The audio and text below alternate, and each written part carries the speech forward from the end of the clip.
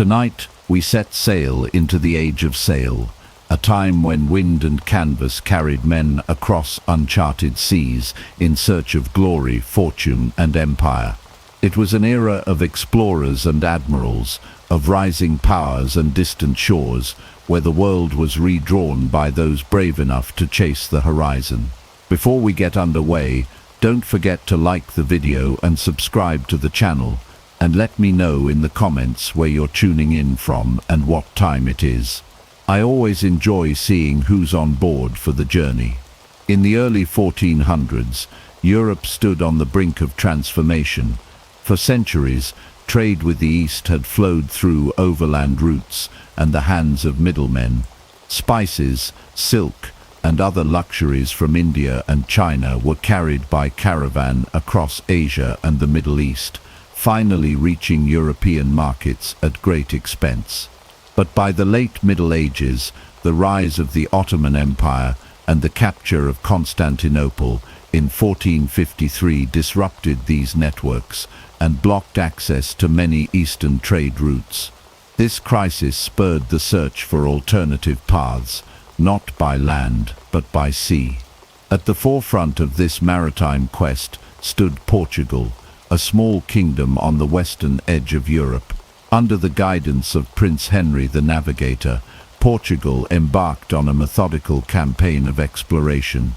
Though he never sailed on voyages himself, Prince Henry established a school of navigation at Sagres, where cartographers, shipbuilders, and sailors refined their knowledge of the sea. He sponsored expeditions down the west coast of Africa, hoping to find a way around the continent and into the Indian Ocean. These early voyages laid the groundwork for a new era of exploration. Portuguese sailors developed the caravel, a nimble and sturdy ship capable of tacking against the wind. They perfected techniques of open ocean navigation, using the stars and new instruments like the astrolabe and quadrant. By the mid-15th century, they had reached as far as Sierra Leone. Then, in 1488, Bartholomew Dias accomplished what had long seemed impossible. Battling storms and dangerous currents, he rounded the southern tip of Africa, later named the Cape of Good Hope. This confirmed that the Atlantic and Indian Oceans were indeed connected, and a sea route to Asia was within reach. Dias returned to Portugal with this momentous news, setting the stage for the next great voyage. In 1497, Vasco da Gama led a fleet of 4 ships from Lisbon, hugging the African coast, and then striking across the open sea, he reached the Indian city of Calicut in 1498. It was a triumph that stunned Europe and reshaped global trade. Da Gama had succeeded where generations had failed. He brought back spices, wealth, and the proof that the riches of Asia were accessible by sea. Portugal had opened a maritime gateway to the east, and the age of sail was truly underway. Spain, not to be outdone by its Iberian neighbor, turned its eyes westward. In 1492, an Italian navigator named Christopher Columbus secured funding from Queen Isabella and King Ferdinand of Spain. Columbus believed he could reach Asia by sailing directly west across the Atlantic. After a harrowing voyage of over 2 months, his fleet of 3 small ships landed in the Bahamas. Columbus believed he had found islands near India, but he had in fact encountered a continent unknown to Europeans. Though Columbus never accepted that he had discovered a new world, his voyages opened the door to the Americas. Over the next 2 decades, he returned several times, exploring parts of the Caribbean, Central America, and South America. His journeys sparked a wave of Spanish exploration and conquest that would transform the world. The voyages of Dias, da Gama, and Columbus were more than maritime milestones. They marked the dawn of a new global age, where oceans became highways and distant lands became battlegrounds for empire. The winds of discovery carried with them dreams of fortune, conquest, and faith. And for better or worse, They launched Europe into centuries of exploration, colonization, and conflict on a scale the world had never seen before. In the wake of Christopher Columbus's return from his first voyage in 1493, Spain and Portugal found themselves on a collision course. Both nations had made tremendous investments in overseas exploration and now laid claim to vast and newly discovered lands. Fearing conflict, they turned to the highest spiritual authority of the age, the Pope. Pope Alexander VI, himself Spanish by birth, issued a series of papal bulls granting Spain rights to newly discovered territories west of a meridian 100 leagues west of the Azores. But Portugal objected, concerned that their own maritime routes to Africa and Asia might be endangered. Negotiations followed, and in 1494 the two kingdoms signed the Treaty of Tordesillas. The treaty redrew the papal line, moving it farther west. This new line of demarcation granted Spain rights to territories west of the line and Portugal to those east of it. While the treaty was intended to prevent conflict between the two great maritime powers, it inadvertently shaped the geopolitical map of the world for centuries to come. It gave Portugal control over Brazil, which lay just east of the new line, and secured its influence in Africa and Asia.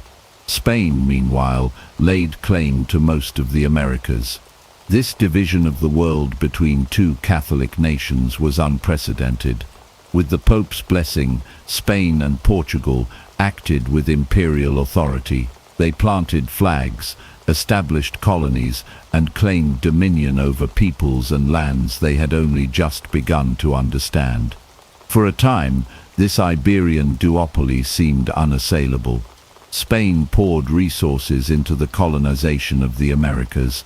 Gold and silver flowed from mines in Mexico and Peru, enriching the Spanish crown and funding military campaigns in Europe. The Spanish established viceroyalties, missions and settlements from California to the Andes. Portugal, though smaller, focused on trade. They built fortified ports along the coasts of Africa, India and Southeast Asia. In 1500, Pedro Álvares Cabral sailed west and accidentally landed on the coast of Brazil, securing it for Portugal. Soon Portuguese merchants and missionaries were operating as far east as Japan, where they introduced firearms and Christianity. Yet the Treaty of Tordesillas was a European agreement that ignored the ambitions of other rising powers.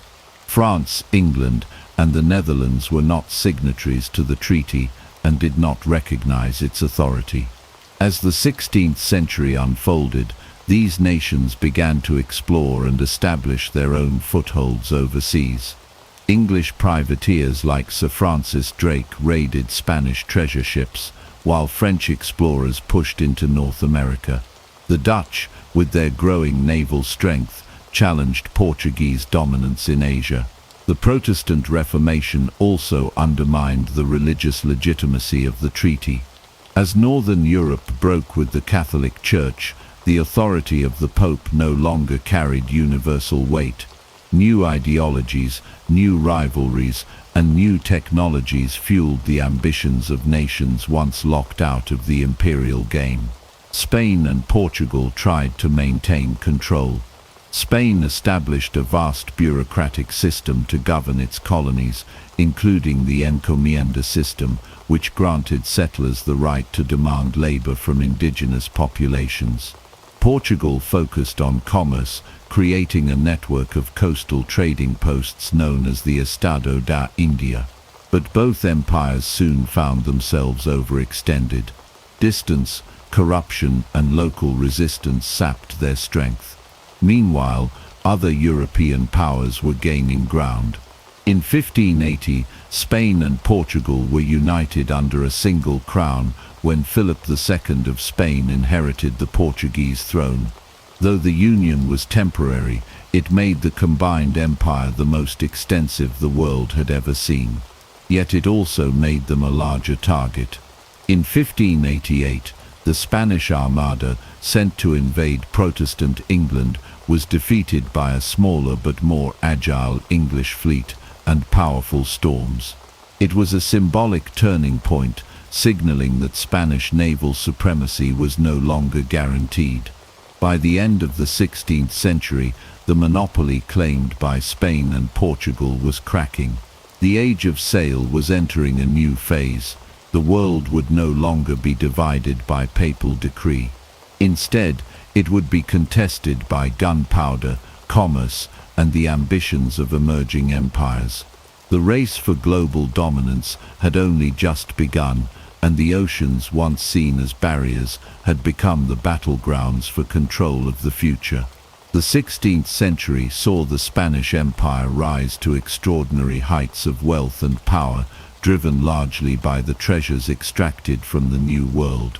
Following the conquest of the Aztec and Inca empires, Spain gained direct control over enormous deposits of silver and gold. From the rich mines of Potosí in present-day Bolivia and Zacatecas in Mexico, a flood of precious metals flowed into the coffers of the Spanish crown.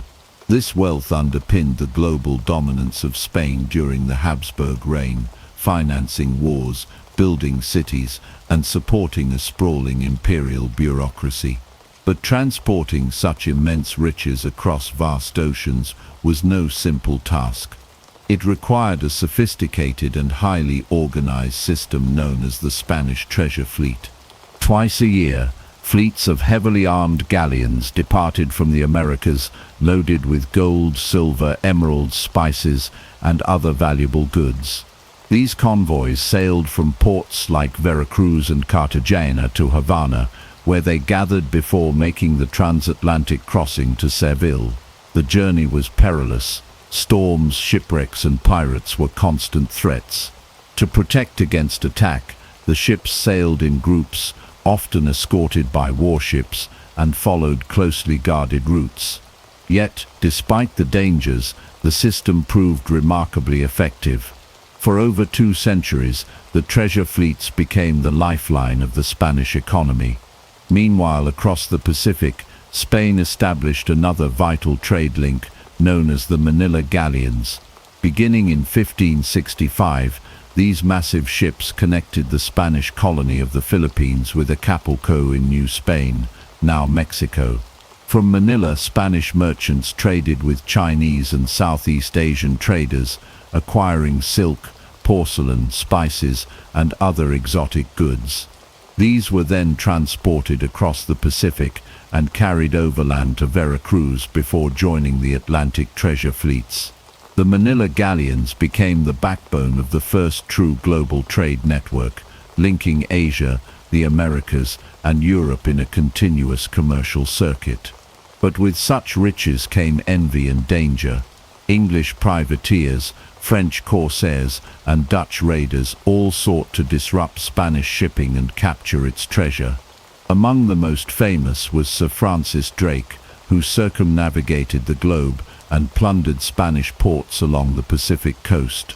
His raids not only enriched England, but also symbolized the growing challenge to Spanish naval supremacy. In response to these threats, and to defend its empire, Spain maintained one of the largest and most powerful navies of the era.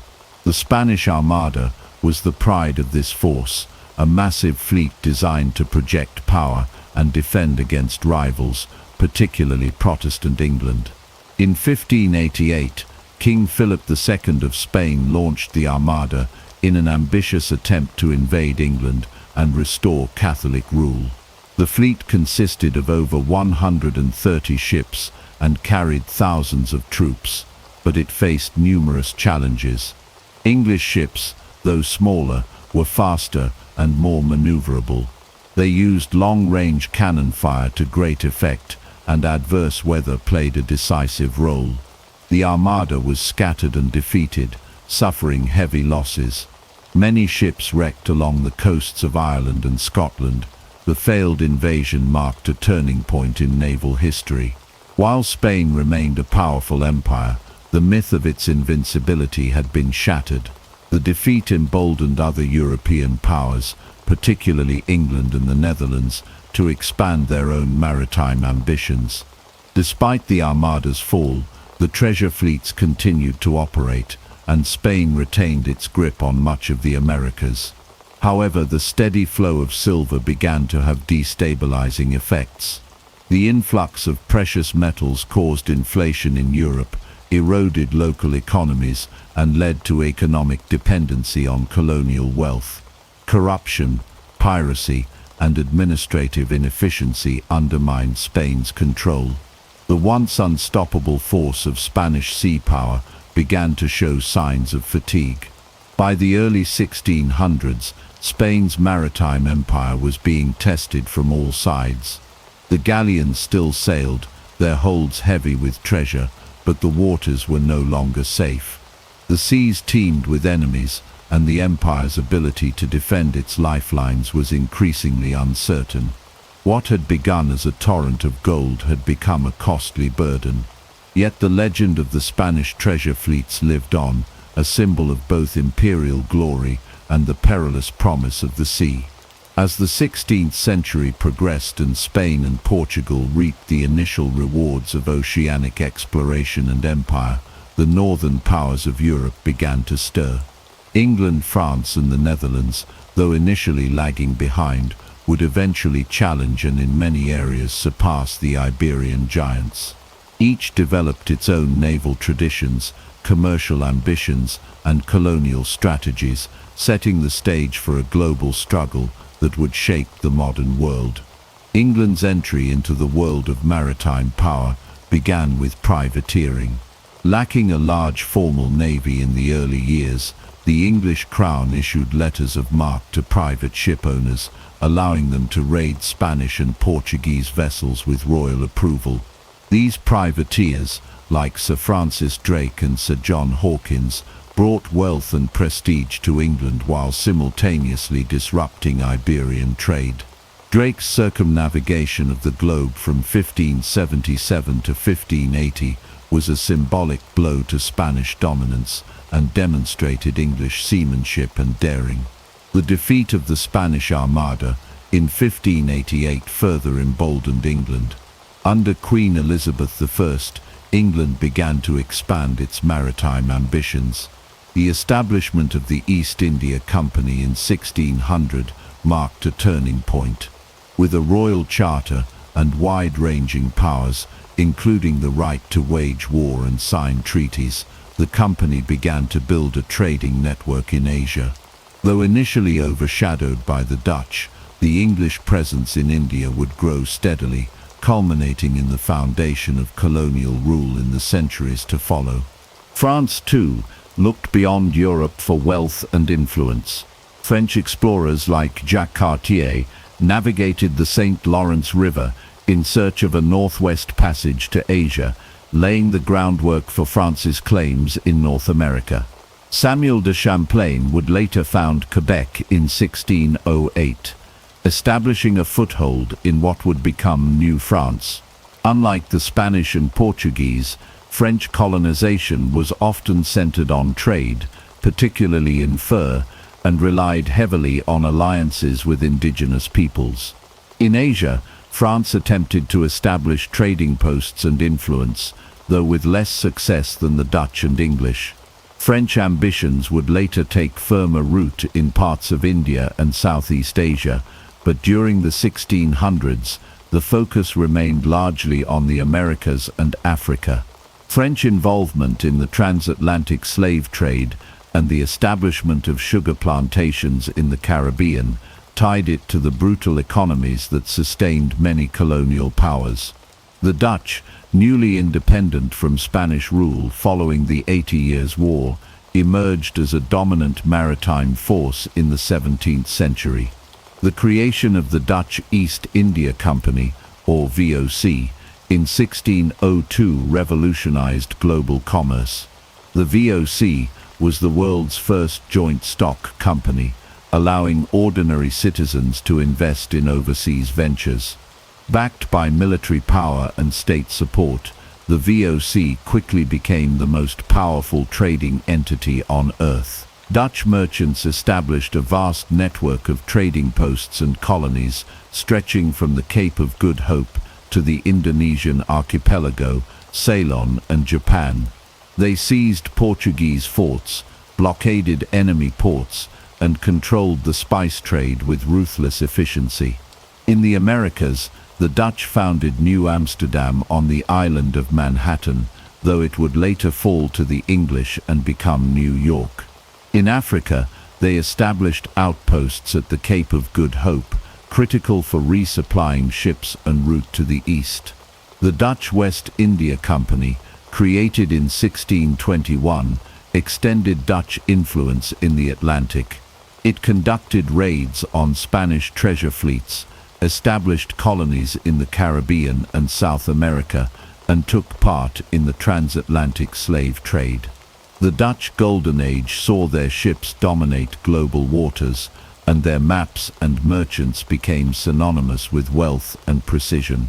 The rise of these northern rivals was driven by a mix of state ambition and private enterprise. Naval technology improved, with sleeker hulls, better cannons and more experienced sailors.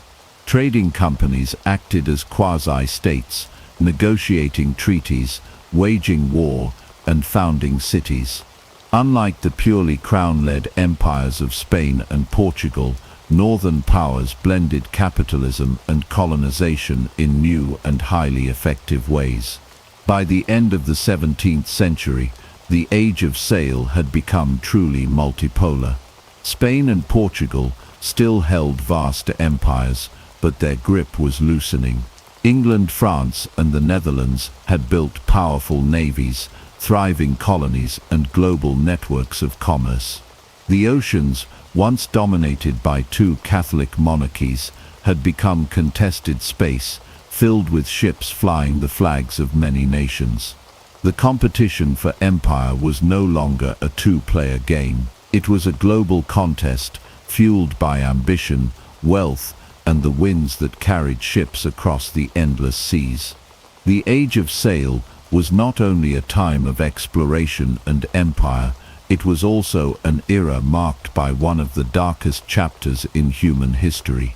From the 17th to the 19th century, the sailing powers of Europe developed and profited immensely from a vast, interconnected system of human exploitation known as the transatlantic slave trade. This brutal economic engine became known as the triangular trade, and its structure was as efficient as it was inhumane. At its core, the triangular trade connected Europe, Africa, and the Americas. European ships set sail from ports like Liverpool, Nantes, and Amsterdam, loaded with manufactured goods such as textiles, firearms, alcohol, and metalware. These goods were destined for the west coast of Africa, where European traders exchanged them for enslaved people. African rulers and merchants, many of whom were engaged in regional conflicts or power struggles, captured and sold prisoners of war and civilians alike. The demand created by European markets transformed local economies and societies across West Africa, fueling cycles of violence and displacement. Once the ships were full, they embarked on the second leg of the journey, known as the Middle Passage. This voyage across the Atlantic Ocean was a nightmarish experience for those aboard. Enslaved Africans were packed tightly into the holds of ships, chained together with little room to move. The conditions were cramped, unsanitary, and suffocating. Disease spread rapidly, and malnutrition was common. Many did not survive the journey. Historians estimate that between 12 and 13 million Africans were forcibly transported across the Atlantic during the height of the slave trade, with at least 1 to 2 million dying en route. The survivors arrived in the Americas, where they were sold at auctions to work on plantations, mines, and in households. In the Caribbean and the southern parts of North America, enslaved labor was the foundation of a booming agricultural economy. Sugar, tobacco, cotton, and coffee became the dominant cash crops, grown for export to European markets. Plantations were harsh and unforgiving places. Enslaved people worked long hours under brutal conditions, facing physical punishment, separation from their families, and complete loss of autonomy. Resistance was met with severe reprisals, and freedom was almost impossible to attain. Once the ships unloaded their human cargo, they were loaded with the raw materials produced by enslaved labor. Sugar, rum, molasses, cotton, and tobacco were transported back to Europe, completing the triangle. These goods enriched merchants, investors, and governments. The profits from the slave trade helped finance the Industrial Revolution, build ports and cities, and support the expansion of European empires. Banks and insurance companies emerged to support the trade, calculating risks and profits with chilling efficiency. In cities like Bristol, Bordeaux, and Amsterdam, wealth flowed from slavery, even as the human cost remained largely invisible to those who benefited. This system was not unique to one nation. Britain, France, the Netherlands, Portugal, and Spain all participated. Even newer maritime powers like Denmark and Sweden had limited involvement. The Atlantic slave trade became a transnational enterprise, with hundreds of ships sailing its deadly routes each year. The economic logic behind it was powerful, but its moral toll was catastrophic. Entire African communities were depopulated, cultures were disrupted, and generations were lost to bondage and violence. In the Americas, enslaved Africans and their descendants faced centuries of institutionalized racism, economic deprivation, and cultural erasure. Despite its scale and longevity, resistance to the slave trade was constant. Enslaved people rebelled aboard ships and on plantations. Some escaped and formed independent communities known as maroon societies. Abolitionist movements gradually took shape in Europe and the Americas, driven by religious groups, intellectuals, and formerly enslaved people. Over time, the horrors of slavery became impossible to ignore. Denmark was the first European country to outlaw the transatlantic slave trade in 1803, followed by Britain in 1807, and the United States shortly after. However, illegal trading continued for decades, and slavery itself persisted in many places well into the 19th century. The legacy of the triangular trade endures. It reshaped continents, economies, and cultures. It left scars on the African diaspora and influenced global demographics. While the age of sail brought technological progress and global connection, it also revealed the capacity for human cruelty on an industrial scale. Understanding this history is essential to grasping the true cost of empire and the enduring struggle for justice and equality in the modern world. By the dawn of the 18th century, the age of sail was entering a new phase. No longer defined solely by conquest and commerce, it had become deeply intertwined with the quest for knowledge. This era, shaped by the intellectual spirit of the Enlightenment, gave rise to the scientific sailor. Navigators, explorers, and naturalists sailed not just to expand empires but to chart the unknown, measure the world, and catalogue its wonders. Science and exploration became inseparable as ships turned into floating laboratories and expeditions sought to map both the globe and its secrets. One of the most critical advancements of the era was in the field of navigation. For centuries, sailors had struggled to determine their precise location at sea. Latitude could be measured relatively easily by the angle of the sun or stars above the horizon, but longitude remained elusive. Misjudging it led to countless shipwrecks, lost fleets, and tragic delays. The solution came through technological innovation. In 1761, British clockmaker John Harrison introduced the marine chronometer, a timekeeping device accurate enough to determine longitude by comparing the local time at sea with a fixed reference, usually Greenwich Mean Time. This breakthrough revolutionized navigation and made global sea travel far more reliable. Simultaneously, cartography advanced with unprecedented precision. Explorers meticulously charted coastlines, islands, reefs, and ocean currents. These maps were not only valuable for commerce and military operations, but became tools for understanding the natural world.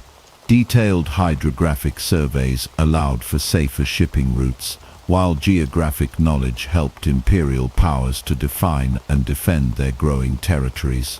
The art of map-making became a science, supported by new instruments such as sextants, barometers, and telescopes. The most iconic figure of this period was Captain James Cook, a British naval officer and explorer whose voyages exemplified the union of exploration and science. Between 1768 and 1779, Cook led 3 major expeditions across the Pacific Ocean. On his first voyage aboard HMS Endeavour, he charted the coasts of New Zealand and eastern Australia with remarkable accuracy. His maps were so precise that they remained in use for over a century. Cook's second voyage ventured further south than any before, probing the icy fringes of Antarctica. His third and final expedition aimed to discover a northwest passage through the Arctic, but ultimately led to his death in Hawaii in 1779. Accompanying Cook on his voyages were scientists and artists, including the young naturalist Joseph Banks. Banks collected thousands of plant and animal specimens, many of which were previously unknown to European science. His observations contributed significantly to the fields of botany, zoology, and anthropology. The presence of artists like Sidney Parkinson, who illustrated exotic flora, fauna, and indigenous peoples, ensured that these discoveries were documented in vivid detail. These expeditions marked a turning point where empire building merged with the scientific method, and ships became vehicles of both dominance and discovery. The Enlightenment worldview, grounded in reason and empirical evidence, encouraged European powers to support such voyages. Scientific societies and academies flourished. The Royal Society in London, the Académie des Sciences in Paris, and other institutions across Europe sponsored expeditions, published findings, and debated new theories. Sailors returned with data that refined astronomical models, improved medical treatments, and deepened understanding of ocean currents, winds, and weather patterns. The sea, once feared as a place of chaos, was increasingly seen as a subject of rational study. Medical science also advanced thanks to maritime experience. The scourge of scurvy, which had decimated crews on long voyages, was finally understood and mitigated through dietary changes. Cook famously insisted on fresh food and citrus juice for his men, significantly reducing deaths from disease. Innovations like this made longer, more ambitious voyages feasible, and marked a shift in how crews were managed and protected. The knowledge gathered by these voyages had profound consequences. It fueled new theories about biology, climate, and geography. It helped European powers to better control and exploit their colonies. It also sparked the public imagination, leading to a greater interest in the natural world and humanity's place within it. The stories and findings of these voyages filled books, lectures, and museums. Scientific exploration became a source of national pride and a justification for imperial expansion. Yet this union of science and empire was not without contradiction. While it advanced knowledge, it also served colonial ambition. Charts that enabled safe navigation also marked lands for conquest. Specimens collected for study were often removed without consent. The study of indigenous peoples sometimes reinforced racist hierarchies. Nevertheless, the Enlightenment at sea laid the foundation for modern scientific disciplines and transformed the world's understanding of itself. By the end of the 18th century, the The sailing ship had become not only a symbol of empire but of inquiry. With chronometers ticking, sextants poised and notebooks in hand, the scientific sailor set forth into the unknown. The age of sail was now not only an age of empire, but an age of observation, curiosity, and profound discovery. The age of sail was not only defined by official empires and lawful navies, but also by the shadowy world of pirates and privateers. Between the 17th and 18th centuries, the seas teemed with outlaws, adventurers, and opportunists who operated on the thin edge of legality. The golden age of piracy unfolded across the Caribbean, the Atlantic, and the Indian Ocean, where treasure fleets, merchant convoys, and trading posts provided lucrative targets. Pirates became legendary figures, feared and romanticized, while privateers walked a fine line between piracy and patriotism. Pirates were outright criminals at sea, attacking ships without authorization for personal gain. They operated independently, often forming loose confederations or pirate republics with their own codes of conduct. These seafarers came from many backgrounds: former sailors, escaped slaves, disgruntled privateers, or adventurers seeking fortune beyond the law. Infamous pirates like Blackbeard, Bartholomew Roberts, and Anne Bonny terrorized the seas, capturing ships and looting cargo with brutal efficiency. Privateers, by contrast, were private ship owners or captains granted letters of marque by their governments. These legal documents authorized them to attack enemy vessels during wartime and to seize their goods. Privateering was a form of state-sanctioned piracy that allowed governments to supplement their naval power without the expense of maintaining large fleets. Figures like Sir Francis Drake and Henry Morgan were celebrated privateers who contributed to English and British maritime strength, yet their actions often blurred ethical lines. The Caribbean was the epicenter of piracy during this era. The region's many islands, hidden coves, and narrow channels offered perfect hideouts for pirates and privateers alike. European powers such as Spain, England, France, and the Netherlands fought fiercely for control of the lucrative sugar colonies and shipping lanes. When it suited them, these empires would tacitly or openly support privateers to weaken rivals.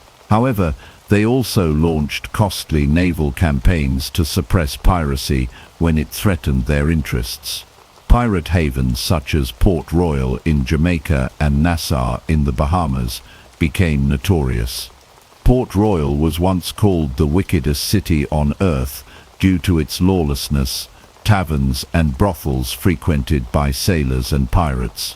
Nassau, controlled by pirate captains, operated as a semi-autonomous republic where pirates enforced their own rules.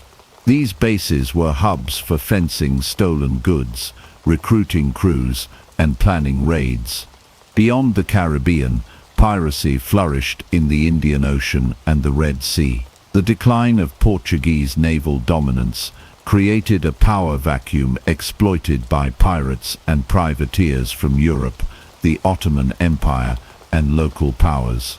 The infamous pirate Henry Every plundered the rich Mughal treasure fleet in 1695, causing an international crisis. European East India companies had to increase naval escorts and fortify trading posts to protect their interests. Piracy was not just a criminal enterprise, it also reflected the harsh realities of seafaring life. Sailors faced brutal conditions, poor pay, and strict discipline aboard official naval or merchant vessels. Pirate ships often offered more democratic conditions. Crews elected their captains, shared plunder more equally, and had agreed upon codes. This appealed to many sailors seeking freedom and a share in the risks and rewards. The golden age of piracy began to wane in the early 18th century as naval powers grew stronger and more organized. The British Royal Navy, in particular, took decisive action to hunt down pirates, enforce maritime law, and secure trade routes. High-profile trials and executions of pirate leaders served as deterrents. At the same time, expanding colonial administrations increased surveillance and control over ports. Nevertheless, the cultural legacy of piracy has endured far beyond its historical period. Tales of daring raids, hidden treasure, and rogue captains have inspired literature, film, and popular imagination. The blurred line between pirates and privateers highlights the complexities of empire and law at sea. In many ways, these lawless figures were products of the very empires they sought to undermine, embodying the contradictions and ambitions of the Age of Sail. The 18th century marked a decisive turning point in world history, where control of the seas became the ultimate measure of power. Naval dominance was no longer just about protecting coastal waters or merchant convoys. It had become the key to securing vast empires and influencing global politics.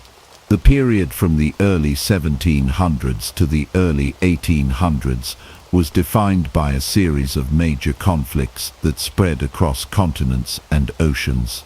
Among these, the War of Spanish Succession, the 7 Years' War, and the Napoleonic Wars stand out as monumental struggles where naval warfare played a critical role in shaping the future of nations.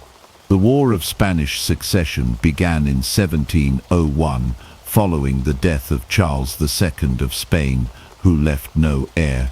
European powers feared that the unification of the French and Spanish crowns under the Bourbon dynasty would disrupt the balance of power in Europe. Britain, the Dutch Republic, Austria, and others formed a coalition to oppose France and Spain. At sea, the British Royal Navy took on a vital role. It imposed blockades on enemy ports, protected trade routes, and supported military campaigns abroad. The war showcased advances in naval tactics, with fleets increasingly operating as coordinated, disciplined forces. British naval power helped secure victories that led to the Treaty of Utrecht in 1713, which not only ended the war, but also gave Britain valuable territorial gains, such as Gibraltar and parts of Canada. These gains marked the beginning of British maritime and colonial expansion that would dominate the century. Following this, the 7 Years' War from 1756 to 1763 further emphasized the strategic importance of naval power. This conflict is often called the first true global war, fought simultaneously in Europe, North America, West Africa, India, and the Caribbean. Britain and France were the primary naval rivals, with Spain later joining France against Britain. The British Royal Navy executed sweeping blockades and controlled key sea lanes, disrupting French and Spanish trade and reinforcements. This allowed Britain to capture critical colonies such as Canada from France and various territories in India, cementing its global empire. The naval battles during the 7 Years' War proved that sea power could decide the fate of empires and territories far from the European continent. The American Revolutionary War that followed between 1775 and 1783 demonstrated how naval power could also influence revolutionary movements and alliances. The French Navy's entry into the conflict on the side of the American colonies was crucial. At the Battle of the Chesapeake in 1781, the French fleet defeated the British, blocking their resupply efforts and enabling the decisive siege of Yorktown. This naval engagement was pivotal in ensuring American independence. It also showed that control of the seas could shape the outcomes of wars and the rise and fall of empires. The Napoleonic Wars, lasting from 1803 to 1815, represented the climax of naval warfare in the Age of Sail. Napoleon Bonaparte sought to dominate Europe and beyond, but his ambitions were consistently thwarted by British naval supremacy.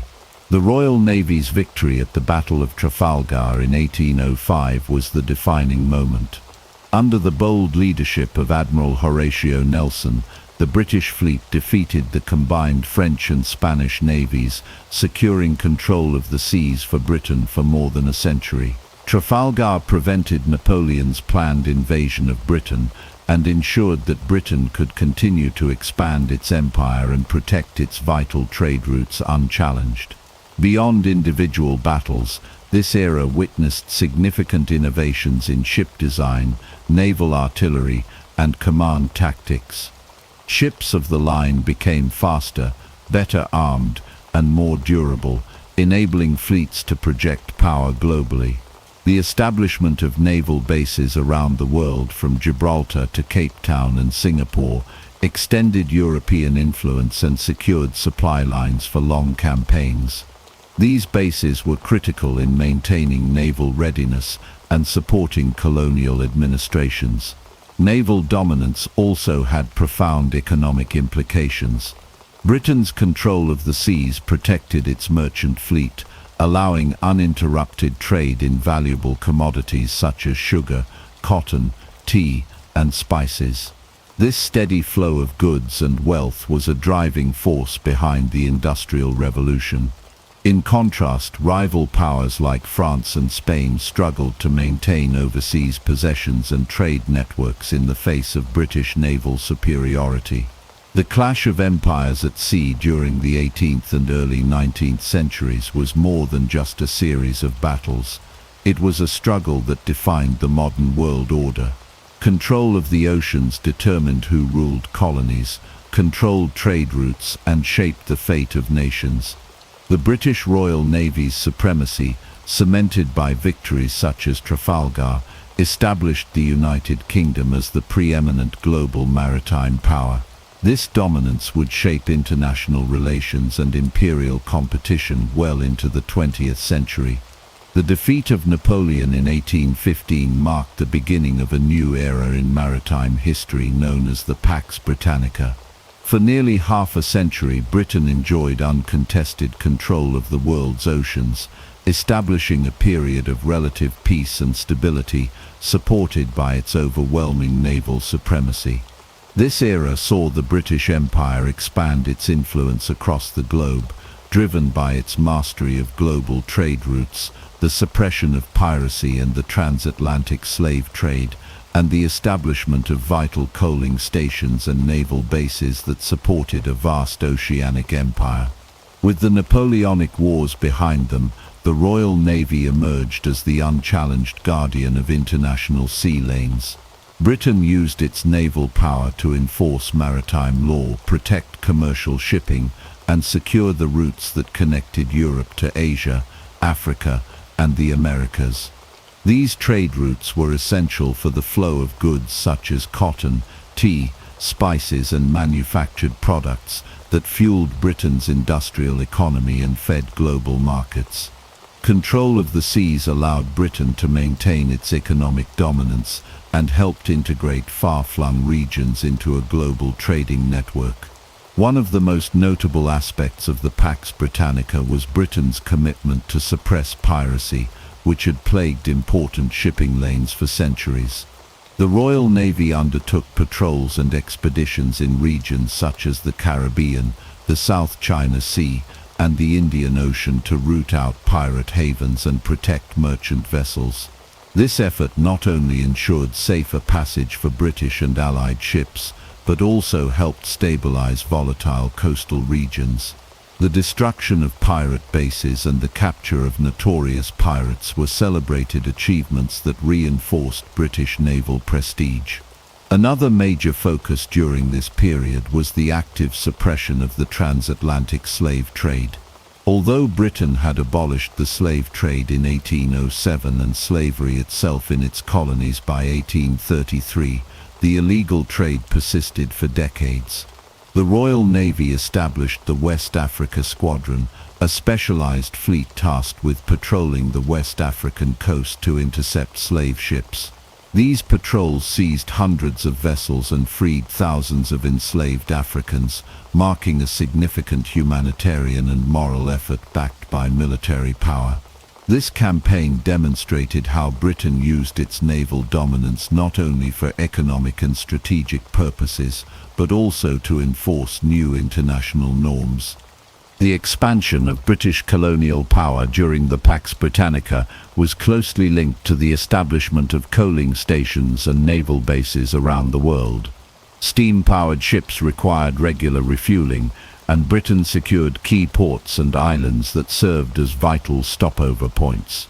Locations such as Gibraltar, Malta, the Cape of Good Hope, Aden, Singapore, and Hong Kong became essential hubs that connected distant parts of the empire.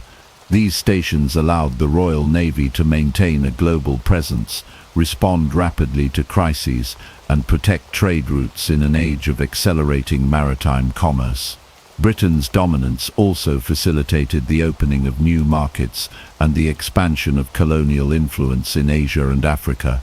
British merchants and naval forces played crucial roles in events such as the First Opium War with China, which resulted in the Treaty of Nanking in 1842 and the opening of Chinese ports to Western trade. In Africa, exploration and trade expanded inland from coastal outposts, laying the groundwork for later imperial expansion. The Pax Britannica was thus not only a time of peace on the seas, but also a period of aggressive economic and territorial growth under British leadership. Despite this dominance, the period was not without challenges. Other powers such as France and the United States began to build more capable navies, and tensions occasionally flared over trade rights and colonial claims. Nevertheless, no rival came close to challenging British control of the oceans during the first half of the 19th century. The Royal Navy's vast fleet, superior technology, and network of bases ensured that Britain could enforce its will far from home waters. The Pax Britannica fundamentally reshaped global relations. By maintaining peace on the seas and safeguarding maritime commerce, Britain helped create conditions for unprecedented economic growth and international exchange. The period laid the foundation for the modern global economy and the interconnected world that followed. Britain's oceanic empire, sustained by its naval power, became the backbone of an era in which the seas linked continents, cultures, and markets like never before. In conclusion, the years following Napoleon's defeat to the 1850s were characterized by British naval supremacy that enabled a Pax Britannica. This era was marked by control of vital trade routes, active suppression of piracy and the slave trade, and the expansion of colonial reach through strategic naval bases and coaling stations. The legacy of this period is one of unparalleled maritime dominance that shaped the course of world history and established Britain as the foremost global power of the 19th century. The mid-19th century marked a profound transformation in naval history, signaling the end of the centuries-old age of sail and the beginning of a new era dominated by steam power and steel construction. For hundreds of years, the great sailing ships had ruled the oceans, their majestic masts and billowing sails symbols of imperial might and adventure.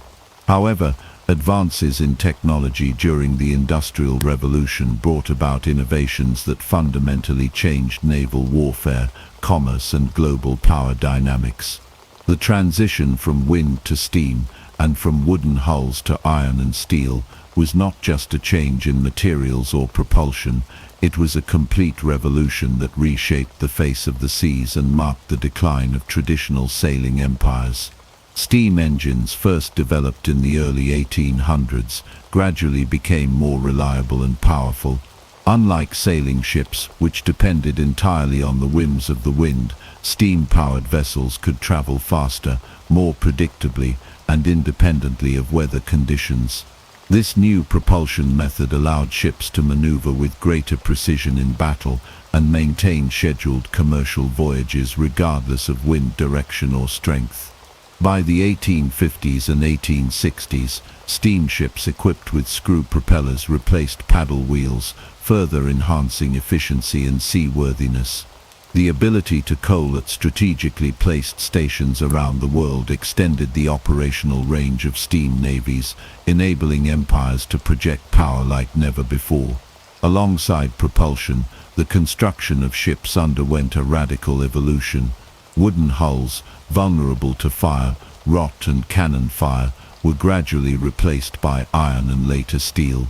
Ironclads, warships protected by iron plating, emerged during the mid-1800s and proved their worth during conflicts such as the Crimean War and the American Civil War. The famous 1862 battle between the USS Monitor and the CSS Virginia demonstrated the superiority of armored steam-powered vessels over traditional wooden sailing ships. This shift toward armored steel warships changed naval tactics and made many older sailing fleets obsolete almost overnight. The rise of modern navies driven by industrial technology also altered the global balance of power. Traditional sailing empires, which had dominated the seas for centuries, faced new challenges. Britain, while initially leading steamship development, soon encountered competition from rising industrial nations such as France, Germany, and the United States. These countries invested heavily in modernizing their navies, building fleets of steam-powered ironclads and eventually dreadnought battleships. Naval arms races began to take shape, foreshadowing the conflicts of the 20th century. The decline of sail did not happen overnight, but was a gradual process marked by hybrid vessels that combined steam engines with sails. This transitional period allowed navies to adapt to new technologies while retaining some advantages of traditional sailing. However, by the late 1800s, purely steam-powered warships had become the standard, signaling the definitive end of the classic age of sail. Commercial shipping also transformed, with steamships dominating global trade routes, reducing voyage times, and increasing cargo capacity. This accelerated globalization and the integration of distant markets. Technological advances extended beyond propulsion and hull design. Naval artillery evolved with the introduction of rifled guns, explosive shells, and turret-mounted cannons. Communication improved with the invention of the telegraph and wireless radio, allowing fleets to coordinate over vast distances. Navigation benefited from more accurate charts and instruments, further enhancing the operational capabilities of modern navies. The impact of these changes reached far beyond military affairs. The ability to move goods, people, and ideas more quickly and reliably fueled economic growth and colonial expansion. Steam-powered vessels played a critical role in imperial ambitions, enabling faster troop movements, better supply lines, and tighter control over distant territories. The opening of the Suez Canal in 1869, made more effective by steam navigation, shortened routes between Europe and Asia, and intensified imperial competition. In summary, the mid-1800s onward witnessed the technological turning point that ended the age of sail and ushered in the era of steam and steel. This transformation reshaped navies, empires, and global commerce, marking the decline of traditional sailing powers and the rise of modern industrial naval dominance. The innovations in propulsion, shipbuilding, armament, and communication laid the groundwork for the great naval conflicts of the 20th century and the modern world's interconnected maritime systems. The majestic sailing ships of the past gave way to powerful ironclads and battleships, forever changing the nature of naval power and the history of the oceans. Before the Industrial Revolution, Europe was overwhelmingly an agrarian society, with most people living in rural areas surrounded by expansive farmland. Life was deeply tied to the land and the seasons, and most families lived in small villages or isolated farmsteads, where agriculture formed the bedrock of daily existence. Daily life revolved around the cultivation of crops and the raising of livestock. Families grew wheat, barley, oats, and rye using traditional methods that had changed little over the centuries. Livestock such as sheep, cows, pigs, and chickens were essential for food, clothing, and labor. Farming was laborious and exhausting, requiring the coordinated efforts of entire families, often including young children. Simple wooden plows drawn by oxen and hand tools like sickles, scythes, and hoes were the standard equipment. Without advanced machinery, every task from sowing seeds to harvesting crops had to be completed manually or with basic animal assistance. Technology was limited and innovation progressed slowly. The water wheel was one of the few mechanical devices in use, mainly to grind grain into flour. Other tasks such as spinning, weaving, and woodworking were done by hand in cottages as part of the so-called cottage industries, which supplemented agricultural incomes. These crafts were small-scale, labor-intensive, and largely seasonal activities, heavily dependent on local markets. Communities were isolated and insular. Travel was difficult, slow, and often dangerous due to poorly maintained dirt roads and a lack of infrastructure. Journeys that today would take hours required days or even weeks. Most people lived and died within a few miles of where they were born, and news from the outside world traveled slowly. Markets were small and local trade was the primary form of economic interaction, with distant commerce being rare and reserved for luxury goods like spices or fine fabrics. By 1700, Britain was a society deeply rooted in a rigid social hierarchy. Wealthy landowners controlled vast estates and the political power that came with them. Below them were tenant farmers who rented land and worked tirelessly to meet their obligations, often living in precarious conditions. Agricultural laborers and servants formed the bottom of this hierarchy, with little hope for social mobility.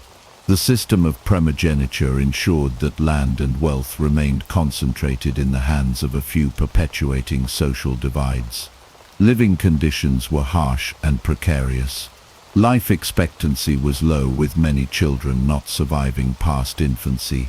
Malnutrition was common, and outbreaks of diseases like smallpox, typhus, and tuberculosis could decimate entire villages.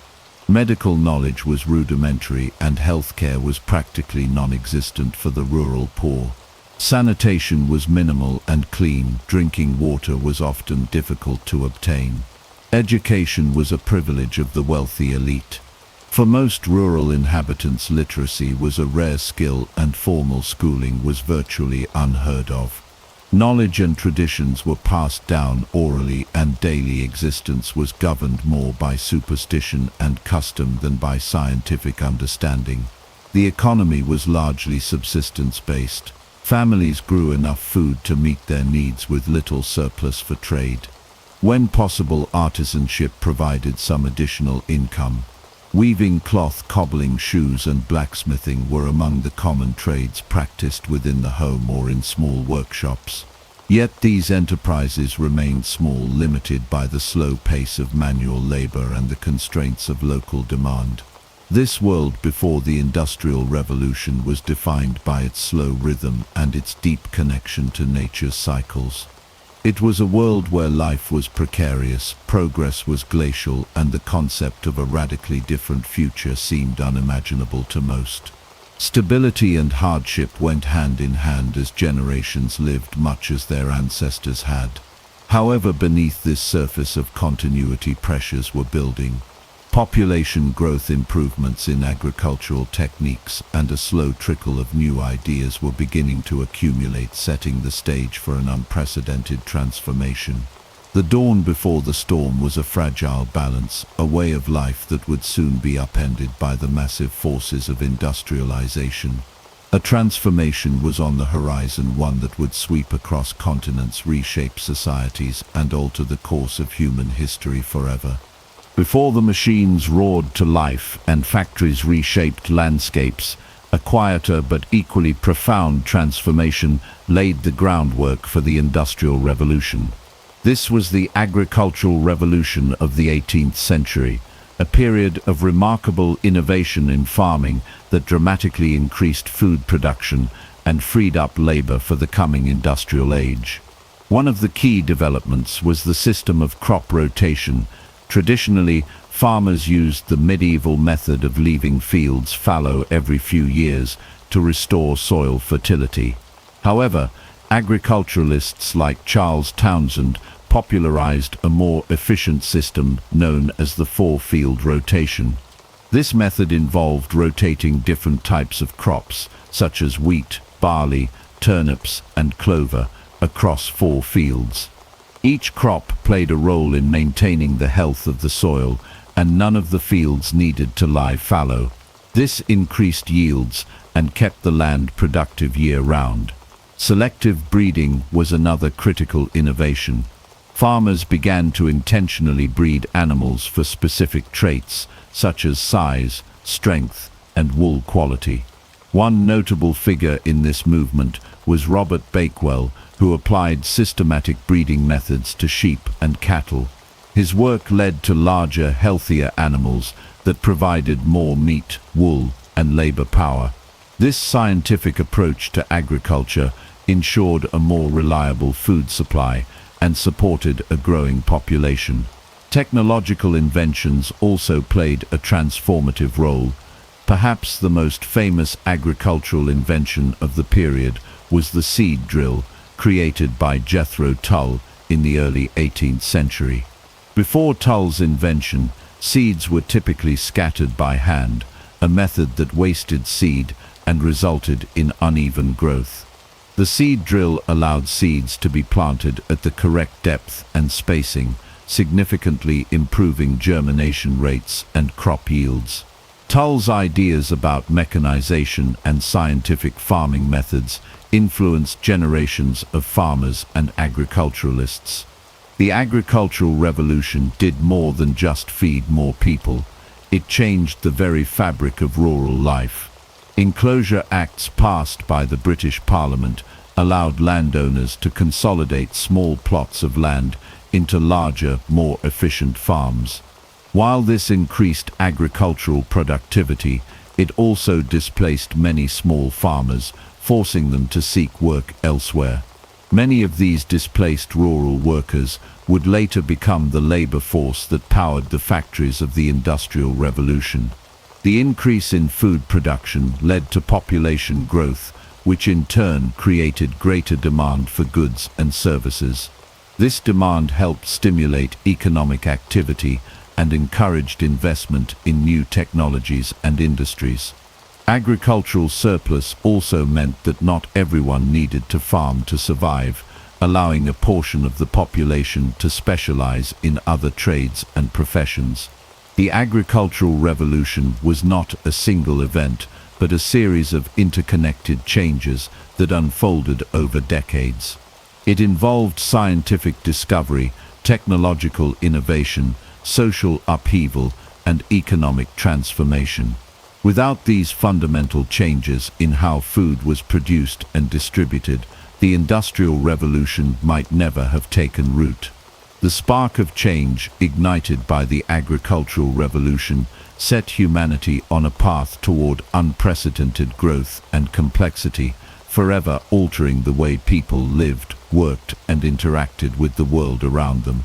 In the 1760s, a Scottish engineer named James Watt initiated a transformation that would forever alter the trajectory of human history.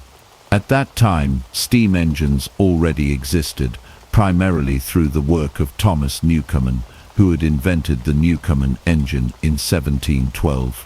While groundbreaking, the Newcomen engine was highly inefficient, consuming vast amounts of coal and delivering limited power output. Its main application was to pump water out of mines, and while it served that purpose, it was slow, costly, and restricted in scope. Watt recognized the limitations of this technology and saw an extraordinary opportunity to make substantial improvements. In 1765, While tasked with repairing a model of a Newcomen engine, Watt conceived the idea of adding a separate condenser.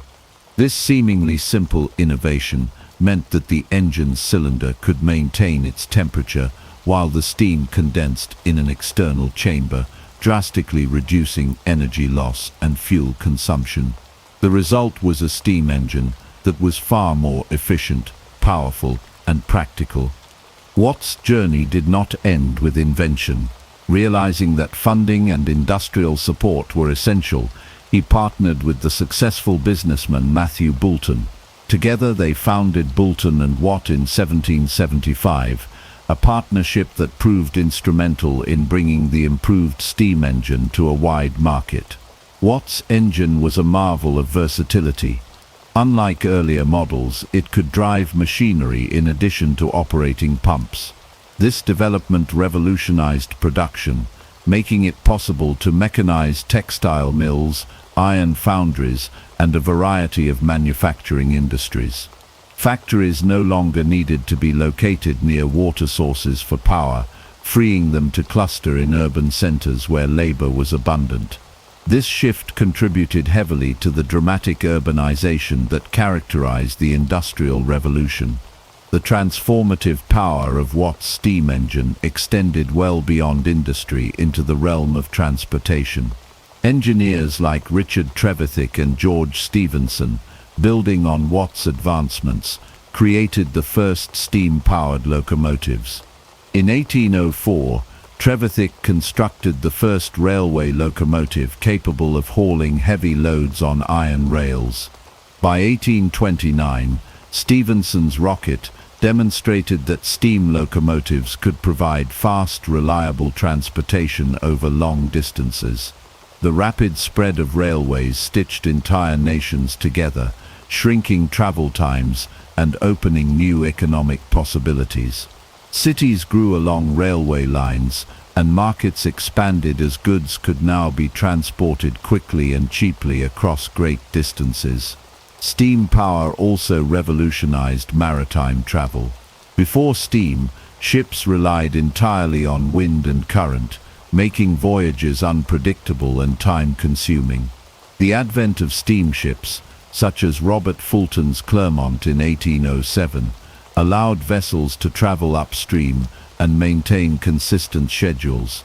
Oceanic steamships soon followed, accelerating global trade and making international travel more accessible. The world became smaller, economies became more interconnected, and cultural exchanges increased dramatically. The ripple effects of Watt's improved steam engine were vast. Industries experienced explosive growth, with factories producing goods at unprecedented rates. Urban centers swelled with workers seeking new opportunities. Infrastructure projects like canals, bridges, and later railroads reshaped landscapes. Innovation thrived as the principles of steam power inspired further technological advancements, from steam hammers to mechanical looms. However, these advancements came with significant consequences. The reliance on coal to fuel steam engines led to widespread environmental degradation, with cities cloaked in soot and rivers polluted by industrial runoff. The working conditions in the new factories were often brutal, characterized by long hours, dangerous machinery, and minimal protections for workers. Despite these challenges, the momentum of industrial progress was unstoppable. James Watt's contribution was not merely technical, it was transformational. His improvements to the steam engine unlocked new dimensions of human potential and ushered in an era of rapid, relentless change. He demonstrated the power of applying scientific understanding to practical problems, inspiring countless others to innovate and push the boundaries of what was possible. The story of steam power is ultimately the story of human ambition and creativity. James Watt did not invent the steam engine, but through his vision, persistence, and engineering genius, he perfected it and turned it into the driving force behind the Industrial Revolution. His legacy endures in every train that crosses a continent, every factory that hums with machinery, and every technological leap that traces its roots back to the harnessing of steam. Watt's work laid the essential foundation for the modern world, where energy, technology, and human enterprise intersect to create an ever-changing future. Before the Industrial Revolution took full form, most goods were produced through cottage industries. Families worked from their homes, spinning thread, weaving cloth, and creating finished products by hand. This system, while intimate and skill-driven, was slow, inconsistent, and limited in scale. A series of groundbreaking inventions in the textile industry would soon change everything, pulling production out of homes and concentrating labor in large, centralized factories. One of the earliest and most significant innovations was the spinning jenny, invented by James Hargreaves in 1764. The spinning jenny allowed a single worker to spin multiple spools of thread simultaneously, dramatically increasing productivity. Where once a spinner could only work one thread at a time, now they could manage 8, 16, or even more. This machine greatly reduced the time and labor required to produce yarn, making cloth cheaper and more abundant. Shortly after the spinning jenny, another invention pushed textile production even further.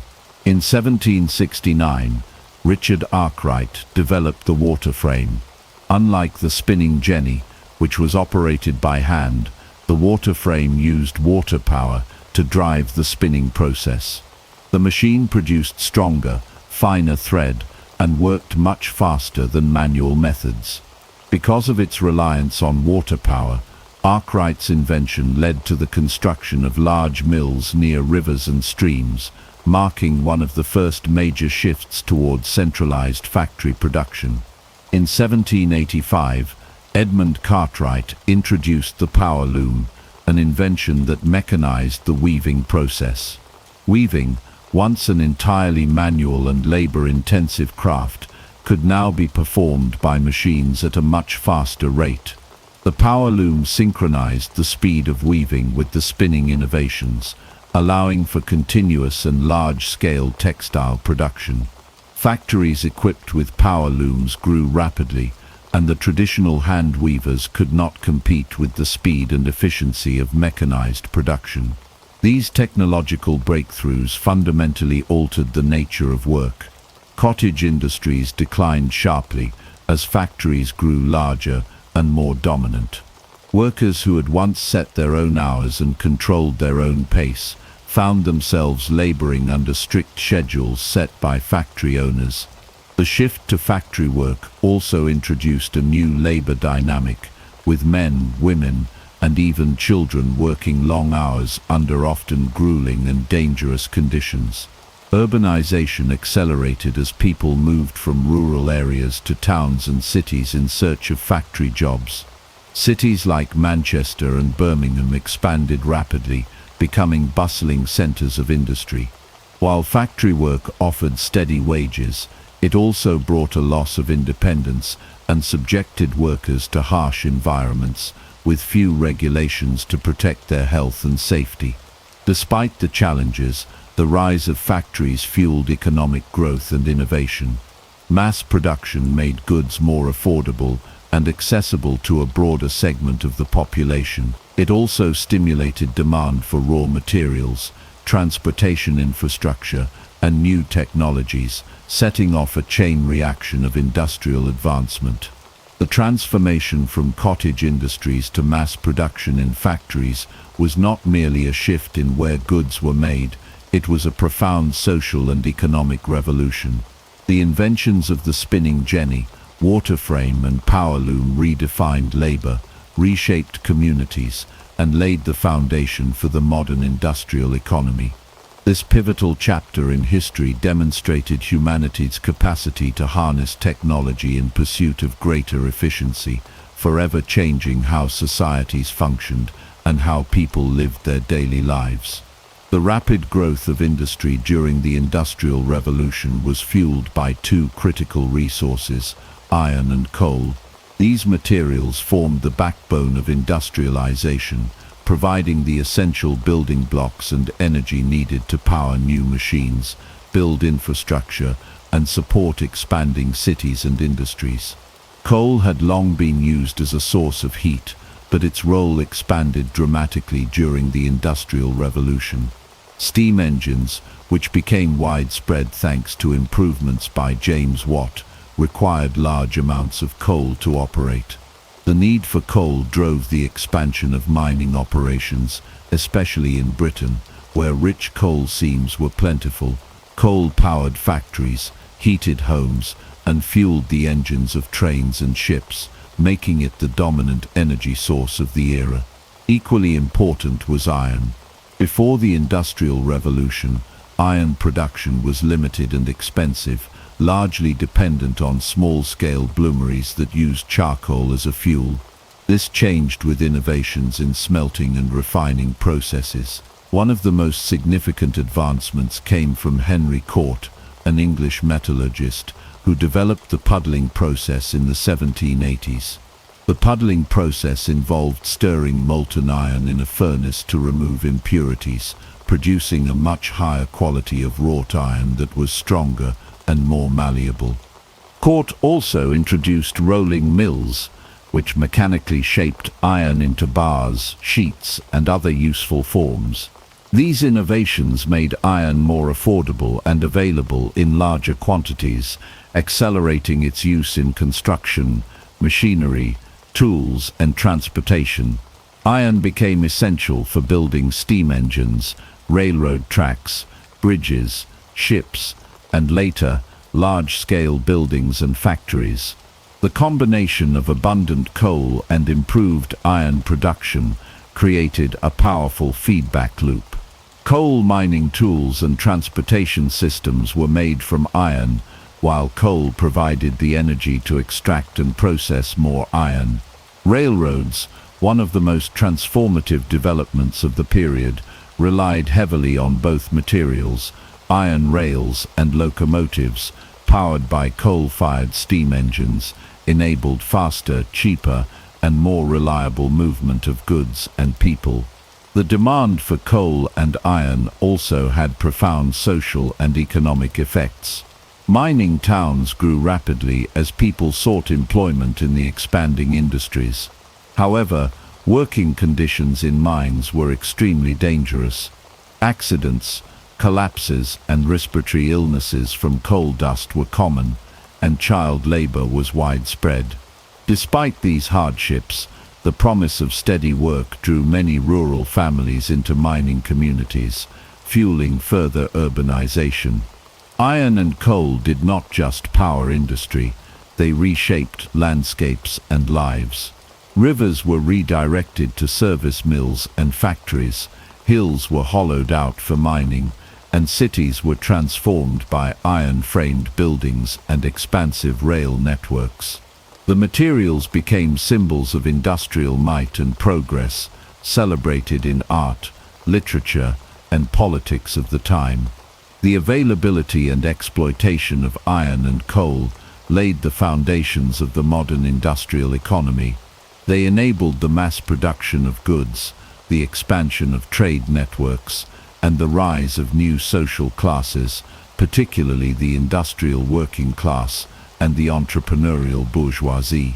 Innovations like Henry Cort's puddling process were crucial turning points, demonstrating how technological advances could unlock new levels of productivity and economic growth. Ultimately, the story of iron and coal during the Industrial Revolution is a story of human ingenuity meeting natural resources at a moment of profound change. Together they built the physical and economic infrastructure of a new world, setting the stage for the unprecedented advances and challenges that would follow.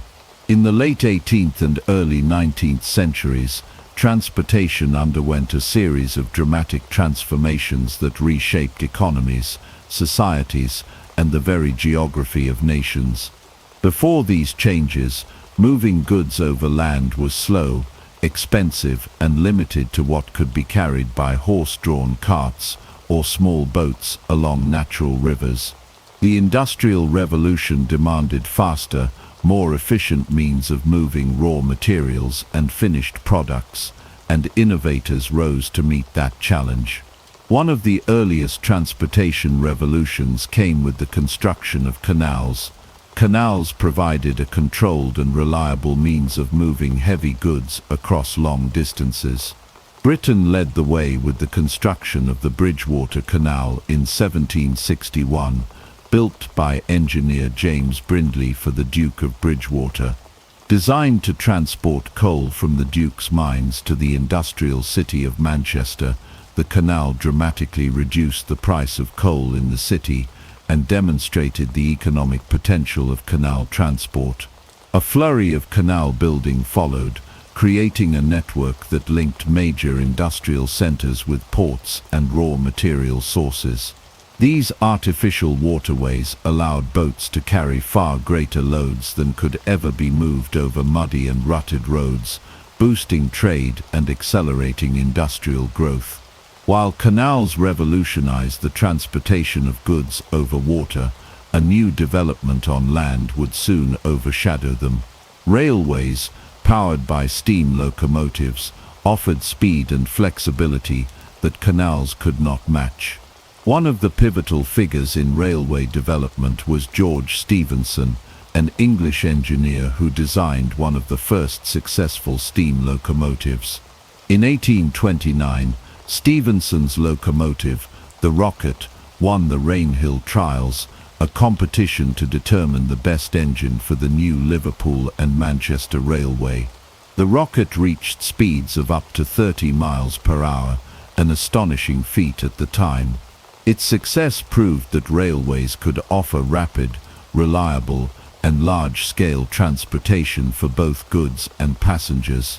Railroads quickly expanded across Britain and then throughout Europe and North America, shrinking travel times, lowering costs, and linking distant regions together.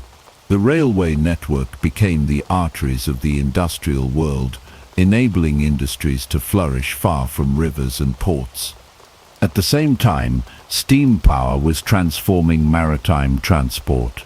Robert Fulton, an American engineer and inventor, successfully demonstrated the potential of steamships with his vessel, the Clermont, in 1807. The Clermont traveled up the Hudson River from New York City to Albany in just 32 hours, proving that steam-powered ships could move against currents and winds with reliable schedules. Steamships soon came to dominate rivers, lakes, and coastal routes. Ocean-going steamships followed, gradually replacing traditional sailing vessels for long-distance trade. This revolution in maritime transport shrank the world dramatically, allowing goods, people, and information to move faster than ever before between continents. Global commerce expanded rapidly, with raw materials flowing from colonies to industrial centers and finished goods traveling in the opposite direction.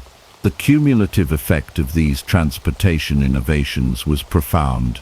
Costs of moving goods fell dramatically, making products more affordable and markets more accessible.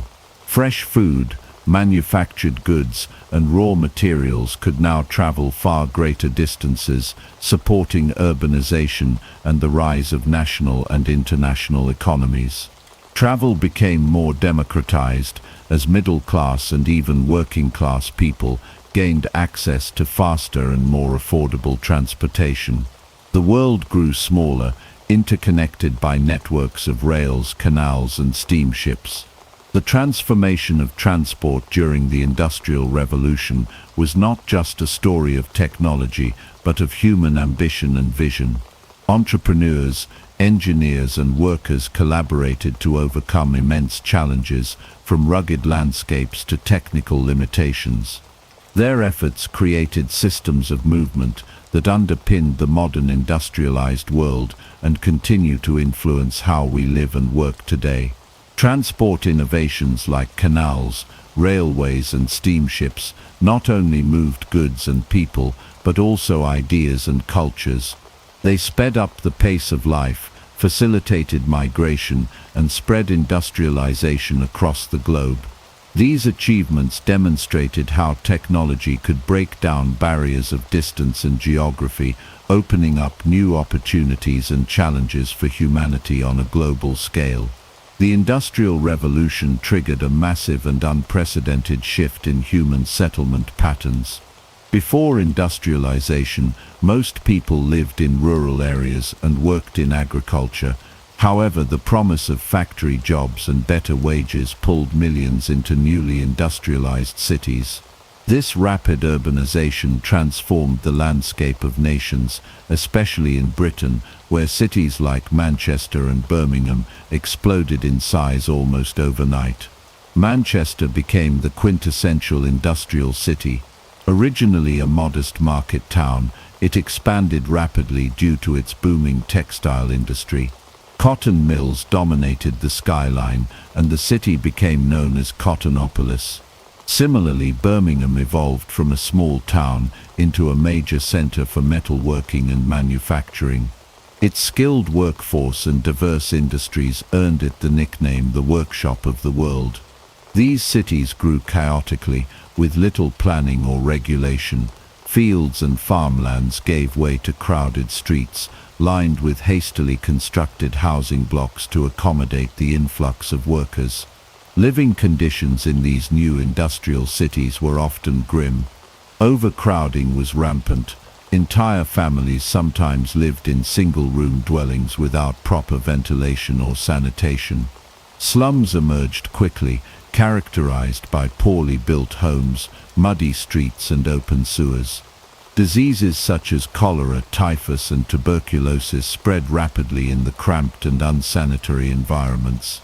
Infant mortality rates were shockingly high, and average life expectancy in some industrial cities dropped dramatically compared to rural areas. Clean water was scarce, and waste disposal was primitive. In many neighborhoods, human and industrial waste was dumped into nearby rivers, contaminating drinking supplies. The lack of public health infrastructure meant that outbreaks of deadly diseases could decimate entire communities within weeks. Medical knowledge at the time was limited, and governments were slow to respond to the growing health crises. Despite these harsh realities, industrial cities also offered new opportunities. For many, the chance to earn regular wages, even in difficult conditions, represented a significant improvement over the uncertainties of rural agricultural life. Cities became centers of innovation, culture, and social mobility. New public institutions such as schools, libraries, and hospitals began to appear, though access was often limited at first to wealthier citizens. The challenges of urbanization eventually sparked reforms. Public health movements gained momentum in the mid-19th century, leading to initiatives like clean water supplies, sewage systems, and public parks to improve urban living conditions. Activists and reformers pushed for better housing, labor laws, and sanitation reforms, laying the groundwork for modern urban planning and public health policies. Urbanization during the Industrial Revolution was a double-edged sword. It drove economic growth, technological progress, and cultural dynamism, but it also brought intense human suffering and exposed the need for systemic change. Cities like Manchester and Birmingham stood as both symbols of industrial achievement and stark reminders of the costs of rapid, unregulated growth. The rise of industrial cities reshaped not only landscapes, but also social structures, economies, and ways of life. Urbanization became a defining feature of modern civilization, influencing patterns of living and working that continue to shape societies around the world today. The Industrial Revolution profoundly reshaped human society in ways never before seen in history. As industries expanded rapidly, so did the insatiable demand for labor. Men, women, and even children found themselves pulled from rural fields into urban factories, mines, and mills, where they endured long hours under brutal and often dangerous conditions. While the revolution propelled technological progress and economic expansion, It simultaneously exposed deep social inequalities, entrenched poverty, and human suffering, eventually igniting the early labor movements that would rise to challenge exploitation and fight for workers' rights. One of the most tragic and heartbreaking aspects of early industrialization was the widespread and accepted use of child labor. Children as young as 5 or 6 were employed in factories, mines, and workshops. They worked 12 to 16 hours a day, 6 days a week, often in environments thick with dust, heat, and peril. In textile mills, children cleaned and operated heavy machinery, slipping between moving parts where adults could not fit, at great personal risk. In coal mines, children hauled heavy loads through narrow tunnels barely large enough for them to crawl through, constantly threatened by cave-ins and explosions. Paid only a fraction of adult wages, these young workers often suffered from stunted growth, chronic illnesses, and lifelong health problems caused by their exposure to harsh and hazardous conditions from an early age. Adult workers faced similar brutal realities. Factory owners imposed grueling work schedules with minimal breaks and no regard for physical or mental health. Wages were kept low to maximize profits, and safety measures were either rudimentary or entirely absent. Injuries from machinery were frequent, often resulting in permanent disabilities with no compensation. The rapid growth of industrial cities led to severe overcrowding, where entire families crammed into single-room tenements with poor ventilation, inadequate sanitation, and no clean water. Epidemics of cholera, typhus, and tuberculosis swept through working-class neighborhoods, where healthcare was scarce and often unaffordable. However, as the injustices of the industrial system became more apparent and more intolerable, workers began to organize and push back. Labor movements emerged, seeking to address exploitation, demand dignity, and improve working conditions. Early forms of collective action included friendly societies, mutual aid organizations, where workers pooled small contributions to support members in times of illness, injury, or unemployment. These societies provided a foundation for more formal labor organizations that would become critical forces for change. Strikes became a crucial method for workers to assert their demands. One of the first major waves of strikes occurred in Britain in 1824, after Parliament repealed laws that had long prohibited trade unions. Workers from diverse industries laid down their tools, marching and organizing to push for better wages, shorter working hours, and safer workplaces. Although met with harsh crackdowns from employers and the government, these early strikes showed the power of collective action and inspired further organization across the workforce. Labor unions began to formalize in the mid-19th century. Organizations such as the Grand National Consolidated Trades Union in Britain aimed to unite workers across different sectors into a single powerful voice.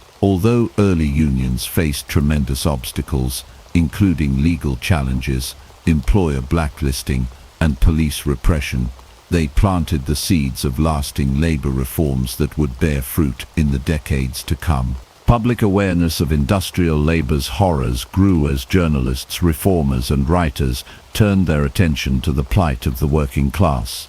Writers like Charles Dickens captured the grim realities of factory life and urban poverty in novels such as Oliver Twist and Hard Times, stirring public sympathy and calls for change. Activists like Robert Owen and later social reformers pushed for educational opportunities for workers' children, better housing, and safer workplaces. Their efforts pressured governments to begin addressing industrial abuses. Gradually, governments responded with legislation. The Factory Acts in Britain, beginning in 1833, marked the first significant government interventions aimed at protecting workers. These laws limited the working hours of children, mandated some degree of education for young workers, and set the stage for future labor protections. Subsequent acts expanded regulations to improve safety standards, regulate working hours for adults, and establish basic rights for employees.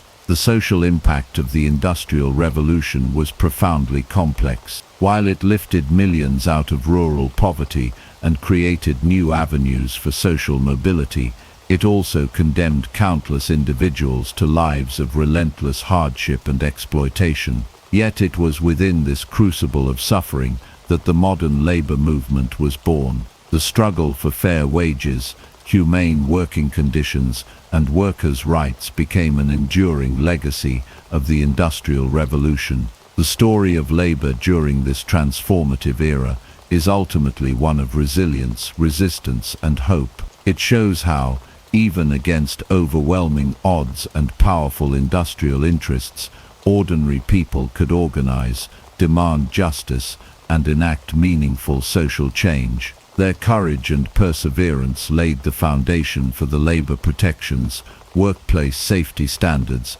and human rights principles that are now cornerstones of modern societies around the world. Their fight remains a testament to the enduring human spirit and the unyielding quest for dignity and fairness in the face of adversity. The Industrial Revolution, while often associated with Britain, had far-reaching effects that influenced and transformed nations across the globe. As industrialization spread, key figures in countries like the United States, Germany, and Japan played pivotal roles in shaping the trajectory of global industry. The spread of technology, ideas, and labor practices made the Industrial Revolution a worldwide phenomenon that reshaped economies and societies from America to Asia. In the United States, Eli Whitney was a central figure in the industrialization process. Whitney's invention of the cotton gin in 1793 revolutionized the cotton industry, making cotton production more efficient and profitable. This invention, which could separate cotton fibers from seeds much faster than manual labor, helped the American South become a global leader in cotton production. It also had a profound impact on the economy, contributing to the rise of textile factories in the North, which fueled the nation's industrial growth. Whitney's other significant contribution was the development of interchangeable parts for firearms, a concept that revolutionized manufacturing by allowing for mass production and the assembly of products with standardized replaceable components. This concept spread beyond firearms, laying the groundwork for modern manufacturing processes that would be adopted by industries across the world. While Whitney was laying the foundations of industrialization in America, Europe was also undergoing a transformation. In Germany, the Krupp family became a symbol of industrial power and innovation. Founded in the 19th century, the Krupp company initially produced cast steel, but grew to dominate the production of weapons and other heavy machinery. The family's commitment to technological development and mass production techniques enabled them to become a leader in Europe's industrial landscape. The Krupp company was integral in supplying arms and equipment during the wars of the late 19th and early 20th centuries, and their innovations in steel production helped propel Germany to the forefront of European industrialization. Germany's industrialization was also influenced by the policies of the state. The Prussian government played a central role in fostering industrial growth through infrastructure projects, like the construction of railways and the establishment of protectionist tariffs that shielded emerging industries from foreign competition. The government's focus on education and technical training created a highly skilled workforce, and by the late 19th century, Germany had become a leader in chemical, electrical, and mechanical industries. The development of industries like the coal, steel, and chemical sectors helped transform Germany into a leading economic power in Europe. On the other side of the world, Japan's Meiji Restoration in the late 19th century marked a decisive moment in the country's industrialization. After centuries of isolation, Japan rapidly modernized, adopting Western industrial practices while maintaining its own unique cultural identity. The Meiji government prioritized the construction of infrastructure such as railways, telegraphs and modern ports, which were essential for industrial growth. They invited foreign experts to teach Japanese engineers and workers the latest industrial techniques and technologies. This openness to foreign knowledge, combined with a strong government commitment to industrial development, helped Japan become an industrial power in just a few decades. During this period, the Japanese government also focused on heavy industries, particularly textiles and shipbuilding, and later expanded into the production of steel and machinery. The development of the zaibatsu, large family-owned conglomerates, became a hallmark of Japan's industrial landscape.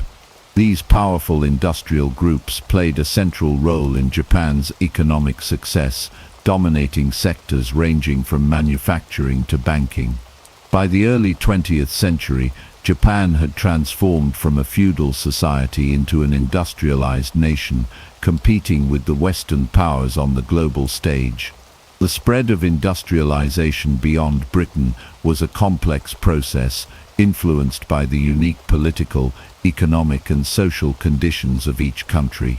In America, the availability of natural resources like coal, iron and cotton provided the foundation for industrial growth. In Germany, the combination of state support, technological innovation and a skilled workforce enabled the country to become an industrial powerhouse. Japan's rapid industrialization, driven by the Meiji government's determination and foreign expertise, set the stage for the nation to become a key player in global manufacturing. These figures and events represent just a few examples of how industrialization spread worldwide. Each country adapted industrialization to its own context, influencing the course of global history. While the British were the first to experience the Industrial Revolution, the innovations of figures like Eli Whitney, the Krupp family, and the Meiji reformers helped ensure that the impact of industrialization was felt far beyond the British Isles. By the early 20th century, industrialization had become a global phenomenon, shaping economies, societies, and geopolitics in profound and lasting ways. The Industrial Revolution was a seismic event in human history, and its impact continues to resonate throughout the modern world. While it began in Britain in the late 18th century, its effects quickly spread across the globe, reshaping economies, societies, and cultures in profound ways. By the time the Industrial Revolution came to an end, it had laid the groundwork for the world we live in today, ushering in an era of capitalism, technological innovation, and significant social change. One of the most significant legacies of the Industrial Revolution was the rise of capitalism as the dominant economic system. Before industrialization, economies were primarily agrarian and feudal, with much of the workforce engaged in farming or small-scale handicrafts. The advent of mechanized industry, however, allowed for mass production, which led to the concentration of capital and resources in the hands of industrialists and business owners. This shift gave rise to a new economic system that prioritized private ownership of the means of production, competition, and the pursuit of profit. The growth of factories, transportation networks, and global trade further fueled capitalism's rise, establishing a system where the market played a central role in determining the allocation of resources and wealth. The Industrial Revolution also brought about profound technological innovations that have shaped the modern world. The steam engine, the spinning jenny, and the power loom were just the beginning. These early inventions paved the way for even more groundbreaking discoveries in the 19th and 20th centuries, including the telephone, the electric light bulb, and the automobile. The Industrial Revolution sparked an ongoing cycle of technological innovation as new technologies created new industries, and those industries, in turn, led to further advancements. It also set the stage for the technological boom of the 20th century, where innovations like computers, the internet, and biotechnology would transform nearly every aspect of human life. Along with technological advances came the rise of modern economies. The Industrial Revolution shifted the center of economic activity from agriculture to industry, and from rural to urban areas. Cities like Manchester, Birmingham, and Pittsburgh became bustling hubs of production and commerce. As industrialization spread, new economic centers emerged, and global trade networks expanded. Countries that had once been dependent on agriculture and handicrafts began to specialize in mass production, exporting goods to markets around the world. This transformation also led to the growth of a consumer economy, where goods that were once rare and expensive became more affordable and accessible to a larger portion of the population. The social changes brought about by the Industrial Revolution were equally profound. The rise of factories and mechanized labor drastically changed the nature of work. People moved from rural areas to urban centers in search of employment, often living in overcrowded and unsanitary conditions.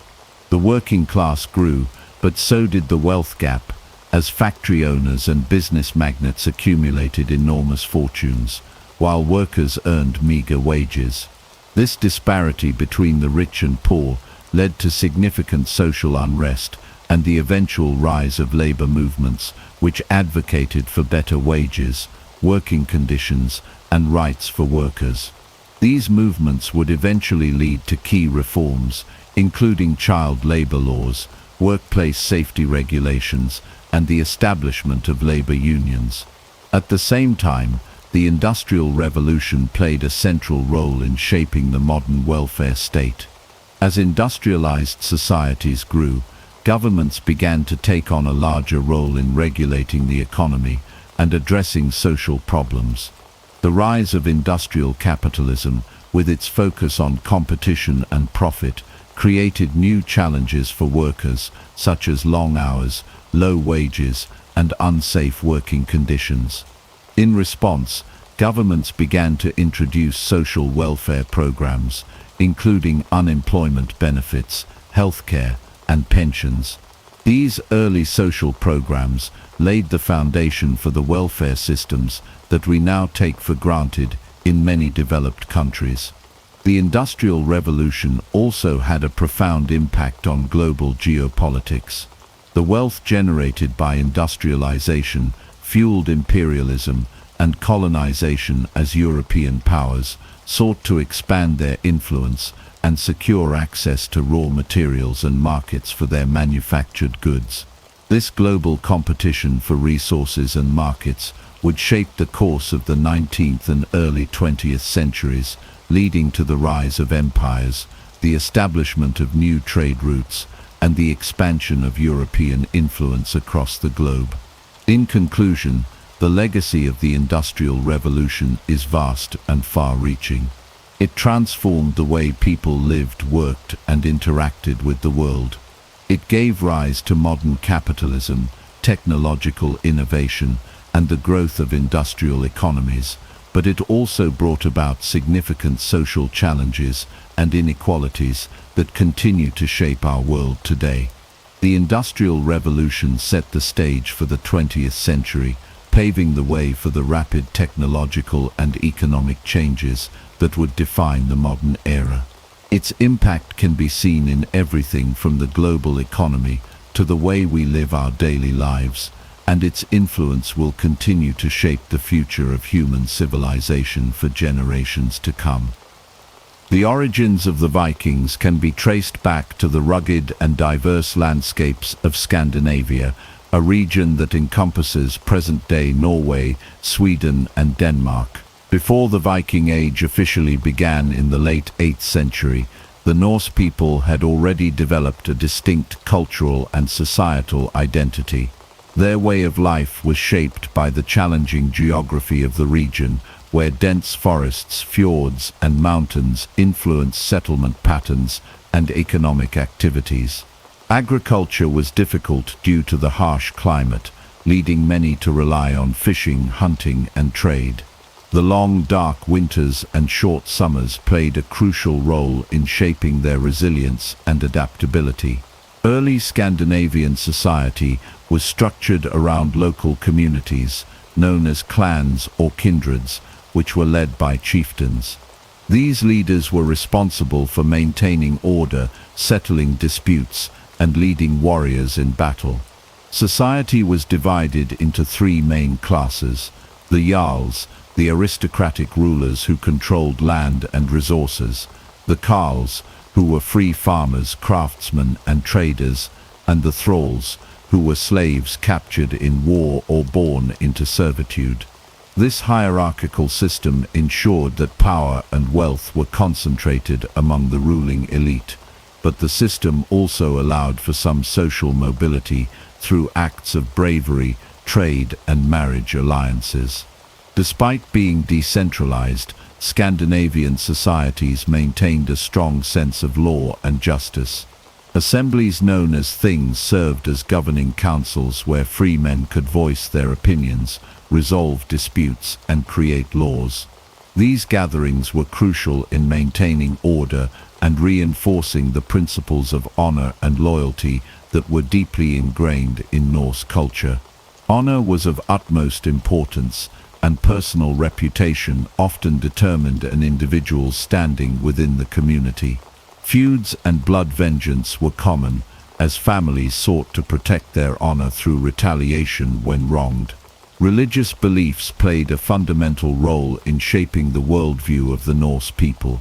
Before the widespread adoption of Christianity, they practiced what is now referred to as Norse paganism, a polytheistic religion centered around a pantheon of gods and goddesses. Odin, the Allfather, was revered as the god of wisdom, war, and death, often depicted as a one-eyed wanderer seeking knowledge. Thor, the god of thunder and protector of humanity, wielded his mighty hammer Mjolnir to battle giants and other forces of chaos. Freyja, the goddess of love, fertility, and war, held a prominent place in Norse mythology, along with her twin brother Freyr, who was associated with prosperity and harvests.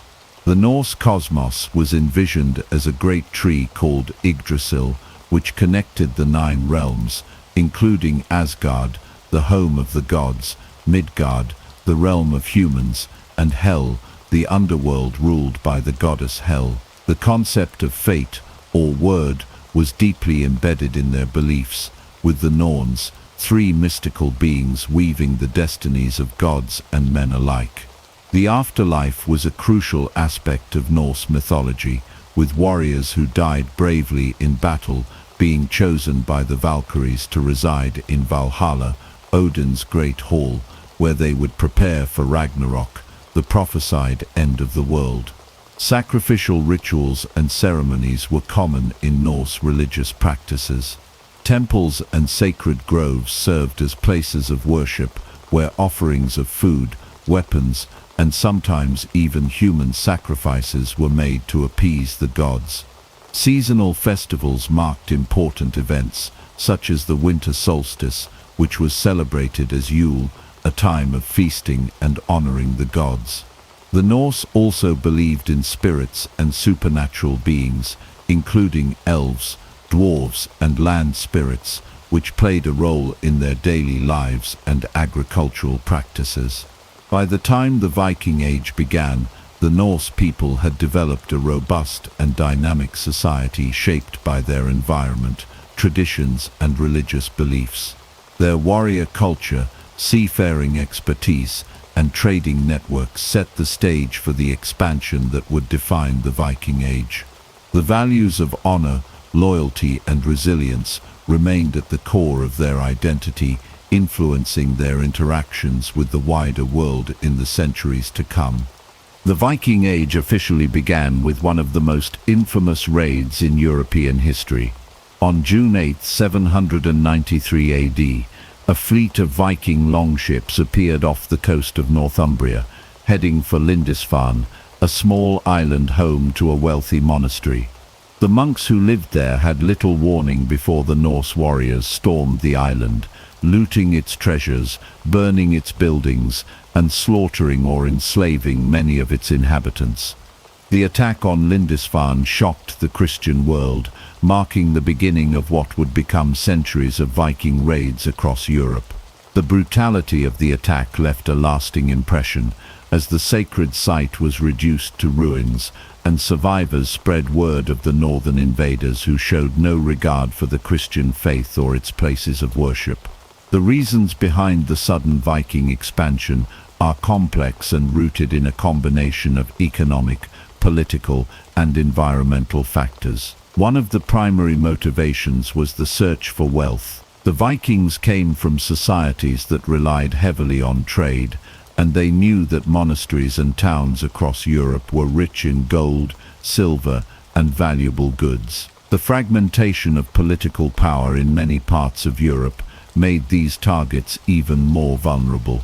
The Carolingian Empire in France, Anglo-Saxon England, and the various kingdoms of Ireland were often engaged in internal conflicts, making it easy for small, highly mobile Viking raiding parties to strike without facing strong resistance. The lack of a centralized defensive system in many regions allowed the Vikings to exploit weaknesses and return year after year to pillage new locations. Another major factor driving Viking expansion was the growing population of Scandinavia. By the late 8th century, limited arable land and increasing competition among chieftains created pressure to seek new territories. Younger sons who had no inheritance opportunities at home often turned to raiding as a way to gain wealth and status. Some Norse groups eventually transitioned from raiding to settling in new lands, establishing long-term Viking communities in England,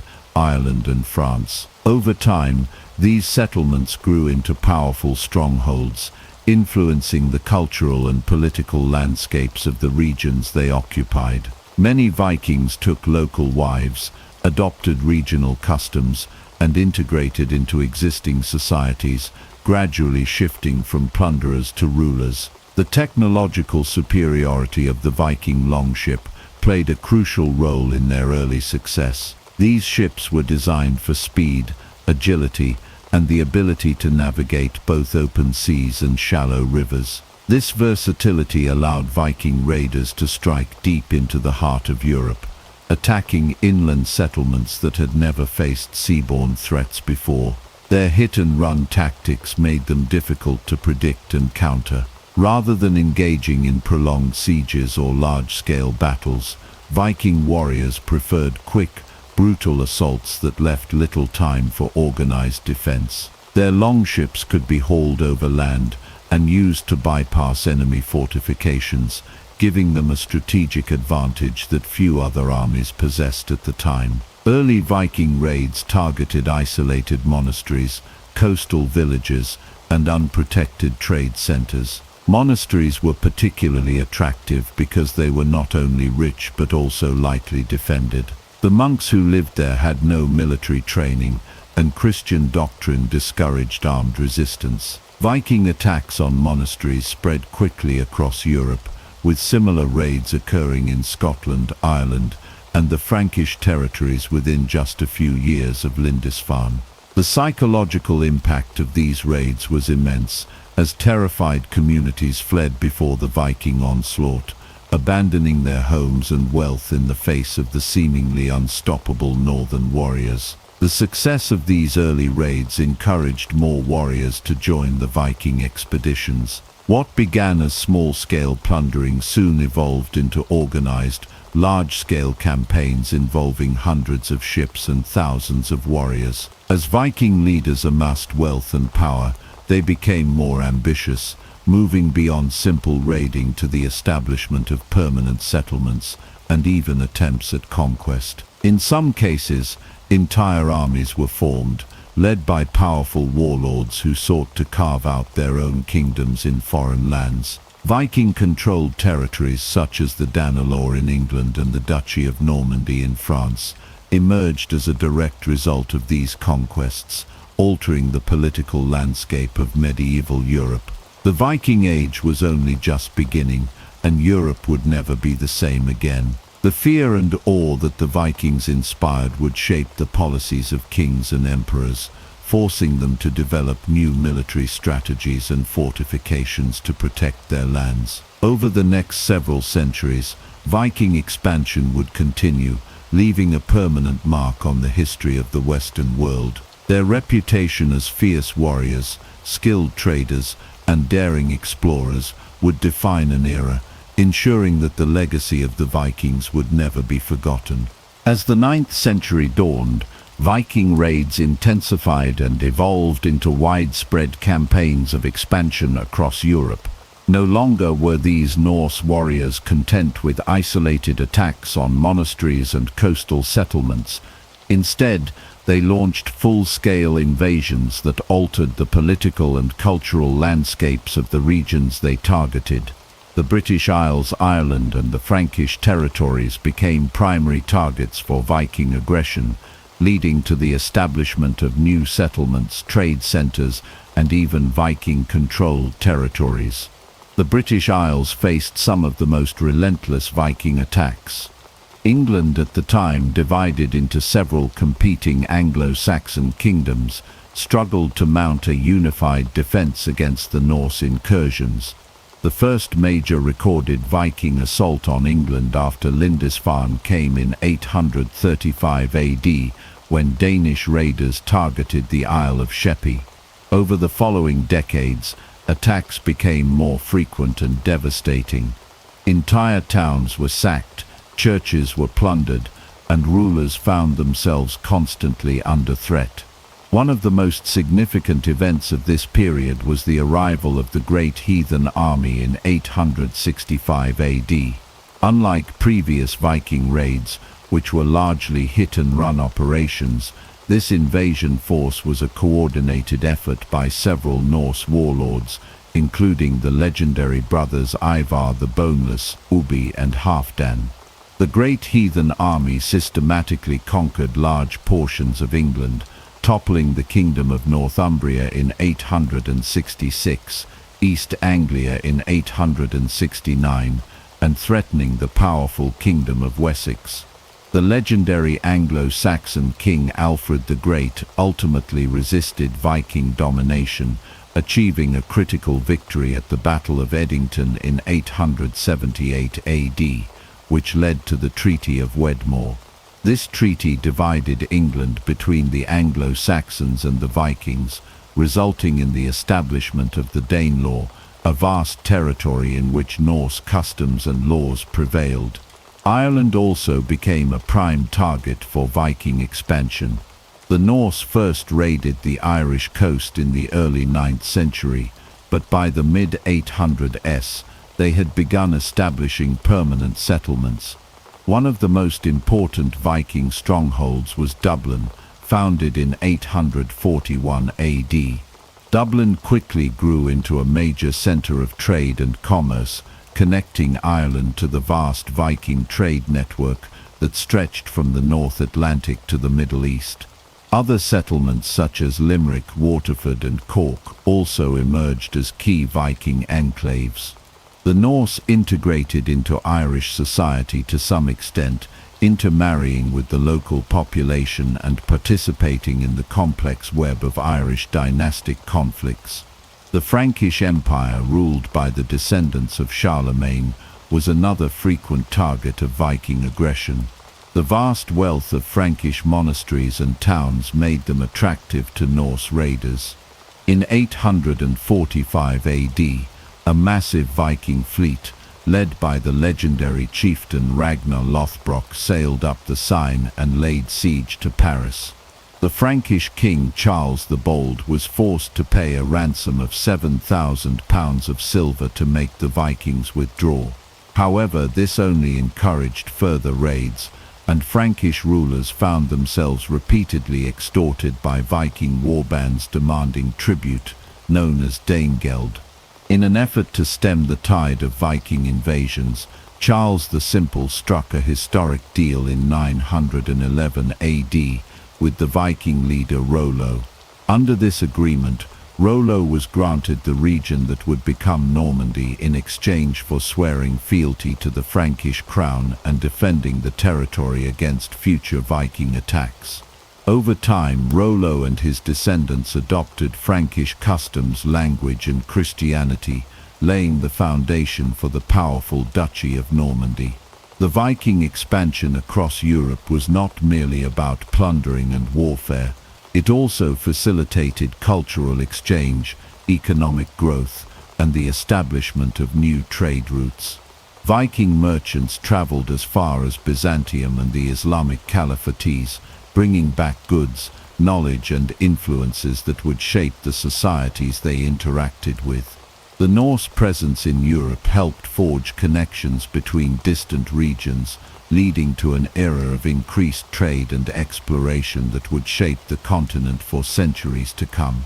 As the Viking Age progressed, the Norse presence in Europe evolved from raiding parties to organized settlements and political entities. The impact of their expansion was profound, reshaping borders, economies, and cultures. Though they began as feared invaders, many Vikings ultimately integrated into the societies they once terrorized, leaving a legacy that endures to this day. The Vikings were not only fearsome raiders and warriors, but also highly skilled traders and merchants. From the 9th to the 11th century, Viking trade networks stretched across vast distances, connecting Scandinavia with Europe, the Middle East, and even Central Asia. Their ability to navigate rivers and open seas allowed them to establish trade routes that facilitated the exchange of goods, ideas, and technologies between different civilizations. This commercial aspect of Viking society played a crucial role in their expansion and influence. One of the most important Viking trade routes extended from the Baltic Sea through Eastern Europe, reaching as far as Constantinople, the capital of the Byzantine Empire. Utilizing the extensive river systems of modern-day Russia, including the Neva, Volkhov, Dnieper, and Volga rivers, Viking merchants, often referred to as the Rus, traveled deep into Slavic and Byzantine territories.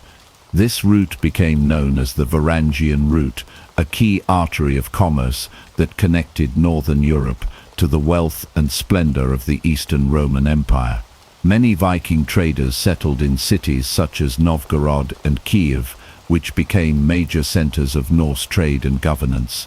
By navigating the Dnieper River, they reached the Black Sea, where they conducted business in Constantinople, a city the Vikings called Miklagard, meaning the Great City. Trade between the Vikings and the Byzantine Empire was highly lucrative. The Norsemen brought valuable goods such as furs, honey, beeswax, and high-quality swords, while in return they received silk, spices, wine, and glassware from Byzantine merchants. Many Viking warriors also served as mercenaries in the Byzantine military, with the most famous among them joining the elite Varangian Guard, an imperial unit composed largely of Norse fighters. These warriors were highly prized for their loyalty and combat skills, and their presence in Constantinople strengthened the Viking-Byzantine relationship. Another major trading partner of the Vikings was the Islamic world. The Caliphate, which controlled vast territories stretching from Spain to Persia, had an insatiable demand for northern European goods. The Vikings played a key role in supplying the Islamic markets with commodities such as furs from Scandinavian animals, walrus ivory, amber, and most controversially, slaves. The Vikings engaged in the slave trade extensively, capturing individuals from raids in England, Ireland, and Eastern Europe, and selling them in markets throughout the Islamic world. Silver was the most sought-after commodity by the Norse traders, and the discovery of thousands of Arab silver coins, known as dirhams, in Viking hordes across Scandinavia is evidence of the extensive commercial ties between the Vikings and the Muslim world. The Viking economy was not solely based on external trade. Within their own territories, they established bustling marketplaces in cities such as Hedeby, Birka, and Kaupang. These trading hubs became melting pots of different cultures, where Norse artisans, Slavic merchants, and Middle Eastern traders exchanged goods and knowledge. Hedeby, one of the largest Viking trading towns, was a focal point of commerce, connecting Scandinavia to the rest of Europe. Archaeological discoveries at these sites, including coins from the Islamic world, Byzantine jewelry and silk from China, confirm the vast global reach of Viking commerce. Weapons also played a critical role in Viking trade. While Viking warriors were skilled craftsmen in producing their own swords, spears, and axes, they also traded for superior Frankish swords, which were considered among the best in Europe. In return, Vikings provided raw materials such as iron and worked metal goods. The trade of weapons not only equipped Viking raiders, but also helped local rulers in Scandinavia consolidate power by arming their followers. The impact of Viking trade extended beyond material goods. It facilitated cultural exchange, spreading ideas, religious influences, and technological advancements. The Vikings introduced new shipbuilding techniques, navigational skills, and even elements of their mythology to the regions they encountered. At the same time, they absorbed aspects of Christianity, Islamic scholarship, and Byzantine military tactics, which influenced their own societies over time. By the end of the 11th century, Viking trade had transformed from its early stages of piracy and raiding into an organized economic system. The interconnected trade networks built by the Norse ensured that Scandinavia remained a central part of European and global commerce. While their warrior reputation remains legendary, the Viking Age was also a golden era of trade and cultural exchange that helped shape the medieval world. As the Viking Age progressed from the 9th to the 11th century, Norse warriors and settlers moved beyond raiding and established permanent settlements and even entire kingdoms. These Viking-ruled territories played a crucial role in shaping the political and cultural landscapes of Europe. Their influence extended across England, Ireland, Scotland, Normandy, and the Isle of Man, leaving a legacy that would persist for centuries. One of the most significant Viking territorial expansions occurred in England with the formation of the Danelaw. The Danelaw was the name given to the region of England under Viking control, established after the successful campaigns of the Great Heathen Army in the late 9th century. This vast area encompassed much of northern and eastern England, including major cities such as York, which the Vikings captured in 866 AD and turned into a major trading and political center. The Danelaw was governed by Norse customs and laws rather than Anglo-Saxon traditions, leading to a distinct cultural blend that influenced language, governance, and even place names.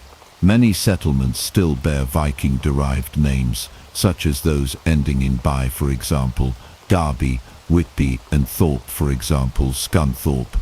The Norse presence in England lasted until the early 11th century, when King Athelred the Unready and later King Canute of Denmark unified the land under a single crown.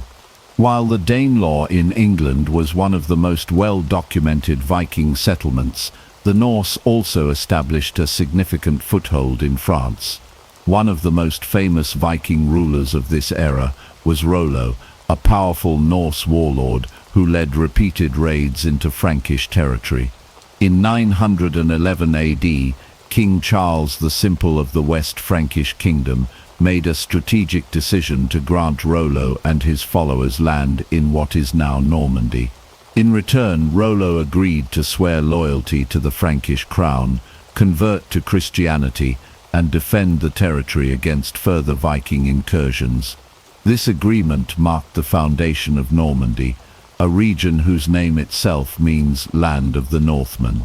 Over time, Rollo's descendants adopted Frankish customs and language, merging Viking and Frankish traditions into a unique Norman identity. By the 11th century, the Normans had become a dominant force in European politics, culminating in the Norman conquest of England in 1066 under William the Conqueror, a direct descendant of Rollo. Beyond England and France, Viking settlements also thrived in Scotland, Ireland, and the Isle of Man. The rugged coasts and numerous islands of Scotland made it an attractive destination for Norse expansion.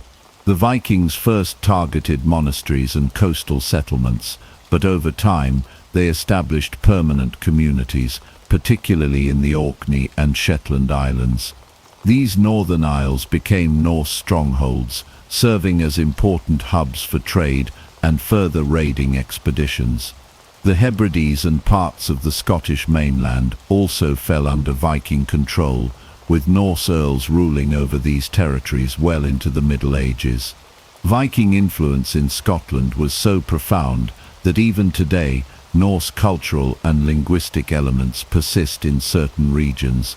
Ireland, too, became a key area of Viking activity.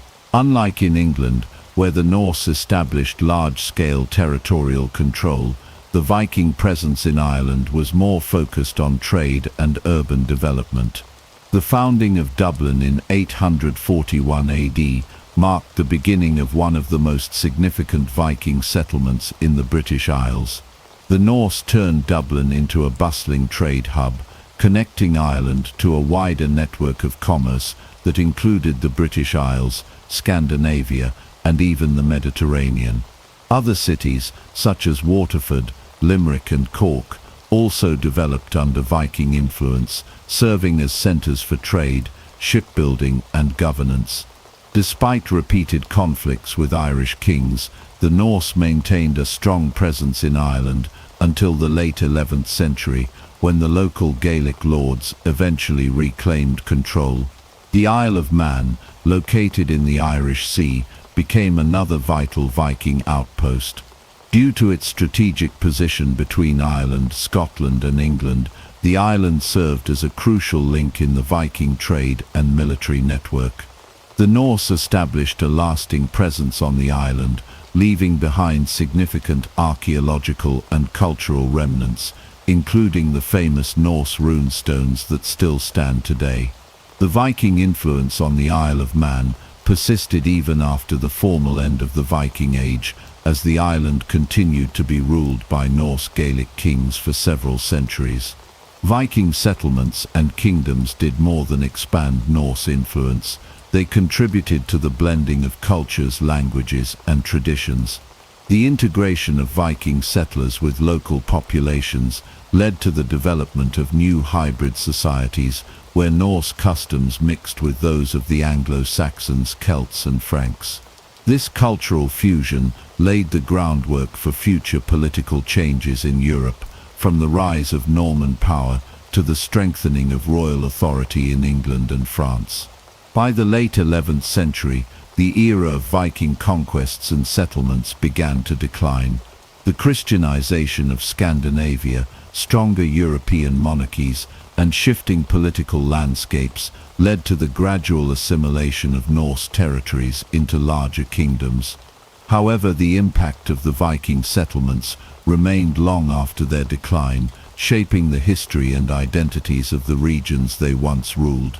The Vikings' influence was not limited to the western regions of Europe. They also left a significant mark on the east. From the 9th to the 11th century, the Norse played a pivotal role in the formation of the Kievan Rus, a federation of Slavic and Norse tribes that would lay the foundations for the future Russian Empire. The Vikings, known as the Varangians in the east, also had extensive interactions with the Byzantine Empire, ranging from trade and diplomacy to mercenary service. These connections had lasting consequences for the political, cultural, and military landscapes of both regions. The foundation of Kievan Rus is traditionally attributed to the Varangians, who were invited by the Slavic tribes to rule over them and bring stability.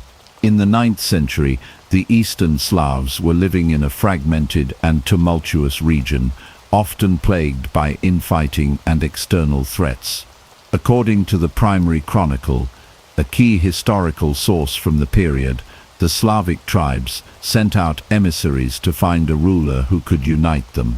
The emissaries eventually found a suitable leader in Rurik, a Varangian prince from the Norse homeland. Rurik and his successors established the Rurikid dynasty, which ruled Kievan Rus for several centuries. Rurik's rule was followed by his successors, including Oleg of Novgorod, who expanded the influence of the Varangians in the region. Oleg's conquest of Kiev in 882 AD marked the establishment of the Kievan Rus as a political entity. Under Oleg and his successors, the Kievan Rus began to grow into a powerful state, with the city of Kiev becoming the capital. The Varangians contributed not only to the military prowess of Kievan Rus, but also to its cultural and economic development. They integrated with the local Slavic population, intermarrying and adopting many Slavic customs while retaining their Norse traditions and governing structures. Trade was one of the main factors behind the prosperity of Kievan Rus. The Varangians had established extensive trade routes connecting the Baltic Sea to the Black Sea, passing through important river systems such as the Dnieper, Volga, and Don. These trade routes connected the Vikings with the Byzantine Empire, the Islamic caliphates, and other distant regions. Kievan Rus became a crucial node in the east-west trade network, with goods such as furs, honey, wax, and slaves being exchanged for luxury items like silks, spices, and coins. This trade helped establish Kievan Rus as an influential power in the east, and the wealth generated from commerce allowed the Varangian rulers to consolidate their power. The Vikings' relationship with the Byzantine Empire was complex, involving both trade and warfare. The Byzantines were well aware of the Vikings' growing power, and they sought to establish diplomatic and commercial ties with the Norsemen. The most famous example of this relationship is the Varangian Guard, a group of elite Viking mercenaries who served as the personal bodyguards of the Byzantine emperors. The Varangian Guard was formed in the 10th century, initially composed of Norse warriors from Kievan Rus, but later expanding to include other Viking groups. The Guard became legendary for their loyalty and martial prowess, often serving as the Byzantine emperor's most trusted soldiers. In return for their service, the Varangians were paid well, granted land, and given significant political influence within the Byzantine Empire. The Varangian Guard played a key role in several major military campaigns, including the defense of Constantinople from invasions and internal revolts. The Guard's reputation for fierce loyalty and combat ability made them invaluable to the Byzantine emperors, and many Varangians were eager to join the elite unit. The Guard's presence in Constantinople also facilitated cultural exchange between the Vikings and the Byzantines. The Norsemen adopted many aspects of Byzantine culture, including their religion, and the Byzantines learned from the Vikings' naval expertise and martial traditions. In addition to the Varangian Guard, Viking mercenaries served in other military roles across the Byzantine Empire. Norse warriors fought in Byzantine armies as part of a larger group of foreign soldiers known as the barbarian mercenaries. These warriors were highly prized for their combat skills and often played decisive roles in important battles. In the 11th century, the Byzantine Empire relied increasingly on Viking mercenaries to support its military campaigns, as the empire faced numerous threats from both the east and the west. The relationship between the Vikings and the Byzantine Empire was not limited to warfare and mercenary service. Trade between the two powers flourished, with the Vikings sending furs, timber, and slaves in exchange for Byzantine luxury goods. The most famous trade route between the two regions passed through the Dniester River and into Constantinople, where Viking traders could sell their goods in the bustling markets. This exchange of commodities fostered a deeper cultural connection between the two civilizations, and many Vikings came to adopt Byzantine-style art, clothing, and architecture. The Viking connection to the east was not confined to Kievan Rus and the Byzantine Empire. The Vikings also engaged in trade and warfare with the Islamic caliphates. Viking raiders had long struck at the coasts of Europe, but they also ventured further south, conducting raids on Muslim-controlled territories in the Mediterranean and North Africa.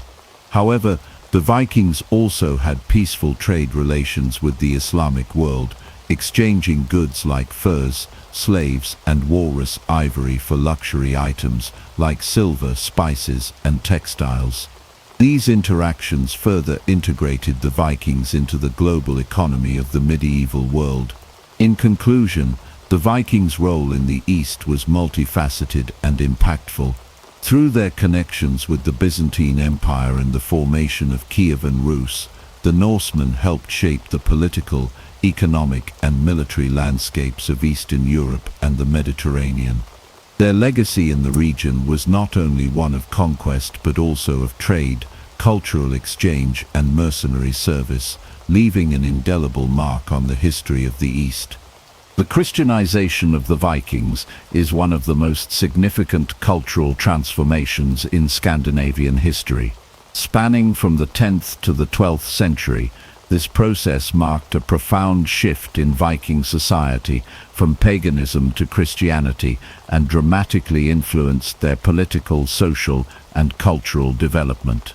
The conversion of Viking leaders such as Harald Bluetooth and Olaf Tryggvason played a pivotal role in the spread of Christianity across Scandinavia, and the effects of this religious transition were felt throughout Viking culture and traditions. Before the Christianization of the Vikings, Norse society was deeply rooted in pagan beliefs. The Vikings worshipped a pantheon of gods and goddesses, the most prominent of whom were Odin, Thor, and Freya.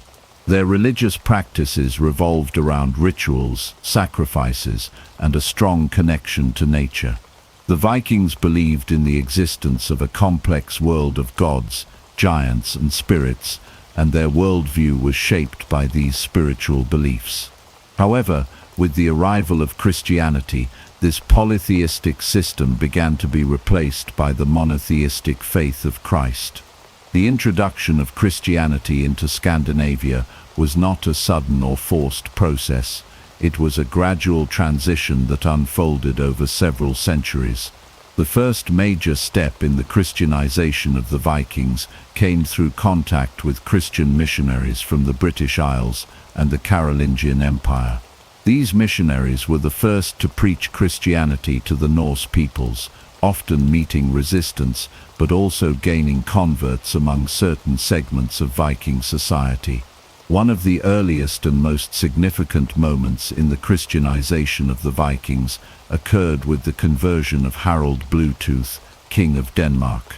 Harald Bluetooth, who ruled from around 958 to 986 AD, is credited with uniting Denmark and introducing Christianity to his kingdom. According to historical records, Harald converted to Christianity after being influenced by Christian missionaries, possibly following his exposure to Christianity during his time in Germany and other Christianized parts of Europe. Harald Bluetooth's conversion marked a turning point for Denmark, as he sought to bring Christianity to his people in a way that strengthened his rule and consolidated his power. Harald Bluetooth's conversion was symbolized by the construction of churches and the establishment of Christian practices within Denmark. The king famously had a runestone erected, known as the Harald Stone, which commemorates his conversion and the Christianization of Denmark. Harald's efforts to spread Christianity were not without challenges, as many of his subjects remained committed to their traditional Norse beliefs. However, Harald's political power and military influence helped to secure the spread of Christianity, and by the end of his reign, Denmark was firmly on the path toward Christianization. Following Harald's reign, other Viking leaders followed suit in embracing Christianity, but perhaps the most influential figure in the Christianization of Norway was Olaf Tryggvason. Olaf Tryggvason, who reigned from 995 to 1000 AD, is often seen as one of the most fervent advocates for Christian conversion in Scandinavia. Olaf was a staunch Christian who had converted to the faith during his travels in Europe, and he sought to impose Christianity on the Norwegian people.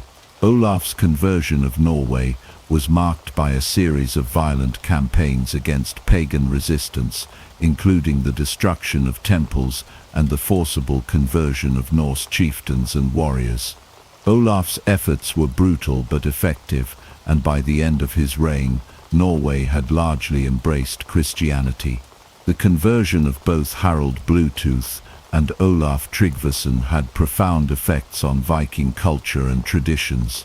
As Christianity spread throughout Scandinavia, many of the traditional Norse gods and religious practices were abandoned or adapted to the new Christian faith.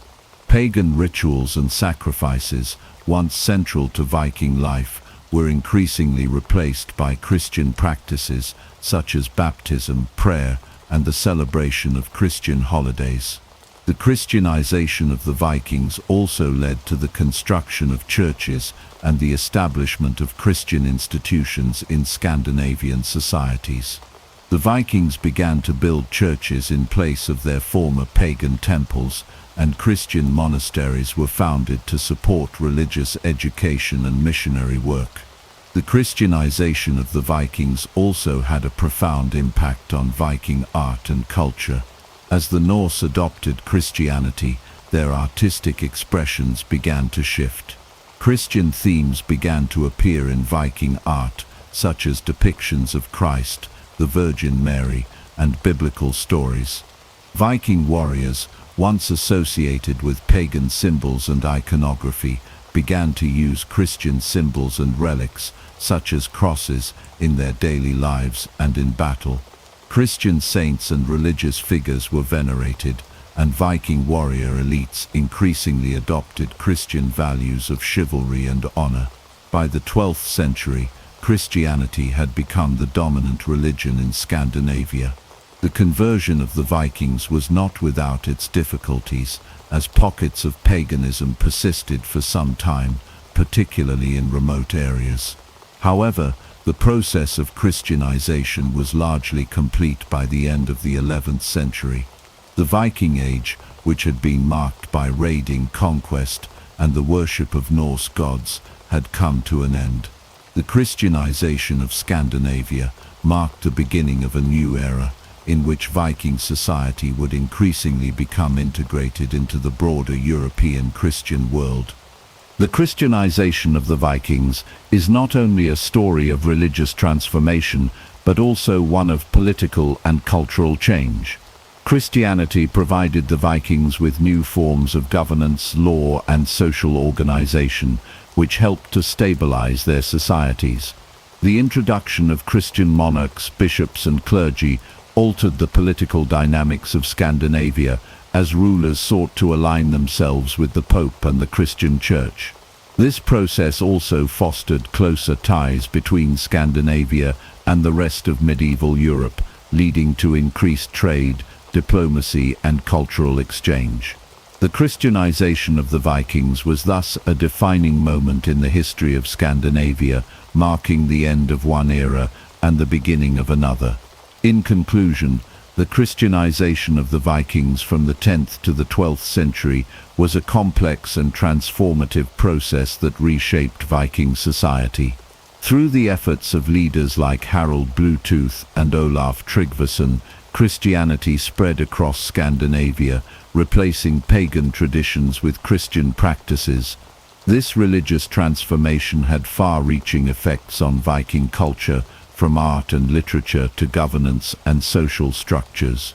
The conversion of the Vikings marked a key turning point in the history of Scandinavia, leading to a new chapter in the region's development and integration into the broader European Christian world. The Viking Age, which spanned roughly from the late 8th century to the early 11th century, came to an end as Europe underwent significant political, social, and military transformations. By the 11th and 12th centuries, the Vikings, once feared and revered as raiders, traders, and explorers, were transitioning from their warrior-based societies into more centralized and stable medieval kingdoms.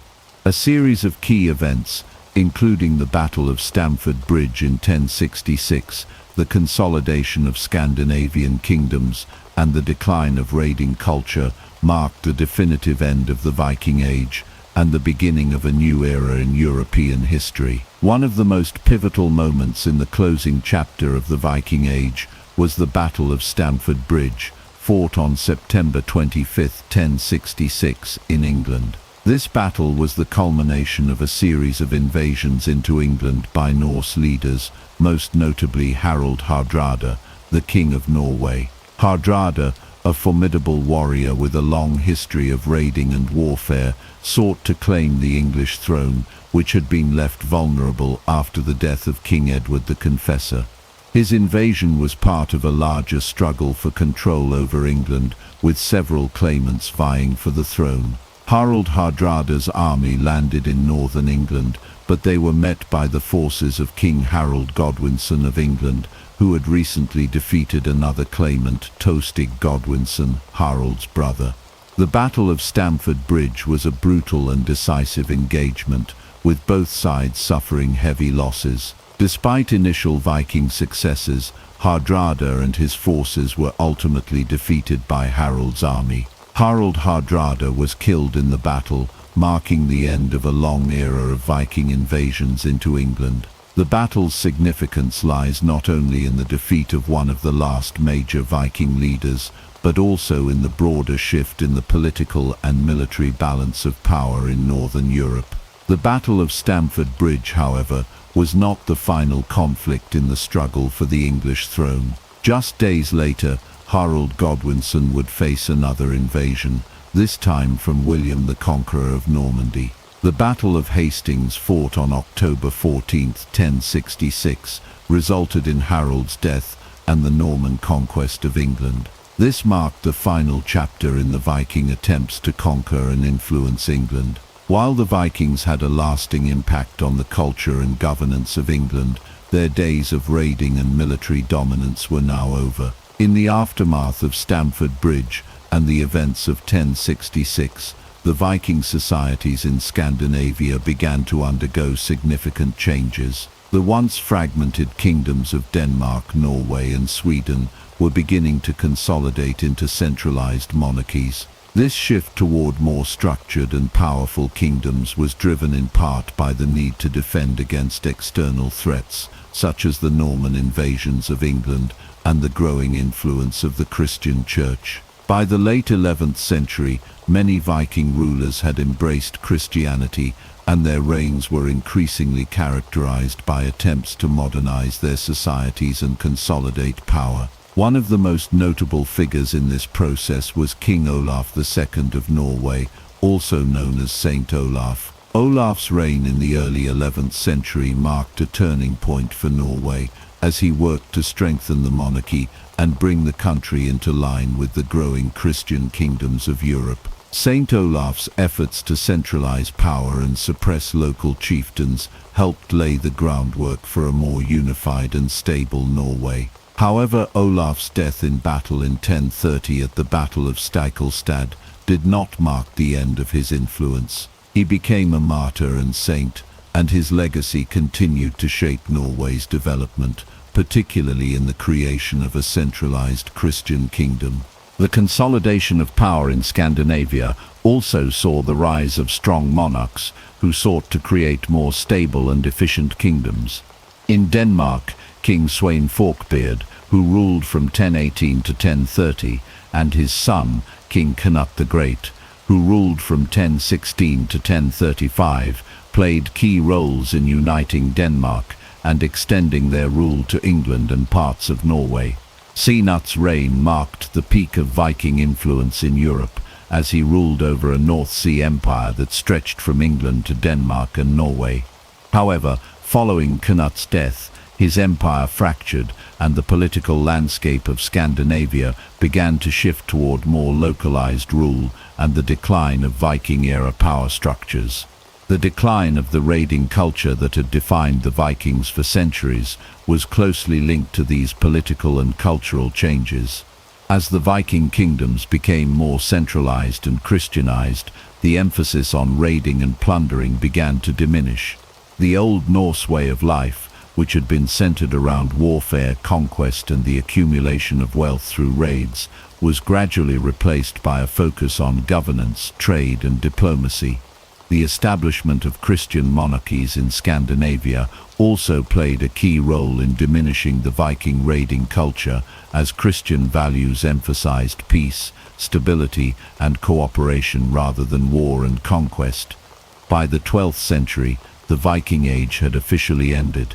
The once feared Viking raiders had been transformed into more traditional medieval rulers, and Scandinavia had evolved into a region dominated by centralized kingdoms with a strong Christian influence. The Norse warriors who had once roamed the seas in search of treasure and glory were now more likely to be found at the courts of monarchs, serving as advisors, soldiers, or members of the growing merchant class. In conclusion, the end of the Viking Age was a complex and multifaceted process that unfolded over several decades. The Battle of Stamford Bridge in 1066 was a key turning point in this transition, marking the end of Viking military dominance in England. The consolidation of power in Scandinavia, the decline of raiding culture, and the rise of Christianized monarchies all contributed to the decline of the Viking Age. By the 12th century, the Vikings had transformed from fearsome raiders into medieval rulers and statesmen, and their once formidable naval fleets were now turned to trade and diplomacy. The Viking Age, with its raids, explorations, and conquests, had come to an end, but the legacy of the Vikings would live on in the cultural and political landscapes of Europe. The Viking legacy in modern Europe is a multifaceted and enduring one, deeply woven into the cultural, linguistic, and genetic fabric of several countries. The Vikings, who once dominated the seas and laid waste to much of Europe, left behind a lasting imprint on the lands they once raided, traded with, and settled. Their influence can still be seen in the languages, genetics, mythologies, and national identities of modern Europe. From the shores of England and France to the vast expanses of Russia, the Vikings' contributions continue to resonate today. One of the most evident legacies of the Vikings is their impact on language. The Norse language, a North Germanic tongue, left a significant mark on the English language, especially in the regions of England that were once part of the Viking-dominated Danelaw. The Old Norse language contributed many words to English, particularly in areas related to law, governance, and everyday life. Words like law, sky, egg, window, and husband all have their roots in Old Norse. Moreover, the Viking influence extended to the place names of many towns and cities in England. Locations such as York, which was originally known as Jorvik, Durham, and Grimsby, all bear the traces of Viking settlement and language. In addition to England, the Vikings also had a profound impact on the French language. The region of Normandy in northern France was founded by Viking settlers in the 9th and 10th centuries, and their language and culture became deeply integrated into the local society. The name Normandy itself derives from the word Norseman, reflecting the Viking heritage of the region. The Vikings in Normandy eventually adopted the Old French language, but many Norse words remained in the local dialect. Over time, the Viking settlers in Normandy became integrated into the larger French kingdom, and their influence on the language persisted in the form of certain vocabulary, especially in areas related to governance, military terms, and the sea. The Viking genetic legacy is also noteworthy, particularly in countries that saw extensive Viking settlement. Genetic studies have shown that the Viking presence in places such as England, Ireland, and Scotland left a clear mark on the modern population. Many people in these regions carry genetic markers that can be traced back to the Vikings. In England, for example, it is estimated that as much as 20% of the population has Viking ancestry, particularly in the north and east of the country, where Viking settlements were most concentrated. Similarly, in Ireland and Scotland, Genetic evidence suggests that Viking settlers contributed to the genetic makeup of the local populations, particularly in coastal areas and islands. Viking influence is also evident in Russia, particularly in the region known as Kievan Rus. The Varangians, Scandinavian warriors and traders, played a crucial role in the formation of the Kievan Rus state, and their genetic and cultural legacy remains a part of Russian identity today. Many Russians, especially in the northern regions, can trace part of their ancestry to these early Viking settlers. The Vikings, who traveled along the rivers of Eastern Europe and traded with the Byzantine Empire, were instrumental in the formation of the early Russian state, and their legacy is still acknowledged in modern Russia, particularly in the traditions and customs of the northern Slavic regions. Beyond language and genetics, Norse mythology continues to have a significant impact on modern culture. The myths of the Vikings, stories of gods like Odin, Thor, Freya, and Loki, continue to captivate the imagination of people around the world. Norse mythology has had a profound influence on literature, art, and popular culture. Works like J.R.R. Tolkien's The Lord of the Rings are deeply inspired by Norse myths, particularly in their depiction of gods, giants, and heroic quests. The character of Thor, for example, has become a popular figure in contemporary media, particularly through Marvel Comics and the subsequent films, where he is depicted as a superhero with roots in ancient Norse mythology. Loki, the mischievous god, has also found a prominent place in modern culture, with adaptations in various films, TV series, and comics. The influence of Norse mythology can also be seen in the resurgence of interest in Viking culture in recent years. The popularity of television series like Vikings has brought Norse mythology and Viking history to a global audience, reintroducing these ancient tales to a new generation. The themes of heroism, fate, and the struggle between gods and monsters in Norse mythology continue to resonate with modern audiences, making it one of the most enduring mythological traditions in the world. Another significant aspect of the Viking legacy is the role of Viking symbolism in modern national identities. In countries like Norway, Sweden, and Denmark, Viking imagery and symbols have been embraced as part of national pride. The Viking ship, with its iconic dragon-shaped prow, is a powerful symbol of Viking heritage, and it is often used in national celebrations, monuments, and cultural events. The Viking helmet, though a modern invention, Vikings never wore horned helmets, has become a widely recognized symbol of Viking identity. In addition to being embraced by Scandinavia, Viking symbolism has also become a prominent feature in various nationalist movements and popular culture. In the 19th and 20th centuries, Viking symbols were often used to promote ideas of Scandinavian unity and strength. In more recent times, these symbols have been appropriated by certain far-right groups, though this has been a controversial and divisive issue, as the true Viking legacy is one of exploration, trade, and cultural exchange rather than xenophobia or extremism. In conclusion, the Viking legacy in modern Europe is a testament to the enduring impact of these fierce warriors and explorers. From their linguistic and genetic contributions to their influence on mythology, art, and national identity, the Vikings continue to shape the cultural landscape of Europe. Their legacy is not only evident in the countries they once raided or settled, but also in the global fascination with their stories, heroes, and gods. As we look to the future, the Viking legacy will likely continue to inspire and captivate generations to come, reminding us of a time when the world was shaped by the fearsome and bold warriors known as the Vikings. The Vikings, those fierce seafarers and warriors from Scandinavia, have long captured the imagination of people around the world. Over the centuries, the image of the Viking has been shaped by both historical accounts and popular culture, but much of what we think we know about these enigmatic people is based on myths and misconceptions. From horned helmets to the idea of Vikings as nothing more than savage raiders, the truth about the Vikings is far more complex and nuanced than many realize.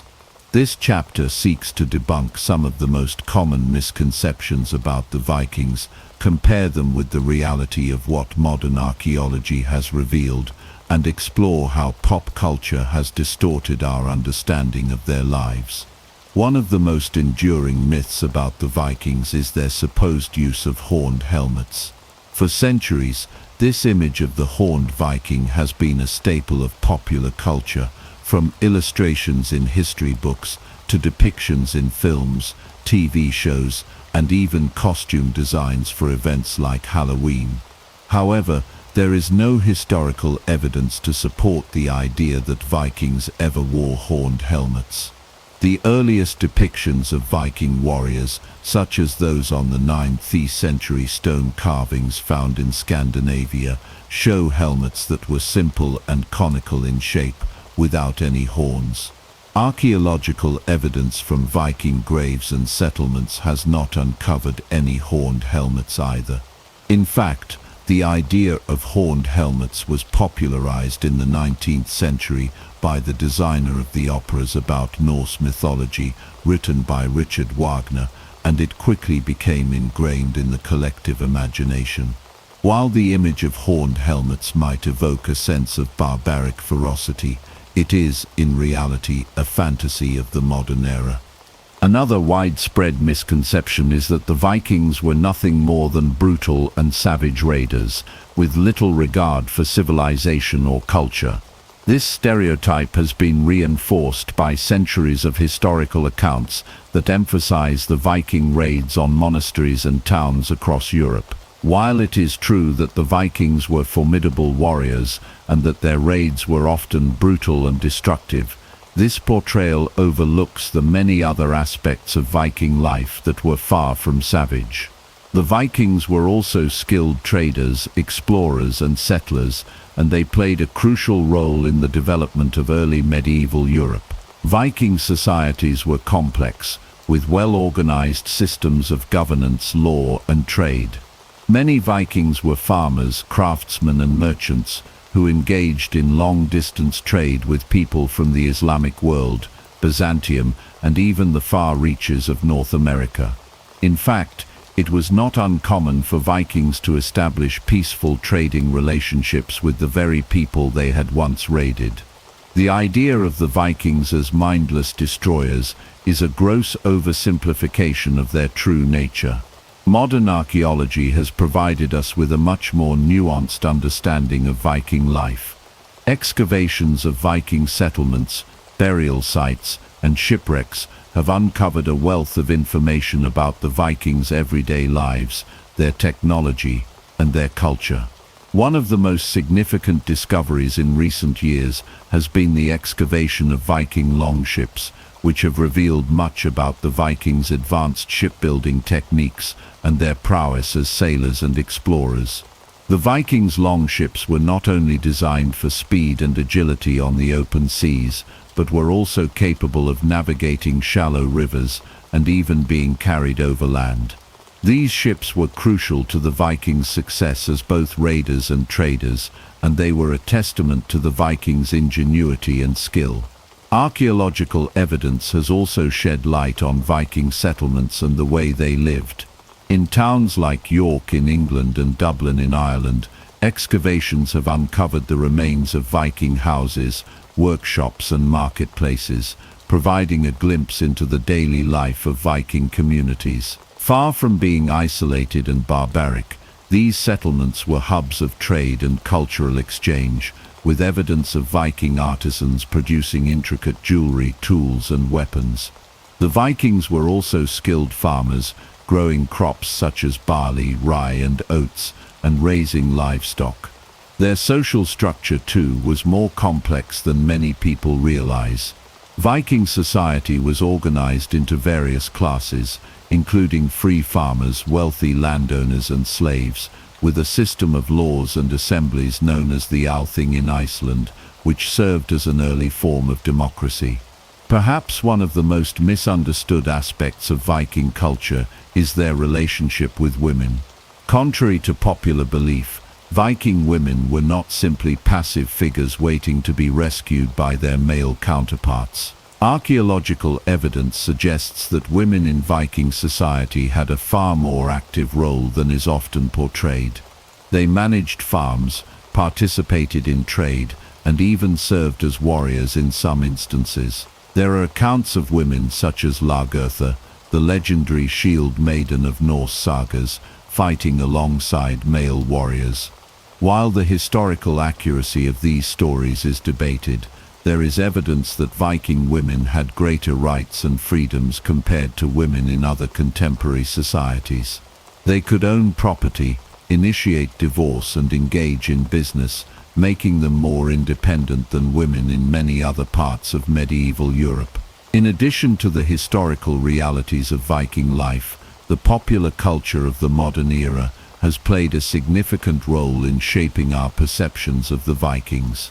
Films, TV shows, books and video games have all contributed to the mythologizing of Viking culture, often blending historical fact with fantasy and fiction.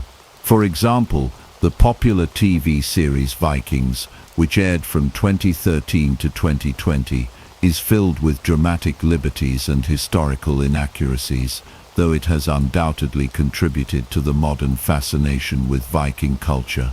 The show, while entertaining, focuses heavily on the violent warrior aspect of Viking life, often neglecting their roles as traders, settlers and explorers. Similarly, the portrayal of Viking gods and mythology in films like Marvel's Thor has created a larger-than-life image of Norse mythology, with characters like Thor and Loki being reimagined as superheroes rather than the complex deities of Viking belief. In conclusion, while the Vikings were undoubtedly fierce warriors and raiders, the myths and misconceptions surrounding their culture often overshadow the more complex and varied aspects of their society. Through modern archaeology, we now have a more accurate picture of Viking life, one that highlights their achievements as traders, explorers and settlers, as well as their rich cultural and social structures.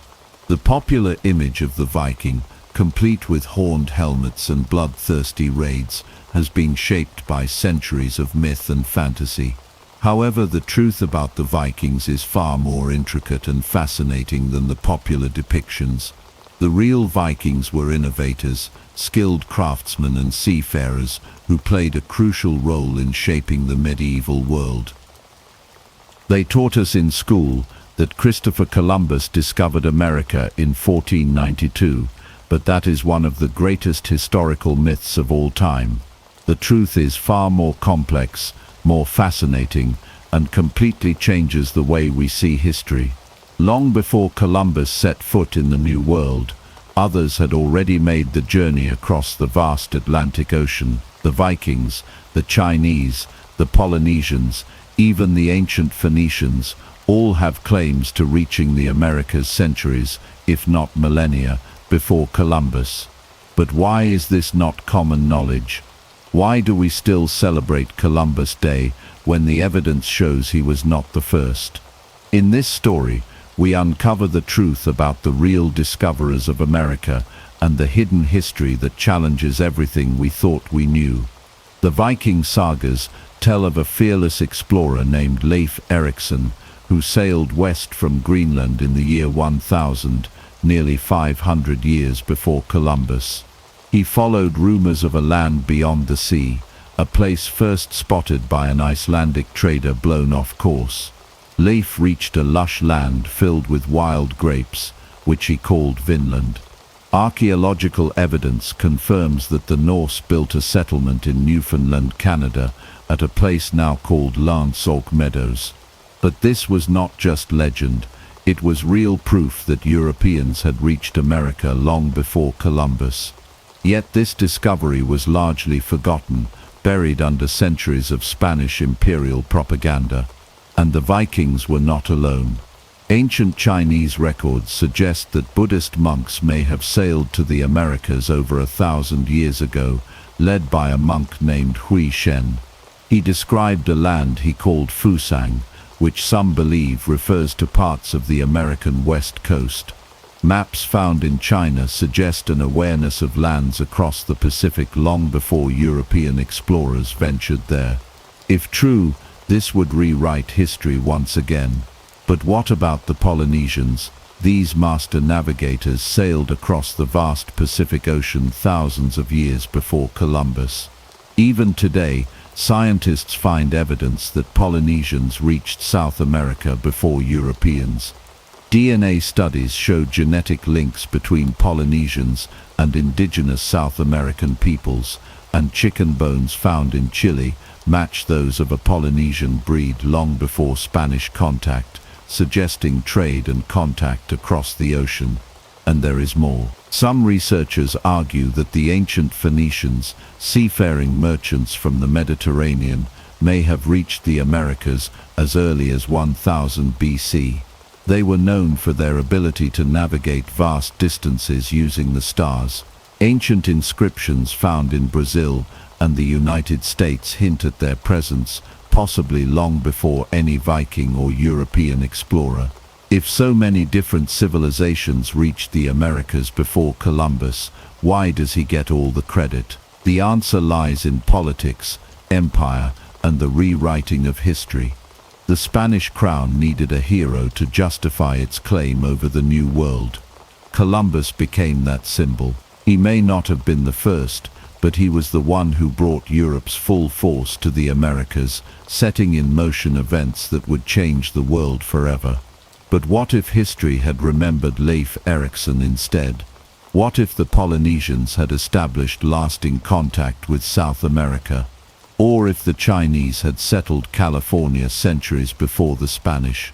The world we know today might have looked entirely different. And that is the story we are about to unravel. Imagine standing on the deck of a Viking longship, the salty sea spray on your face, the endless horizon ahead. The year is 1000 AD, and Leif Erikson, son of Eric the Red, is about to make history. He has heard tales of a mysterious land to the west, first spotted by an Icelandic merchant named Bjarni Herjolfsson. Unlike Columbus, who set sail with maps and a clear mission, Leif's journey is a leap into the unknown, a voyage based on whispers and sagas. What he finds will challenge everything we thought we knew about the first Europeans in America. Leif and his crew of Norsemen leave Greenland behind, their ship slicing through the frigid Atlantic waters. After weeks at sea, they finally reach a strange and unfamiliar coastline. It is nothing like the icy shores of Greenland or the volcanic landscapes of Iceland. This land is rich and green, with towering trees, wild rivers, and an abundance of resources. They call it Vinland, the land of wild grapes. To the Vikings, this is paradise. The Norsemen establish a small settlement, building simple wooden structures and exploring their new home. They hunt, fish, and gather resources, amazed at the abundance of nature around them. They find wild grapes, which is why they name the land Vinland, and they encounter animals they have never seen before. But they are not alone. The land is already inhabited by indigenous peoples, whom the Vikings call the Skrallings. These first encounters are tense, as the two groups size each other up. At first, there is trade. The Vikings offer metal tools and red cloth in exchange for furs and food. But as history has often shown, peaceful contact does not last forever. Tensions rise and small skirmishes break out between the Vikings and the indigenous tribes. The Norse warriors, fierce as they are, find themselves outnumbered. Unlike the later European colonizers, Leif and his men do not attempt to conquer or claim dominion over the land. They are explorers, not invaders. Realizing that their position is precarious, they eventually decide to abandon Vinland and return to Greenland. Their journey is remembered in Viking sagas, but over time, their discovery fades into legend.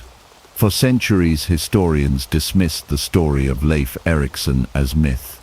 But in 1960, a remarkable discovery changed everything.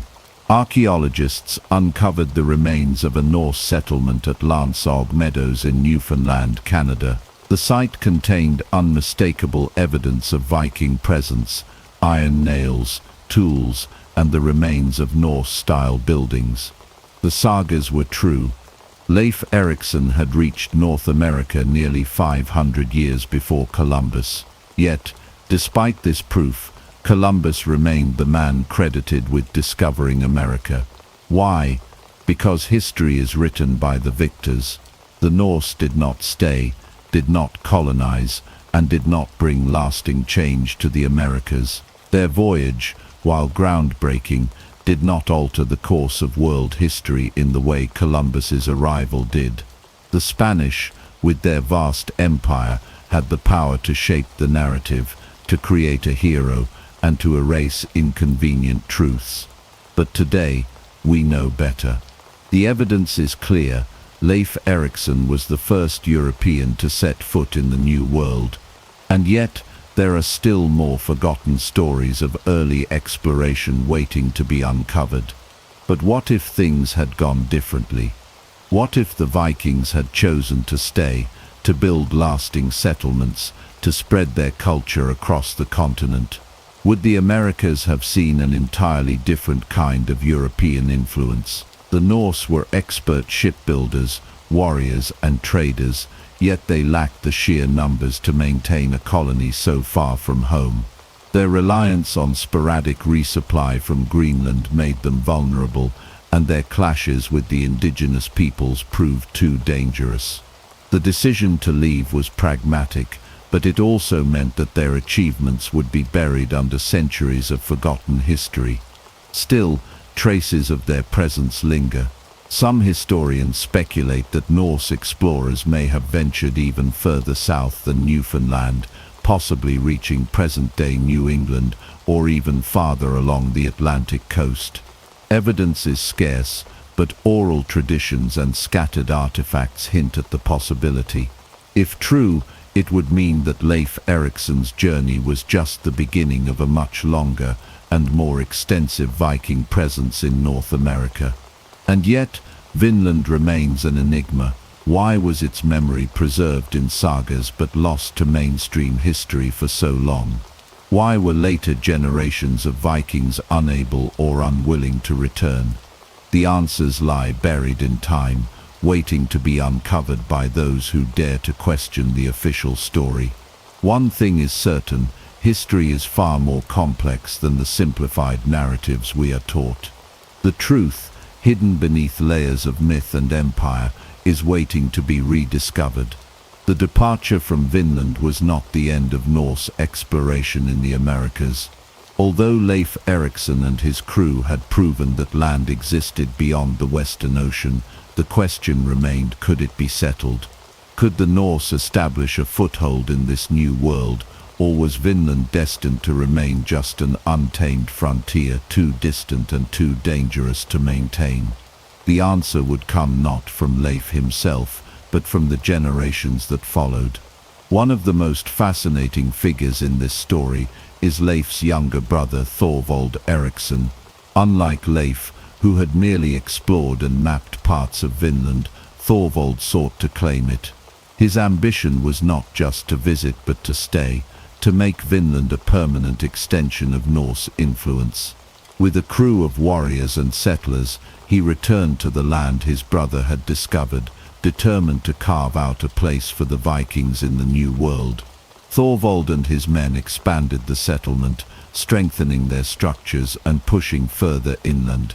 At first, all seemed well. The resources were plentiful, the weather was milder than Greenland's, and the land itself appeared to hold great promise. But the same challenge that had driven Leif away remained: the indigenous inhabitants. Unlike Leif, who had managed a brief period of trade with the native peoples, Thorvald's expedition quickly fell into conflict. The Skrallings, as the Norse called them, did not take kindly to the outsiders expanding into their territory. Skirmishes erupted, and the consequences were deadly. In one of these clashes, Thorvald himself was struck by an arrow. As his men carried him back to their settlement, he is said to have looked over Vinland one last time and declared it a beautiful land before succumbing to his wounds. With their leader dead and their numbers dwindling, the Norse had no choice but to abandon their dream of permanent settlement. They buried Thorvald, burned what they could not take, and set sail back to Greenland. This second failed attempt to colonize the Americas left a deep mark on Norse history. The sagas, which had once spoken of a land of promise, now told of a land of danger. And so, over the next few decades, the Viking voyages to Vinland became fewer and fewer until they eventually stopped altogether. But what if Thorvald had succeeded? What if the Norse had managed to hold their ground, to establish a thriving colony that could have grown into something greater? The implications are staggering. A lasting Norse presence in the Americas could have altered the course of history entirely. Could they have expanded further south, trading and mingling with other indigenous civilizations? Could the Vikings have established an early European presence centuries before Columbus? The mind reels at the possibilities. The failure of the Norse to settle Vinland was not just due to the resistance of the native peoples. There were deeper structural problems. Unlike the later European empires, the Norse did not have the centralized power or vast resources to support large-scale colonization. Greenland itself was a fragile outpost, dependent on supplies from Iceland and Norway. Supporting an even more distant colony in Vinland was simply beyond their capabilities. Their ships, while unmatched in speed and maneuverability, were not built to transport large numbers of settlers and supplies over vast distances for sustained periods. Despite these setbacks, the Norse presence in North America was not entirely forgotten. The stories lived on in the sagas, passed down through generations, dismissed as legend by many, but holding a kernel of truth. And as we now know, that kernel of truth was very real. The remains at Lansog Meadows are undeniable proof that the Vikings were here long before Columbus. Yet, because their settlement failed to persist, their role in American history remained largely overlooked.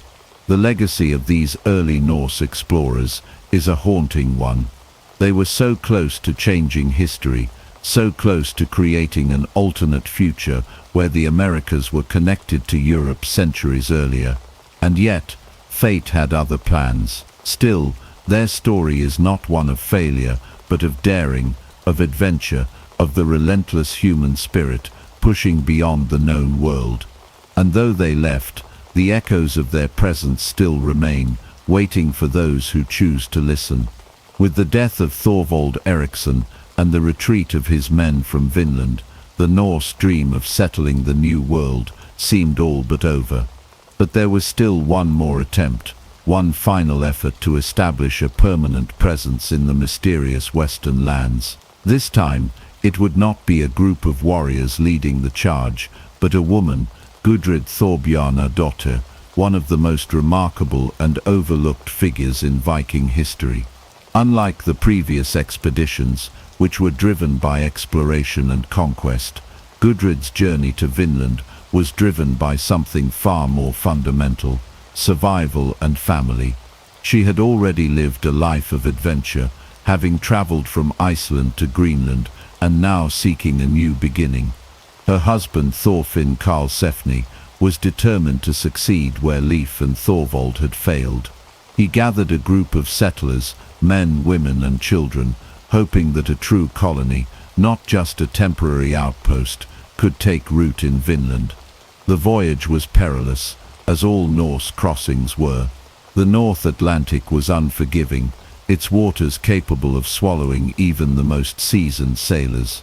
But Karlsefni and Gudrid, along with their followers, endured the hardships and eventually arrived in Vinland. Unlike the previous Norse expeditions, which were mostly comprised of warriors and adventurers, this was a true settlement effort. They built homes, tended livestock, and prepared to stay for the long haul. For a while it seemed as though they might succeed where others had failed. One of the most extraordinary moments in this chapter of history was the birth of Snorri Thorfinnsson, the son of Gudrid and Karlsefni. Snorri was the first known child of European descent born in the Americas, a historical milestone that has been all but erased from common knowledge. His birth symbolized a bridge between two worlds, proof that Norse civilization had truly touched American soil in a way that went beyond mere exploration. But despite their efforts, despite their hopes, the same challenges that had plagued the previous expeditions soon emerged again. The indigenous peoples, wary of the newcomers, initially engaged in trade, but soon grew hostile. Clashes erupted, and once again, the Norse found themselves outnumbered. The sheer logistical challenge of maintaining a settlement so far from Greenland, combined with the constant threat of conflict, made it clear that they could not hold Vinland indefinitely. After 3 years of struggle, Karlsefni and Gudrid made the difficult decision to abandon the colony and return to Greenland. Their departure marked the end of the Norse attempts to settle North America. The dream of Vinland faded into legend, its memory preserved only in sagas that many later dismissed as myth. And yet, the evidence remains. The discovery of Norse artifacts, the ruins of settlements, and the genetic traces that some claim still linger in certain indigenous populations all point to a forgotten history that predates Columbus by centuries. What if Karlsefni's colony had endured? What if Vinland had grown into a thriving Norse settlement, firmly establishing European presence in the Americas long before 1492? Would history have played out differently? Would the balance of power in the world have shifted? These are questions that will forever remain unanswered, lost to the what-ifs of history. But one thing is certain: the Vikings were here. They walked these lands, built their homes, raised their children, and for a brief moment in time, they dared to dream of a future that was never meant to be. The Norse departure from Vinland marked the end of their direct presence in the New World, but it was not necessarily the end of their influence.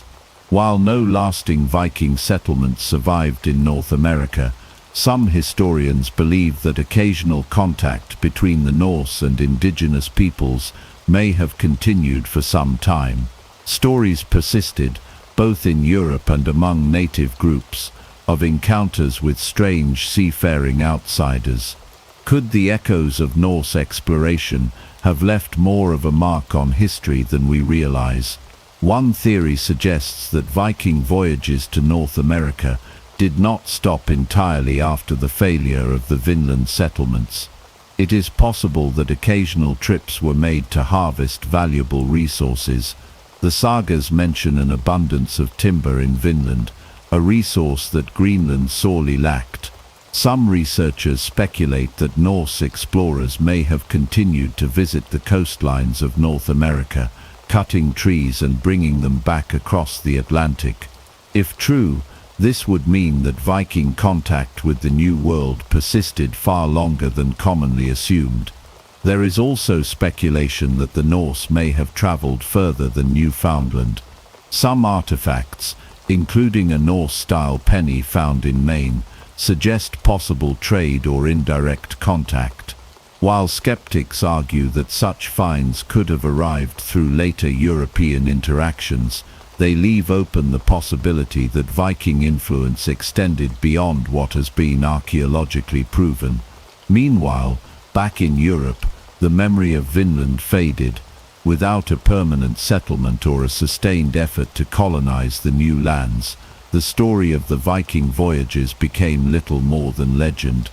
Medieval maps showed vast unknown spaces beyond Greenland, but no widespread European exploration of the Americas followed in the wake of the Norse expeditions.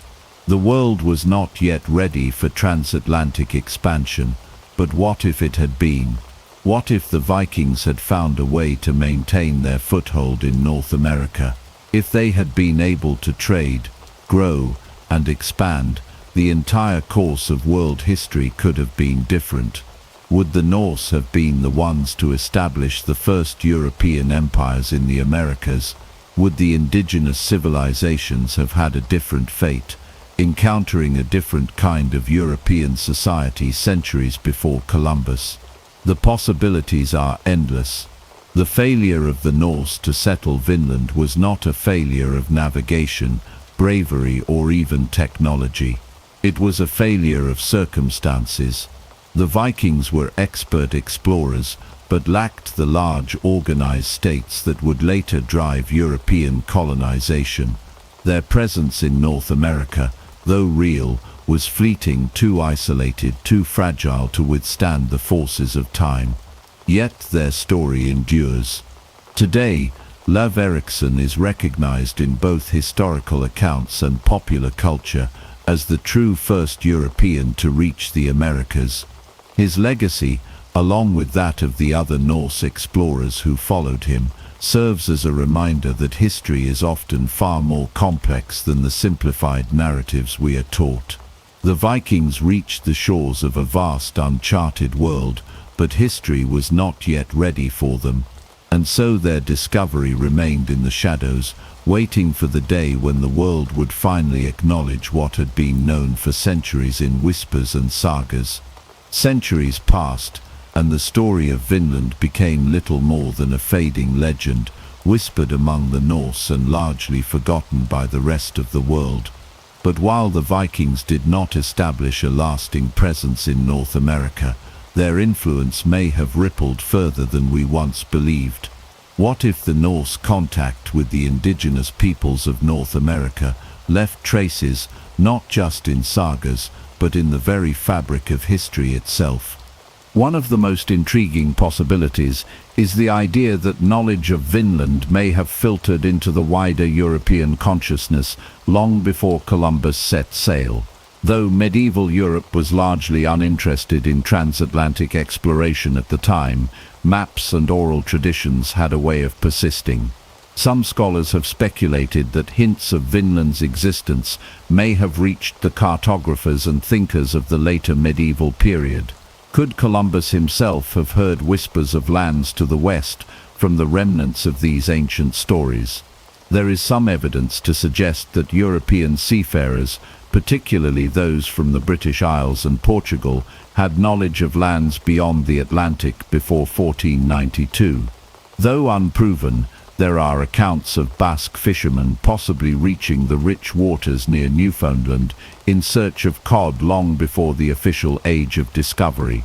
Could these early mariners have stumbled upon lands first scouted by the Norse centuries before? Meanwhile, in the indigenous cultures of North America, there are tantalizing hints of encounters with seafaring outsiders. Some Native American oral traditions describe pale-skinned visitors arriving by boat long before the arrival of Columbus. While these accounts are difficult to verify, they align with what we know about Viking explorations and suggest that their presence, however brief, may have left a lasting impression on the indigenous peoples they encountered. Perhaps even more intriguing is the question of whether Viking artifacts, technologies, or even genetic traces may have made their way deeper into the Americas. While no direct evidence has confirmed Norse integration into indigenous cultures, isolated findings, such as metal objects in areas where no native metallurgy existed, raise questions about possible trade or cultural exchange. Could the Vikings have unknowingly influenced the civilizations that would later rise to prominence in North America? The idea that the Norse were merely visitors who left no lasting impact on the New World may be an oversimplification. Their presence may have been fleeting, But history is not always written in the form of permanent settlements. It is also written in ideas, stories and subtle influences that shape the course of events in ways we may never fully understand. Despite the growing body of evidence supporting the reality of Viking voyages to North America, the world remained fixated on the narrative of Columbus. The discovery of the New World had become a story of empire, wealth and conquest, something the Norse had never pursued in Vinland. But had circumstances been different, had they found a way to survive and expand, how different would history look today? The real discovery of America was not a single moment, nor was it the achievement of just one man. It was a slow, complex process involving multiple civilizations over thousands of years. The Vikings were part of that story, even if their role was forgotten for centuries. Today the truth is finally coming to light, but there is still more to uncover, more to question, and more to explore. The Norse may have left Vinland behind, but their story is far from over. As the centuries rolled on, the knowledge of the Norse expeditions to North America faded into obscurity. The great European powers, focused on internal struggles and expansion within the known world, had little interest in tales of distant lands explored by a long-gone people.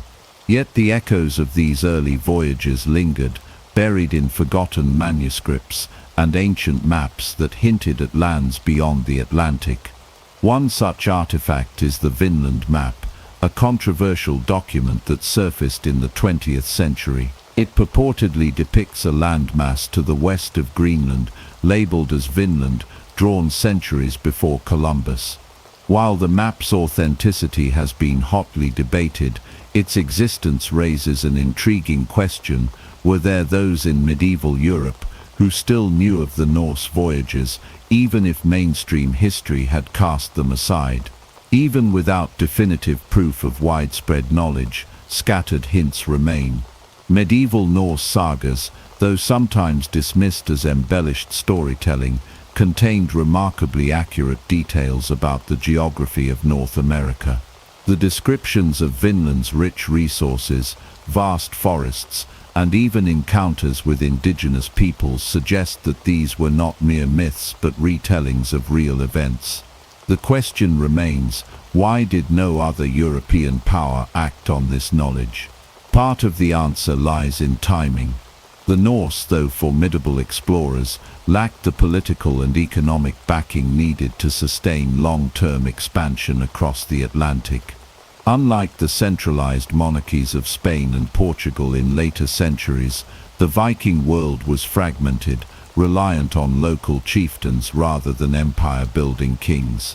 By the time Europe developed the means and motivation for large-scale transatlantic exploration, the Norse voyages were little more than a whisper in history. But had circumstances been different, had a unified Scandinavian power seized the opportunity, the map of the world might look very different today.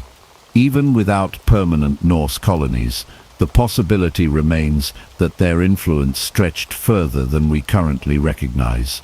Could later explorers have unknowingly followed in Viking footsteps? Did rumors of Western lands, passed down through generations, inspire others to seek out the unknown? While Columbus is credited with ushering in the age of European expansion in the Americas, his journey was built on a foundation of existing knowledge, speculation, and centuries-old seafaring traditions. The Norse had already proven that crossing the Atlantic was possible. What they lacked was the means to make the world remember. As historians continue to uncover new evidence, the story of America's discovery grows more complex. The Norse may not have changed the course of history in their time, but their voyages were a crucial chapter in the larger saga of human exploration. Their legacy, once nearly forgotten, is now being reclaimed, reminding us that history is never as simple as it seems. For centuries, the Norse voyages to North America remained little more than a distant memory, preserved only in the sagas of Iceland and the scattered whispers of medieval maps. Yet, While Europe largely forgot about Vinland, the people who lived in the lands the Vikings once visited carried their own accounts of these early encounters. Oral traditions among indigenous groups speak of pale-skinned visitors arriving from the sea, staying for a time, and then vanishing as mysteriously as they came. Could these stories be remnants of the Viking presence in North America? The indigenous peoples of the Northeast, including the Mi'kmaq and Innu, have legends that align closely with what we know of the Norse expeditions. Some describe strange bearded men arriving in large wooden boats, different from anything seen before. They brought with them unfamiliar tools and weapons, yet they struggled to survive in the harsh new environment. Conflict was inevitable. These newcomers did not understand the ways of the land, nor did they comprehend the power structures and customs of those who had lived there for thousands of years. While most of what we know about Norse interactions with indigenous peoples comes from the sagas, these accounts are told from the perspective of the Vikings themselves. The sagas describe the Skrellings, a term the Norse used for the native inhabitants of Vinland. Initially there were attempts at peaceful trade, but tensions quickly escalated. In one instance, a Viking is said to have frightened a group of Skrellings by showing them the power of Norse weaponry. In another, the Norse attacked an indigenous camp, only to be driven away by superior numbers. What is clear is that these encounters were brief and filled with mutual distrust. The Norse, used to the tactics of European warfare, were unprepared for the indigenous people's methods of fighting, which relied on speed, knowledge of the terrain, and overwhelming numbers. The Vikings had the advantage in weapons and armor, but they were far from home, outnumbered and vulnerable. Eventually, they abandoned their settlements, retreating back to Greenland and leaving the land to its original inhabitants. But was that truly the end of Viking contact with North America? Some historians believe that even after the main expeditions ceased, small groups of Norse traders or explorers may have continued to visit these shores. The Greenland settlements persisted for centuries, and the need for timber and other resources was constant. Could it be that, long after the failed Vinland colony, Norse ships still made the journey, engaging in trade with indigenous groups, and perhaps even influencing their societies in subtle ways? The idea is not as far-fetched as it may seem. Archaeological finds suggest that Norse artifacts, such as iron tools and woven cloth, have been discovered far beyond Landsort Meadows, the only confirmed Norse site in North America. Some of these objects were found in indigenous sites far inland, raising the possibility that they were traded from group to group, their origins becoming lost over time. If true, it means that while the Vikings themselves did not stay, their impact may have lasted much longer than we assume. History is rarely as simple as a single discovery, a single moment, or a single person. The Norse came to North America, and though they did not stay, they left behind stories, artifacts, and perhaps even traces in the oral histories of the people they encountered. The echoes of their voyages still linger, waiting to be fully uncovered. As we continue to re-examine the past, we must ask how much of history has been forgotten, waiting just beneath the surface for us to rediscover. The Norse may have abandoned their settlements in North America, but their story did not end there. As the Viking Age faded, so too did the knowledge of their transatlantic voyages. However, history has a way of preserving fragments of the past in unexpected ways. While medieval Europe largely forgot about Vinland, hints of its existence persisted in ways that would later spark curiosity and debate. One of the most enduring mysteries is the presence of Norse artifacts in locations far beyond their known settlements. A Norse penny dating back to the reign of King Olaf Kyrre, minted between 1065 and 1080, was discovered in a Native American site in Maine. The site itself dates back centuries after the Vikings were known to have explored North America, suggesting that the coin was traded extensively among indigenous peoples before being lost to time. How did it travel so far? Was it part of a larger network of trade that stretched further than we ever imagined? Archaeologists have also uncovered evidence of metalworking in indigenous sites that predate European colonization. The Vikings were among the few people in the region at the time who had the ability to forge iron tools, leading some researchers to speculate that they may have shared their knowledge, intentionally or not. Did Norse explorers influence native technologies in ways that have yet to be fully understood? Another intriguing clue comes from maps. Some medieval cartographers created maps that, in hindsight, seem to depict landmasses that strongly resemble the northeastern coast of North America. One of the most famous examples is the Vinland map, which surfaced in the 20th century. While its authenticity remains debated, it is part of a broader pattern of pre-Columbian maps that depict Western lands long before Columbus's voyages. Could it be that knowledge of the Norse voyages to Vinland never fully disappeared? Perhaps it survived, hidden within obscure texts whispered among seafarers, or even passed down through indigenous oral traditions. If so, it raises an even bigger question. Did Columbus himself have access to these forgotten stories?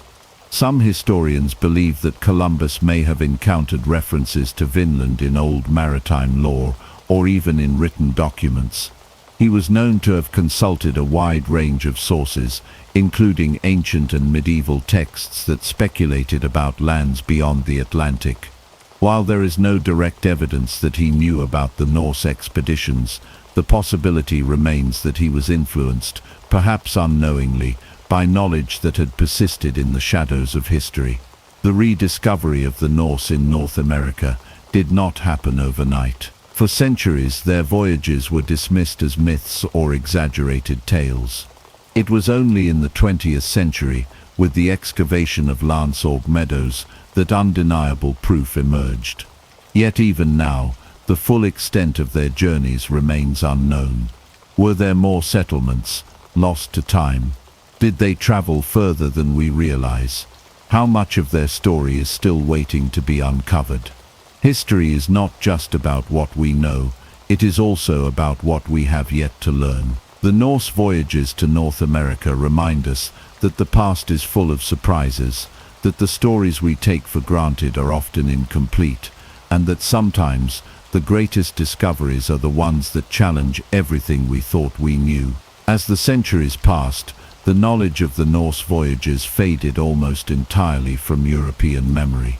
The sagas once recited in the great halls of Iceland and Greenland became mere folklore, their details lost in time. Yet, across the Atlantic, the lands the Vikings once touched continued to be inhabited by the indigenous peoples who had been there long before and would remain long after. To them, these strange visitors from the east were but a fleeting presence in a much larger history. But were the Norse truly forgotten, or did their story continue in ways we have yet to fully understand? Some historians argue that echoes of the Norse presence in North America persisted in unexpected ways. Among the indigenous peoples of the northeastern seaboard, certain oral traditions tell of encounters with foreign seafarers who came from across the ocean, bringing with them unfamiliar tools, weapons, and ways of living. Could these stories be fragmented memories of Viking visitors passed down through generations? Some scholars believe so, though others argue that these legends could just as easily refer to later European explorers.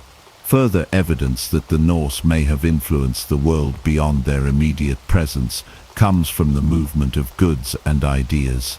The Norse were skilled traders, known for their ability to navigate vast distances. If they continued visiting the shores of North America, even sporadically, did they leave behind knowledge, materials, or traditions that subtly shaped the societies they encountered? There are also intriguing but controversial suggestions that Norse contact with the Americas may have gone further south than commonly believed. Some speculative theories propose that Viking explorers, either intentionally or by accident, reached beyond Newfoundland and into more temperate regions.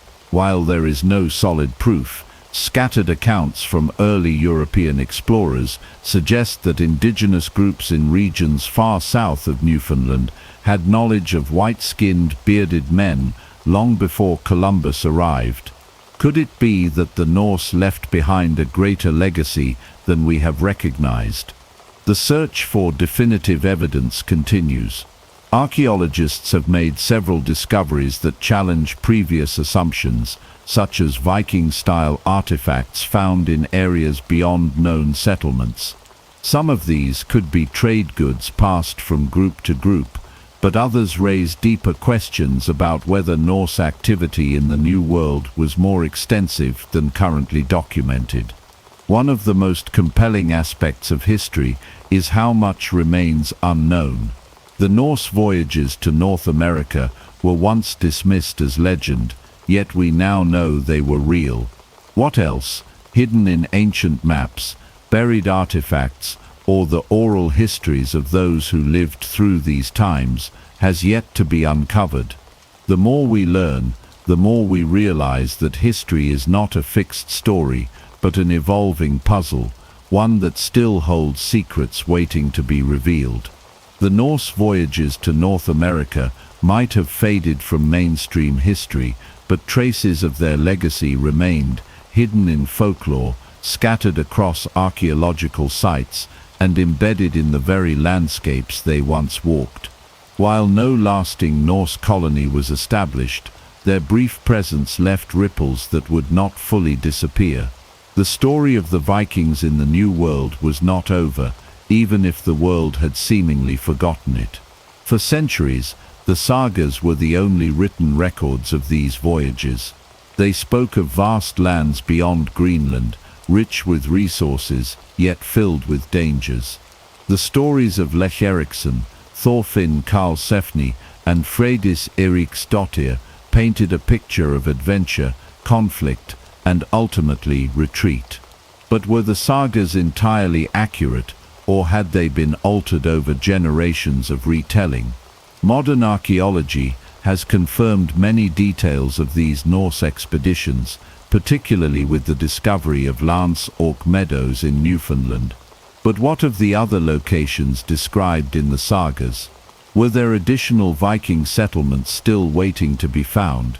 Some researchers believe that evidence of Norse activity may exist further south along the Atlantic coast, but conclusive proof remains elusive.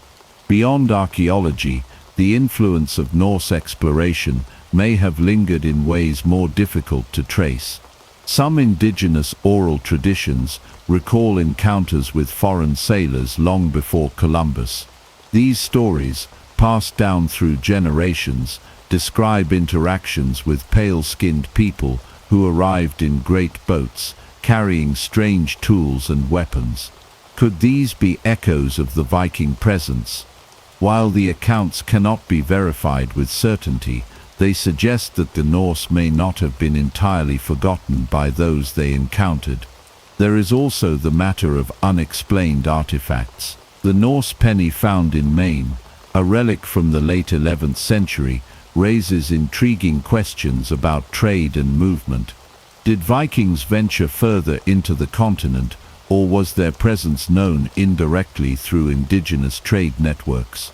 Some suggest that Norse iron tools or shipbuilding techniques may have influenced native groups in subtle ways, though this remains a topic of debate. As scholars continue to piece together the Viking footprint in North America, one thing remains clear: the Norse were not merely mythical figures in a forgotten legend. They were real explorers, driven by ambition, curiosity, and survival. Their failure to establish a lasting presence in the New World was not due to a lack of skill or courage, but rather the immense challenges of distance, climate, and conflict. Had history unfolded differently, the Vikings might have become the first European empire in the Americas. Instead, their voyages became whispers in time, waiting to be rediscovered.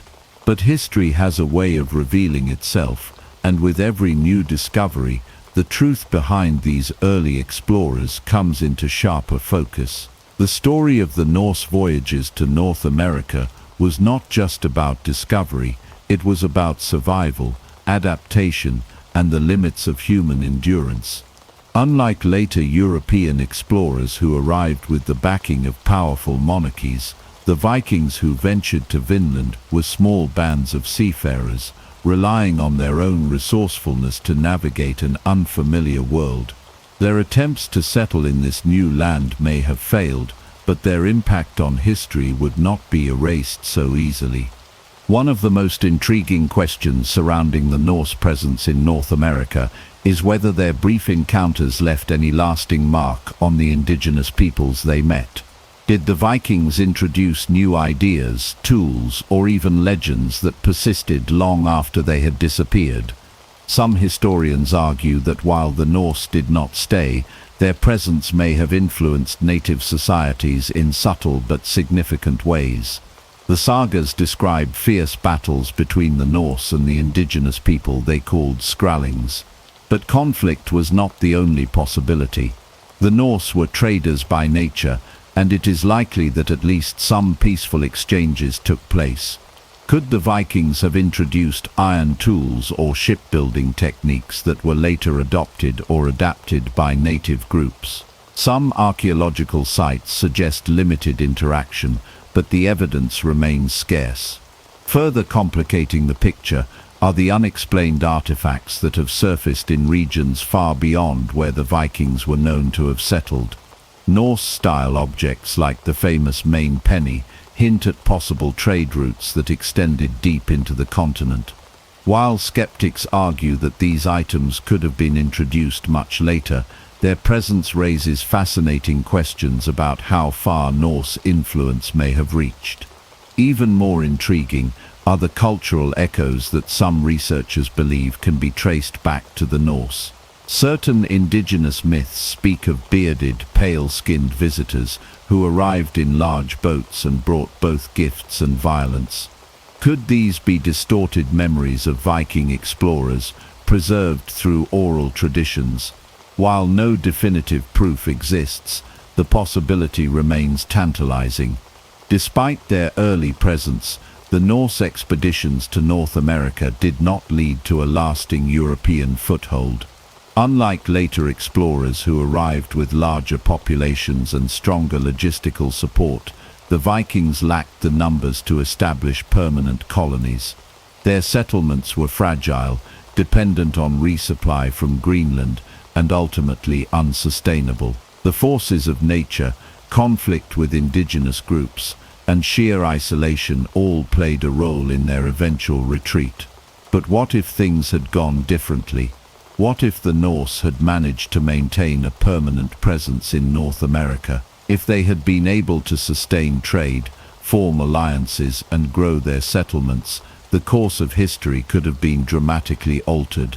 European expansion into the Americas might have begun centuries earlier, reshaping the balance of power between the old and new worlds in ways we can only speculate about. The reality, however, is that the Norse presence in North America was brief, just a fleeting chapter in the vast story of exploration. But even as history seemed to forget them, the truth of their voyages remained, buried in ancient texts and hidden beneath the soil, waiting for the world to rediscover what had been known for centuries. As time passed and the Norse abandoned their dreams of Vinland, the world continued to turn, unaware of the fleeting moment when Europeans had first set foot on the American continent.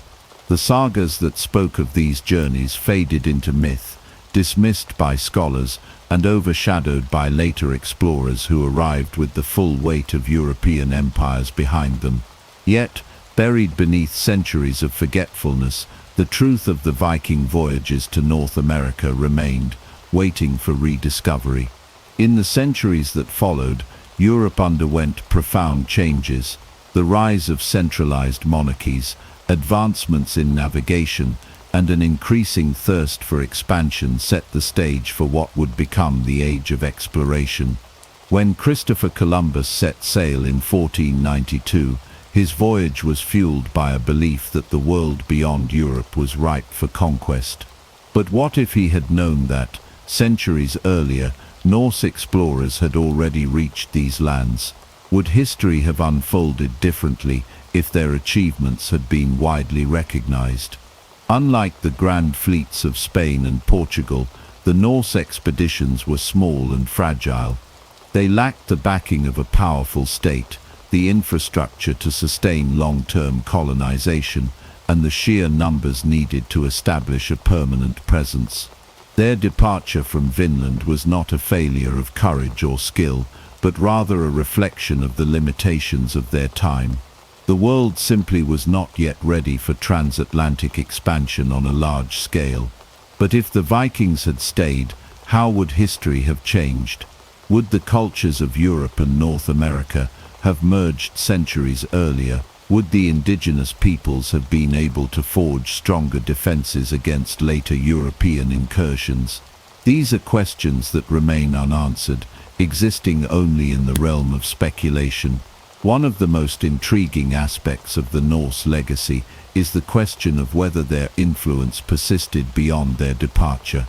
While no definitive evidence exists, some researchers believe that knowledge of their voyages may have subtly shaped European thought.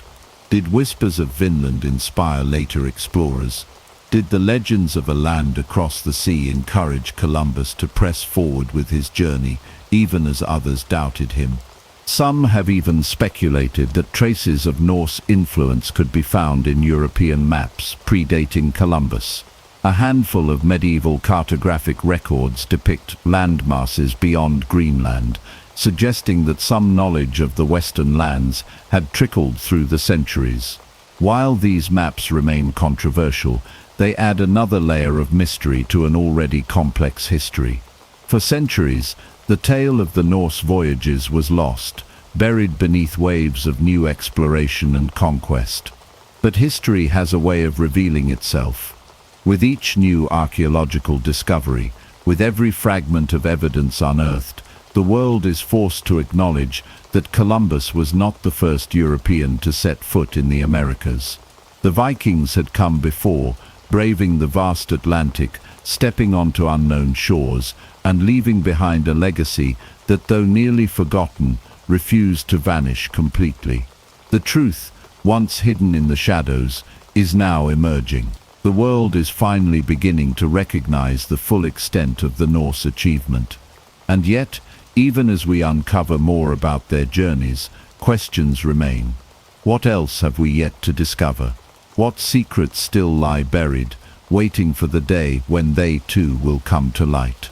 As the centuries passed, the Norse presence in North America faded from memory, their brief exploration overshadowed by the grand narratives of European expansion that would come much later. Yet, while history seemed to forget the Viking voyages, traces of their journeys remained, hidden in the land they once walked, in the stories passed down through generations, and in the artifacts waiting to be uncovered beneath the earth. The Norse had been there, and though time had buried their story, it was not erased. For those who sought the truth, there were clues, small scattered pieces of evidence that hinted at something greater. Landsok Meadows had been the first undeniable proof that the sagas were not merely legend, but rooted in reality. But what about the other locations described in the ancient texts? Where was the land of Markland, said to be rich in timber? Where was the fabled Vinland, the land of wild grapes and endless opportunity? Had these places been lost to history, or were they simply waiting to be rediscovered? The search for Vinland became one of history's greatest mysteries, drawing explorers, archaeologists, and scholars into an endless debate. Some believed Vinland was located further south, in modern-day Nova Scotia, New Brunswick, or even as far as New England. Others argued that it may have been a broader region rather than a single settlement. The sagas spoke of fertile lands and a climate that could support crops, details that suggested a location beyond the harsh conditions of Newfoundland. But without concrete evidence, the exact whereabouts of Vinland remained elusive. Yet, despite the uncertainty, One thing was clear: the Norse had pushed further into the New World than previously believed. Artifacts such as the main penny, a small Norse coin found in an indigenous archaeological site, suggested that trade or indirect contact may have extended beyond their known settlements. Some researchers even speculated that Norse travelers had ventured deep into the continent, their presence faintly recorded in the oral traditions of indigenous tribes. Could it be that the Vikings had left more of a legacy than we realized? While mainstream history largely ignored the Viking voyages for centuries, whispers of their expeditions persisted. In some European intellectual circles, there were those who believed the sagas contained truth. Maps from the Middle Ages depicted lands beyond Greenland, lands that seemed to match descriptions of Vinland. Was it possible that Columbus himself had heard of these tales? That the idea of land across the Atlantic had been planted in his mind long before his own fateful journey? While there is no definitive proof, the idea remains a compelling one. The Vikings may not have stayed in North America, but their story did. It remained in the fragments of history, in the clues left behind, waiting for someone to piece them together. And as new discoveries continue to emerge, the world is forced to reconsider the past. The Norse were not mere myths or footnotes in history. They were explorers, pioneers who reached a land that few believed existed. Their journey was not just one of adventure, but of proof that the world was far larger, far more interconnected than medieval minds could comprehend. For too long, the story of the first Europeans in the Americas was left incomplete. But history has a way of revealing itself, and the further we dig, the closer we come to uncovering the full truth of what really happened when the Vikings set sail into the unknown. The rediscovery of the Norse presence in North America was not a sudden revelation, but a slow unraveling of history, a puzzle pieced together from fragments scattered across centuries. For hundreds of years, the idea that Vikings had reached the Americas before Columbus was dismissed as mere legend, a fanciful tale preserved in the sagas, but lacking any real historical weight. And yet the evidence was always there, waiting for someone to take it seriously. When Landsark Meadows was unearthed in the 1960s, it was the first undeniable proof that the sagas had told the truth. The Norse had indeed crossed the Atlantic, settled briefly, and then vanished. But even as the site was excavated, new questions arose. If the Vikings had made it this far, could they have gone even further? And if they had, why was there so little left behind? One theory suggests that while the Norse failed to establish permanent settlements, they may have maintained seasonal camps for years, perhaps even generations. The sagas mention repeated trips to Vinland, voyages that brought supplies and resources back to Greenland and Iceland.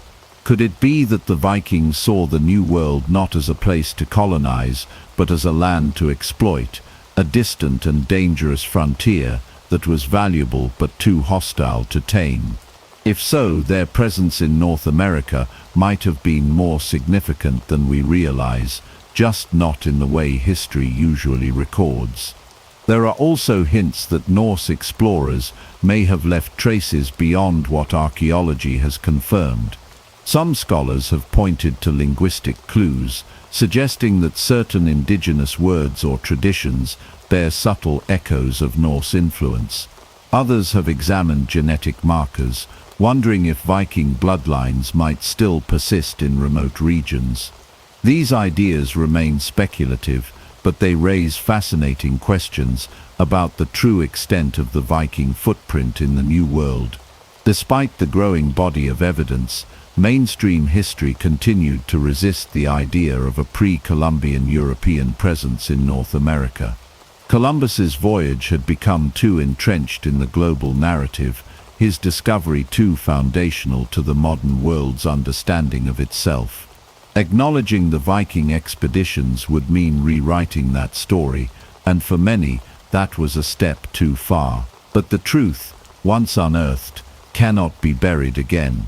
As new discoveries emerge, as more pieces of the puzzle come to light, the world is beginning to recognize what the sagas have claimed all along, that the Vikings reached the Americas centuries before Columbus, that they walked its shores, built their homes, and left behind a legacy that, though faint, still lingers in the shadows of history.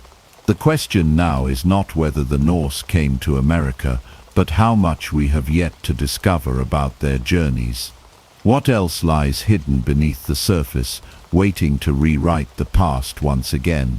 As more evidence emerged, and the world slowly began to acknowledge the Viking presence in North America, the question shifted from whether the Norse had arrived to what exactly they had done during their time there. The sagas tell stories of exploration, settlement and conflict, but they leave many details unclear. How far did the Norse truly venture?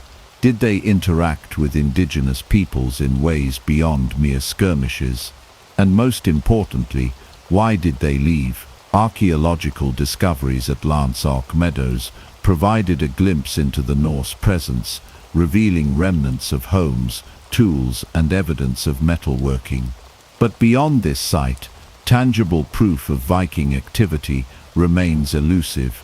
Some researchers believe that Vinland was not a single location, but a broader region, encompassing various sites along the North American coast. If so, there may still be undiscovered settlements, hidden beneath layers of earth and time, waiting for someone to find them. The sagas describe encounters with indigenous peoples, whom the Norse called Skraelings. These interactions were not always peaceful. The Vikings, accustomed to warfare and raiding, may have approached these new lands with the same mindset they had in Europe.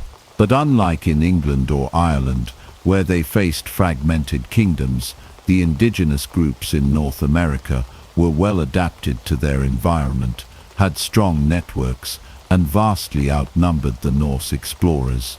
Clashes were inevitable, and the Vikings, lacking reinforcements or a steady supply chain, were at a severe disadvantage. Yet not all encounters were violent. Some historians speculate that limited trade may have occurred, with the Norse exchanging metal tools or other goods for furs and supplies. The possibility of cultural exchanges, though difficult to prove, remains intriguing. Did the Norse introduce new technologies or ideas? Did they learn survival skills from the indigenous people that helped them endure in these unfamiliar lands? These are questions that remain unanswered, but continue to drive research into the Viking presence in the New World. Ultimately, the Norse departure from North America was not a result of failure in navigation or survival skills. Rather, it was a recognition of the logistical and geopolitical reality of their time. Unlike later European colonial efforts, which were backed by powerful monarchies and expansive naval fleets, the Norse were relatively isolated. Greenland itself was a precarious settlement, reliant on trade with Iceland and Norway.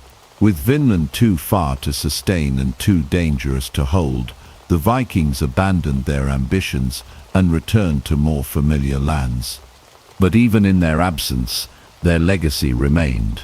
The stories of their journeys survived in oral tradition and later in written sagas, keeping alive the memory of the first Europeans to set foot on American soil. And though their impact may have been fleeting, their presence was undeniable. The Norse had crossed the Atlantic centuries before Columbus, proving that the world was connected in ways few had imagined. And while they may not have established an empire, they had left behind a chapter of history that, though nearly forgotten, would one day be rediscovered. As time passed, the Norse voyages to North America became little more than fading echoes in history. The brief attempt at settlement in Vinland did not spark a lasting colony, and the Viking explorers returned to their familiar lands. But the question remains, what if they had stayed? What if history had taken a different turn and the Norse had succeeded in planting permanent roots in the New World? Would the course of global history have been irrevocably altered? The reality of Viking expansion in North America was shaped by forces beyond mere exploration. Unlike the later European colonial empires, the Norse lacked the political and logistical infrastructure to support long-term settlement overseas. Their presence in Greenland was tenuous at best, and their connections to the broader Scandinavian world were fragile. In contrast, the indigenous peoples of North America had well-established societies, vast knowledge of the land, and the numbers to resist a small group of foreign settlers. While the Vikings were formidable warriors, they were vastly outnumbered, and without reinforcements, their hold on Vinland was unsustainable. Yet, had circumstances been different, if the Norse had established stronger trade routes, if they had formed alliances with indigenous groups, if they had found a way to sustain their settlements, history might have unfolded in an entirely different way. Some historians speculate that a successful Viking colony in North America could have created a bridge between the Old and New Worlds centuries before Columbus. Cultural exchanges, trade networks, and even early globalization could have reshaped the development of both continents. There is even the possibility that later European expansion might have been influenced by Viking presence. Would the kingdoms of Europe have turned their attention westward sooner if they had known of an established Norse colony across the Atlantic? Would the course of indigenous history have changed had they encountered the Norse rather than the Spanish and Portuguese in the 15th and 16th centuries? These are questions that remain in the realm of speculation, but they highlight the immense potential of the Viking voyages, an opportunity that slipped through history's grasp. Despite their failure to establish a lasting presence, the Norse did prove one thing: transatlantic travel was possible.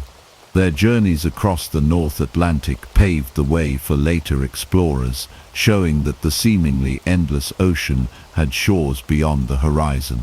Though largely forgotten for centuries, their legacy endured in the sagas, waiting to be rediscovered by a world that had long credited Columbus with being the first European to set foot in the Americas. As the centuries passed, the memory of Vinland faded. The Vikings continued their raids and expansion in Europe, and their brief foothold in North America became little more than legend. But history is not always written in stone, and truth has a way of resurfacing. The Norse had reached the New World, and even if they did not stay, their journey was real. It was only a matter of time before the world would recognize their place in the grand story of exploration. For centuries, the Norse voyages to North America remained largely forgotten, buried beneath the weight of history and overshadowed by later European explorations. While the sagas preserved their stories, they were dismissed as myths, exaggerated tales passed down through generations. But history has a way of uncovering the truth, and as the pieces of the Viking puzzle began to emerge, the world was forced to reconsider what it thought it knew about the discovery of the New World. The first major challenge to the established narrative came not from archaeology, but from scholarship. In the 19th century, historians and researchers began revisiting the Old Norse sagas with a more critical eye. They noticed details that, while once dismissed as fiction, aligned with real geographic locations. The descriptions of Vinland's lush forests and mild climate did not match Greenland or Iceland, but seemed to describe somewhere further west. The pieces of the puzzle were there, it just took time for someone to put them together. But the true breakthrough came in the 1960s, when a team of archaeologists led by Helge and Anne Stein Ingstad uncovered the remains of a Norse settlement at Lance Og Meadows in Newfoundland. For the first time, physical evidence confirmed what the sagas had long claimed: the Vikings had indeed reached North America. The site contained remnants of Norse-style buildings, iron nails and tools, clear proof that the sagas were not mere legend, but historical accounts of real voyages. Yet even as the discovery of Lance Meadows rewrote history, new mysteries emerged. The site, while significant, seemed small, a temporary outpost rather than a true colony. Where were the other settlements mentioned in the sagas? Had they been lost to time, eroded by the elements, or perhaps never built at all? And what of the indigenous peoples the Norse had encountered? The lack of extensive evidence suggested that any contact had been brief, perhaps cautious, and ultimately unsustainable. Despite the undeniable proof of the Norse in North America, mainstream history was slow to adjust. The idea that Columbus had discovered America was too deeply embedded in the Western narrative, and the Viking voyages were often treated as a fascinating footnote rather than a transformative event. But as more scholars revisited the topic, the true scope of the Norse exploration became harder to ignore. Columbus may have initiated permanent European contact with the Americas, but he was not the first to set foot on its shores. That honor belonged to the Norse, nearly 500 years earlier. Today, the acknowledgement of Viking exploration is no longer in doubt, but questions remain. Did the Norse travel further than we have evidence for? Did they attempt to return after abandoning Vinland? Could there be yet undiscovered traces of their presence hidden beneath the forests and soil of North America? As archaeology advances and technology allows for new methods of exploration, the full story of the Viking journeys may still have more to reveal. The past is not a fixed narrative. It is a collection of truths waiting to be uncovered. The discovery of Lance Meadows proved beyond doubt that the Norse had reached North America, but it also raised a question that still haunts historians and archaeologists today. Was this the only Viking outpost, or were there others yet to be found? The sagas suggest that Vinland was more than just one settlement, describing a land rich in resources, stretching far beyond the windswept coast of Newfoundland. Could it be that other Norse settlements existed but have been lost to time? Some tantalizing clues suggest this might be the case. A single Norse-style penny was found in Maine, a long way from Lance Meadows, leading to speculation about trade or indirect contact with indigenous peoples. There have been reports of Norse artifacts discovered along the eastern seaboard of North America, though many remain unverified or controversial. If additional Norse sites existed, they may have been small, temporary, or eroded by centuries of natural forces, leaving little trace behind. The challenge of locating further evidence is immense. Unlike the large permanent colonies established by later European powers, the Norse settlements were likely seasonal and sparsely populated. Without lasting stone structures or widespread human activity, much of their presence could have been reclaimed by nature. The forests, rivers, and shifting landscapes of North America may have hidden their traces forever. Even if no new sites are ever uncovered, the Norse voyages represent a remarkable achievement in human exploration. Centuries before Columbus, the Vikings proved that the Atlantic was not an impassable barrier, but a bridge between worlds. They sailed beyond the known limits of their time, venturing into the unknown without maps, compasses, or the backing of powerful empires. They were not just raiders and warriors, but explorers willing to push the boundaries of their world. As the modern world recognizes their contributions, the legacy of the Norse in North America continues to evolve. With new technologies like satellite imaging, ground-penetrating radar, and advanced dating methods, the possibility of finding more evidence remains alive. Future discoveries may yet confirm that Vinland was more than just a brief Norse endeavor, that it was a connection, however fleeting, between two continents long before history recorded it. The story of the Norse in North America is one of ambition, hardship, and the relentless pursuit of the unknown. While their presence may have been brief, it was significant. They were the first Europeans to set foot on the shores of a land that centuries later would become the focus of global exploration, colonization, and cultural transformation. Their voyages may not have changed the course of history in their time, but they proved one thing beyond all doubt. The world was far more connected than anyone had dared to imagine. As the final chapter of this forgotten history unfolds, we are left with one undeniable truth. The Norse were the first Europeans to set foot in North America. Their voyages, once dismissed as legend, are now cemented as historical fact. Yet their presence in the New World was brief, a fleeting encounter with a land that would remain untouched by European hands for nearly 500 more years. The question that lingers is not whether they made it to America, but why they failed to stay. The answer lies in a complex interplay of circumstances that shaped their fate. The Norse were skilled sailors and fierce warriors, but they lacked the resources and manpower to establish a lasting colony. Their numbers were too few, their supply lines too fragile, and the resistance from indigenous peoples too strong. Unlike the later European empires, they had no central authority to fund and support expansion, no fleets of ships to send reinforcements, no overwhelming technological advantage to impose their will. They were explorers, not conquerors. Though they had the courage to cross the Atlantic, courage alone was not enough to build an enduring presence in an unfamiliar and often hostile land. Another key factor in their failure to stay was the environment itself. The lands they encountered were vastly different from Greenland, Iceland, or Scandinavia.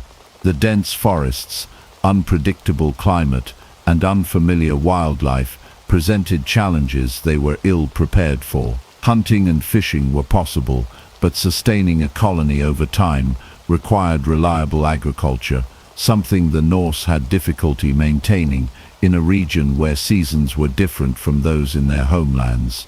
Without steady sources of food, their settlements remained fragile, vulnerable to any hardships that might arise.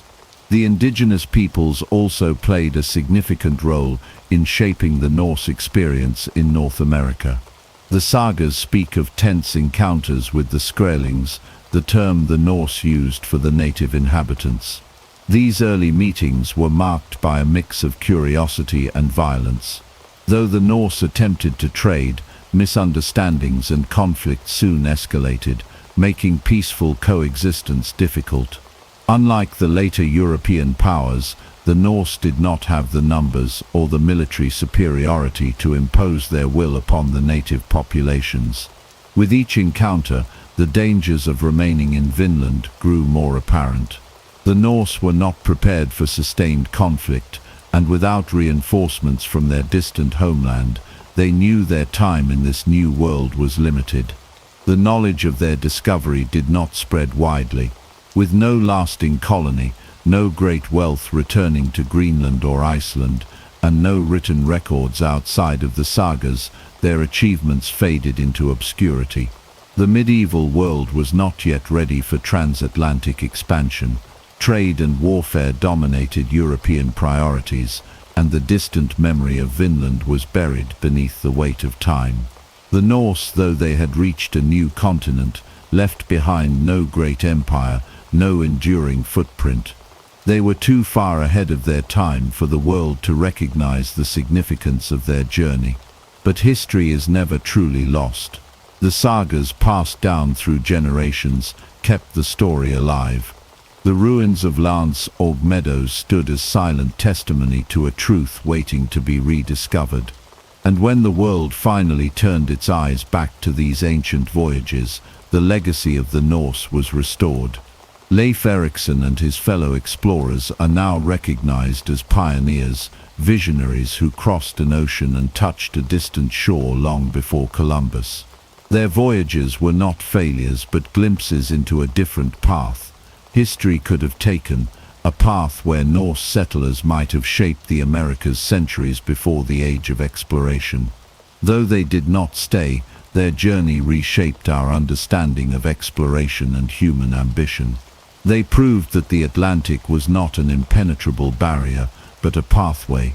They challenged the idea that history is a straight line, showing instead that it is full of lost chapters, forgotten pioneers, and roads not taken.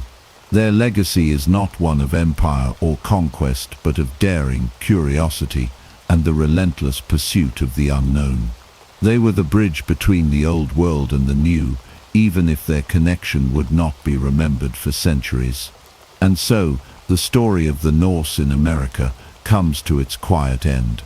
They came, they saw, and then they vanished from the land they briefly called Vinland. But their voyage was not in vain. It was a glimpse of what was possible, a testament to the human spirit's desire to push beyond the horizon. The world would forget them for centuries, but history never stays buried forever. The truth, like the tides, always finds its way back to shore. And in rediscovering this lost chapter, we are reminded that history is far more complex, rich and surprising than we ever imagined. Ancient Egypt stands as one of the most influential and fascinating civilizations in human history. Its story spans over 3 millennia, from the dawn of its unification around 3100 BCE to its eventual decline in the 4th century CE. Situated along the fertile banks of the Nile River, Egypt's unique geography and natural resources played a pivotal role in the formation and growth of its remarkable culture and society. This chapter introduces the beginnings of ancient Egyptian civilization, its rise, and the crucial role the Nile played in shaping one of the greatest ancient cultures. The geography of ancient Egypt was central to its development. The country is located in northeastern Africa, bordered by deserts to the east and west, and by the Mediterranean Sea to the north. But perhaps the most significant geographic feature of Egypt was the Nile River, which stretched for over 4,000 miles from Central Africa to the Mediterranean. The Nile provided a lifeline to the Egyptians, offering water, transportation, fertile soil, and abundant fish and wildlife. Each year the river flooded its banks, depositing nutrient-rich silt that enabled the Egyptians to cultivate crops and sustain large populations. The annual flooding of the Nile was seen as a gift from the gods, an event that allowed Egypt to thrive as an agricultural powerhouse. Beyond its geographical advantages, Egypt's natural isolation, protected by vast deserts, provided a sense of stability and security. This allowed Egyptian culture and society to develop relatively undisturbed by outside forces for many centuries. It was within this unique environment that one of the earliest great civilizations of antiquity would rise. The early history of Egypt is marked by its unification. Before around 3100 BCE, Egypt was divided into two kingdoms: Upper Egypt, located to the south, and Lower Egypt, located in the north around the Nile Delta. The unification of these two regions is traditionally attributed to King Narmer, also known as Menes, who became the first pharaoh of a unified Egypt. Narmer's unification marked the beginning of the dynastic period, a time when Egypt would be ruled by a succession of powerful and influential dynasties. With the establishment of the first dynasty around 3100 BCE, Egypt's political and religious structures began to take shape. The pharaoh, viewed as both a divine ruler and the earthly representative of the gods, was central to the government. Pharaohs would rule over Egypt for centuries, and their power and influence were supported by a class of officials, priests, and soldiers. In this early period, Egypt's distinct cultural and religious practices began to emerge, setting the stage for the monumental achievements that would follow. One of the most significant aspects of Egyptian civilization was its complex and enduring religious system. The Egyptians believed in a multitude of gods and goddesses, each of whom governed various aspects of nature and human life.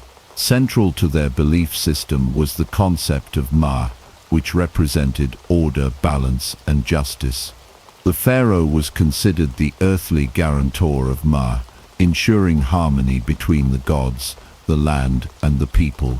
The dynastic period also saw the development of Egypt's distinct art, architecture, and writing systems.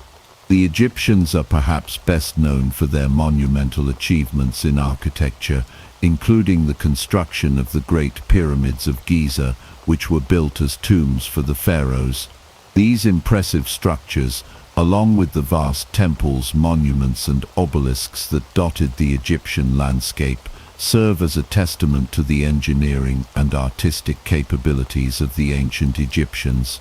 In terms of writing, the Egyptians developed hieroglyphs, a system of pictorial symbols used to record religious texts, royal decrees, and historical events.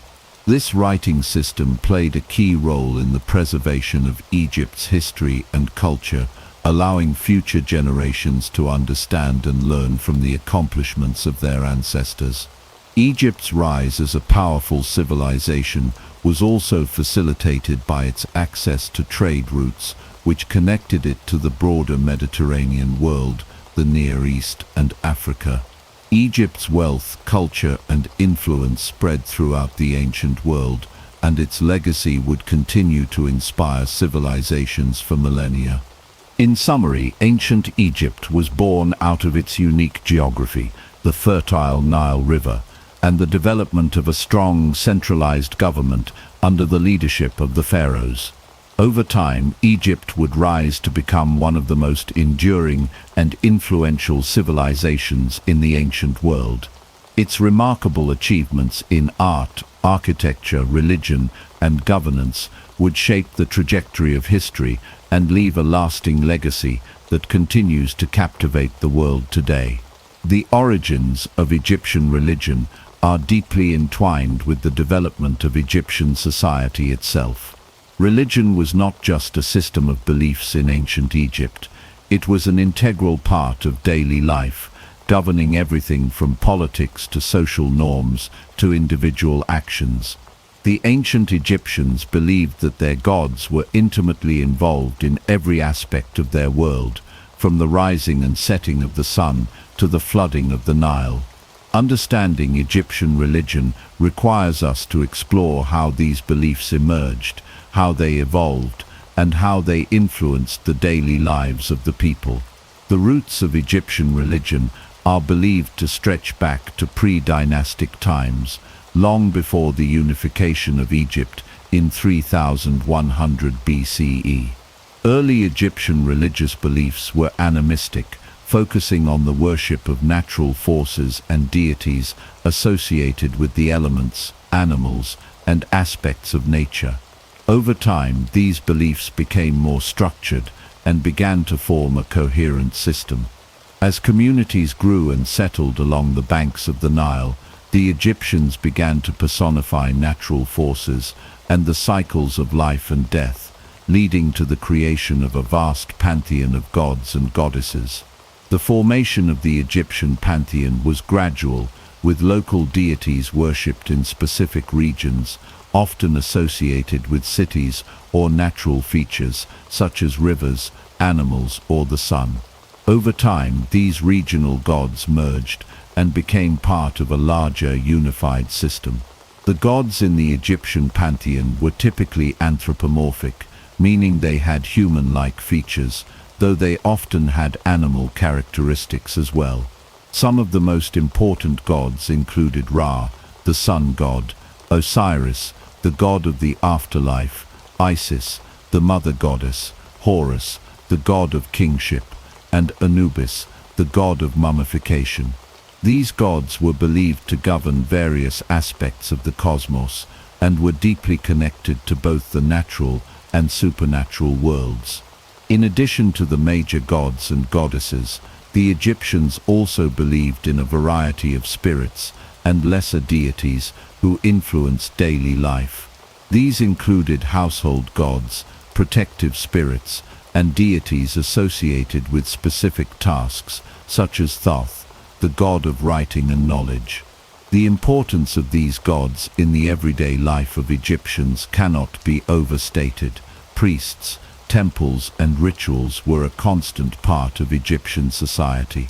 Religious practices were central to political life as well, as the pharaohs were seen as divine rulers, intermediaries between the gods and the people. The pharaoh's role was not only as a political leader, but also as a religious figure, responsible for maintaining cosmic order and harmony. One of the most important concepts in Egyptian religion was Ma'at, which represented order, balance, and justice. Ma'at was seen as the fundamental force that maintained harmony in the universe, ensuring that everything in the world functioned according to divine will. Ma'at was personified as a goddess, often depicted with an ostrich feather on her head. This concept was central to Egyptian spirituality, influencing the actions of the pharaoh and every aspect of the kingdom. The pharaoh's primary duty was to uphold Ma'at, ensuring that justice and order prevailed both in the physical world and in the afterlife. Ma'at's role in Egyptian religion extended beyond the actions of the ruler. It was believed that every individual had a responsibility to live according to the principles of Ma'at, ensuring personal harmony and the well-being of society. This meant behaving in a morally upright manner, following the laws, and respecting the gods. The Egyptians believed that if Ma'at was disrupted, chaos and disorder would ensue. The concept of Ma'at was also connected to the idea of judgment in the afterlife. In the judgment hall of Osiris, the deceased's heart was weighed against the feather of Ma'at to determine whether they had lived a righteous life and could enter the afterlife. The daily rituals and religious observances of the Egyptians were intricately connected to their beliefs in Ma'at.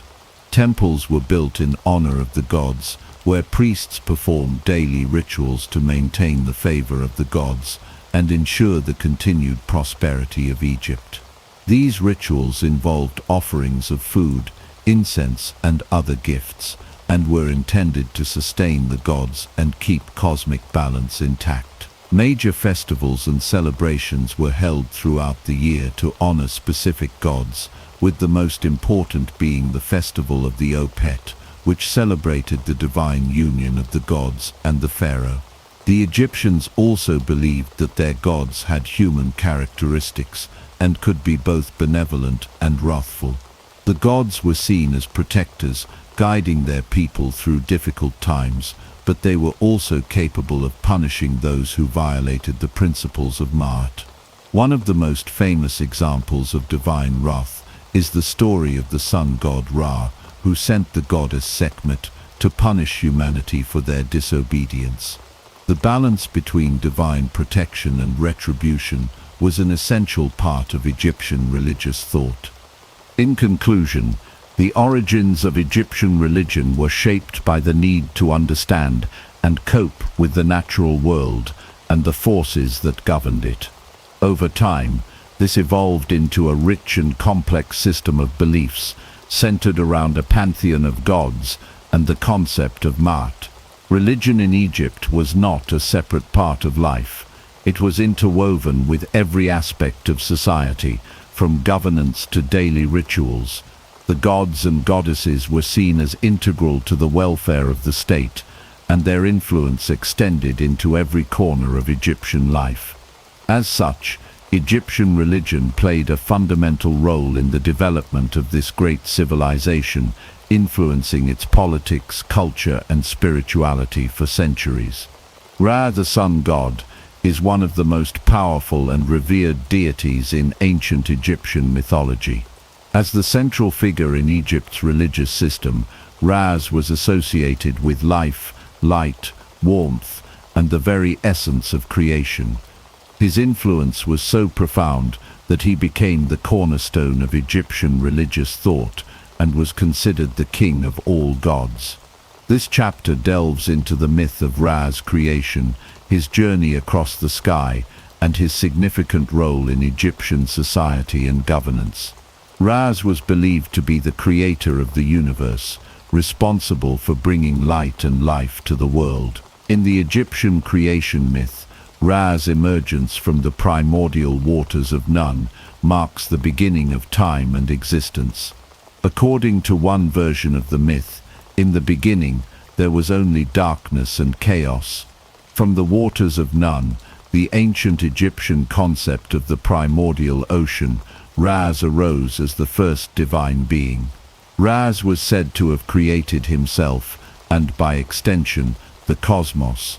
As the god of the sun, his primary role was to bring order and structure to the world, dispelling the chaos that once ruled. Ra's journey across the sky was a central part of his daily existence. Egyptians believed that Ras traveled across the sky in his solar bark, a boat that sailed through the heavens each day. As the sun rose in the east, Ras began his journey, sailing from the horizon to the zenith of the sky, where he would reign supreme. As he traveled, Ras would pass through different realms, each with its own challenges and obstacles. At night, Ras would descend into the underworld, known as Duat, where he would battle the forces of darkness and chaos, primarily represented by the serpent Apep or Apophis. The struggle between Ras and Apep symbolized the eternal fight between order and chaos, light and darkness. The myth of Ra's nightly journey was not only a cosmological explanation for the cycle of day and night, but also a reflection of the ancient Egyptians' belief in the need to maintain harmony and balance in the universe. Ra's victory over Apep each night was seen as essential for the continuation of life and the preservation of Maat, the divine order. This daily cycle reinforced the idea that life itself was an ongoing struggle against disorder, and that divine intervention was necessary to maintain cosmic stability. Ra's association with the pharaohs of Egypt was another crucial aspect of his role in Egyptian religion. The pharaoh was considered not only a political leader, but also a divine ruler on earth, directly descended from Ras. This divine connection was vital for the legitimacy of the pharaoh's reign. Pharaohs were seen as living embodiments of Ra's power and as intermediaries between the gods and the people. As such, the pharaoh's role was to maintain Maat, the divine order, and ensure that Egypt remained protected and prosperous under Ra's watchful gaze. The association between Ras and the pharaohs is most evident in the royal titulary, which included the phrase "son of Ras."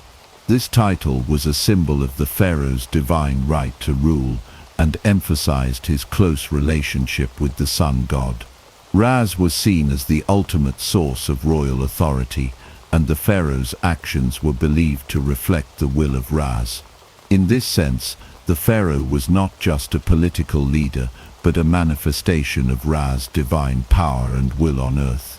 One of the most important aspects of the relationship between Ras and the pharaoh was the pharaoh's role in maintaining the cosmic order. The pharaoh was seen as the protector of Maat, ensuring that the universe remained in balance and that the natural cycles of life continued uninterrupted. Just as Ras brought light and life to the world each day, it was the responsibility of the pharaoh to bring order, justice and prosperity to Egypt. The pharaoh's ability to maintain Maat was believed to directly affect the well-being of the country, its people and its rulers. Ra's influence extended beyond the political realm. He was also associated with various temples and monuments built in his honor. The most famous of these is the Temple of Ras at Heliopolis, which became a major center of worship. At the temple, Priests would perform elaborate rituals and sacrifices to honor Ra's and ensure his continued favor. Ra's image was often depicted as a man with the head of a hawk, crowned with a solar disk, which became one of the most recognizable symbols in Egyptian art. His presence was felt not only in religious contexts, but in every aspect of Egyptian culture, from art to architecture to daily life. The concept of Ra's eternal presence and power was also reflected in the Egyptian practice of sun worship. Temples dedicated to Ra's were built throughout Egypt, and sun worship became an important part of Egyptian religious practice. The daily worship of Ra's was not limited to the elite. The general population participated in various sun-related rituals and festivals, which were believed to invoke Ra's blessings for the country's prosperity. In summary, Ra was not only the sun god, but also the very essence of creation, light and life in ancient Egypt. His creation myth explained the origins of the world and the eternal struggle between order and chaos. Ra's daily journey across the sky symbolized the cyclical nature of life, while his battle with Apep represented the constant need to uphold Ma'at, the divine order. His association with the Pharaohs emphasized the divine right to rule, and the Pharaohs themselves were seen as manifestations of Ra's power. Through the worship of Ra, the ancient Egyptians sought to ensure the continued prosperity and stability of their civilization, placing the sun god at the center of their religious, political, and cultural life. The myth of Osiris and Isis is one of the most powerful and influential stories in ancient Egyptian mythology. Osiris, the god of the afterlife, and his wife Isis are central figures in the Egyptian religious system, representing death, resurrection, and the eternal cycle of life. The story of Osiris's death and resurrection became a symbol of hope for the Egyptians, reinforcing their beliefs about the afterlife and the importance of moral behavior in life. Osiris was originally a god associated with fertility and agriculture. He was a beloved ruler of Egypt, bringing prosperity and abundance to the land. His wife Isis was a goddess of magic and wisdom, known for her devotion to Osiris and her powerful abilities to heal and protect. Together, they represented the harmonious balance of life, death, and rebirth. The myth takes a dark turn when Osiris's brother Set, the god of chaos and destruction, becomes jealous of Osiris's popularity and power. In his envy, Set devises a cunning plan to kill Osiris and take his throne. Set traps Osiris in a beautiful, ornately decorated coffin, which he seals and throws into the Nile River. The coffin is carried away, and Osiris's body is eventually discovered by Isis. Heartbroken, Isis embarks on a quest to find and restore her beloved husband. With the help of her magical powers and the assistance of her sister Nephthys and the jackal-headed god Anubis, Isis is able to recover Osiris's body. However, Set, not willing to allow his brother's resurrection, dismembers Osiris's body and scatters the pieces across Egypt. Undeterred, Isis and her sister search for and reassemble Osiris's body, bringing him back to life through the power of her magic. The resurrection of Osiris is one of the most significant events in Egyptian mythology. It symbolizes the eternal cycle of life, death, and rebirth. Osiris's ability to be resurrected represents the promise of life after death and the possibility of regeneration. Osiris, after his resurrection, becomes the ruler of the afterlife, presiding over the judgment of souls and guiding the dead to their final resting place.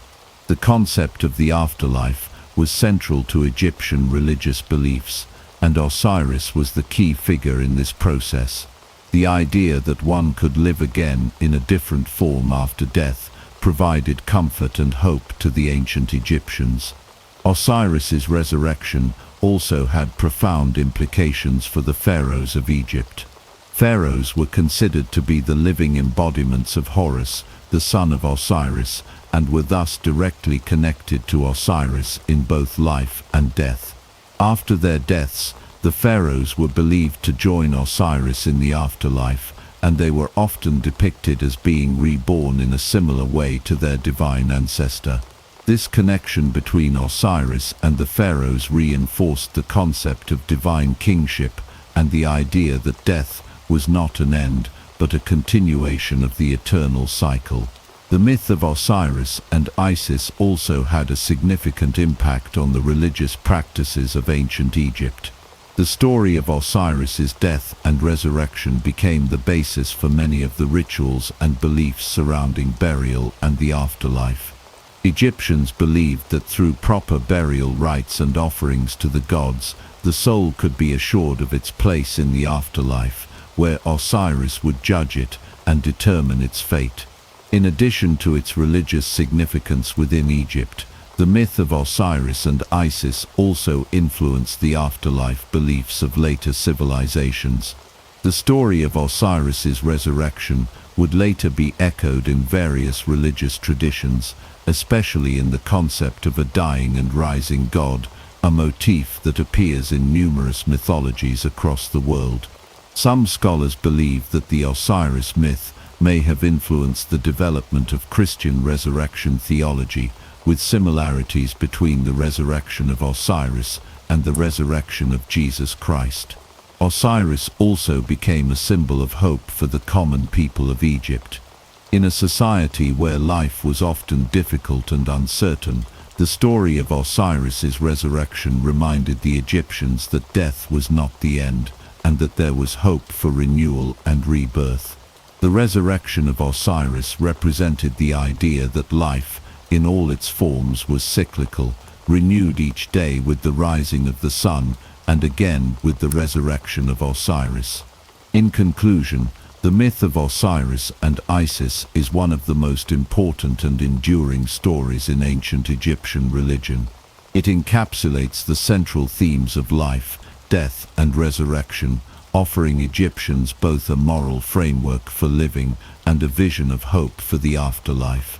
The story's impact extended far beyond Egypt, influencing the religious traditions of later civilizations and continuing to resonate through time as a powerful symbol of rebirth and eternal life.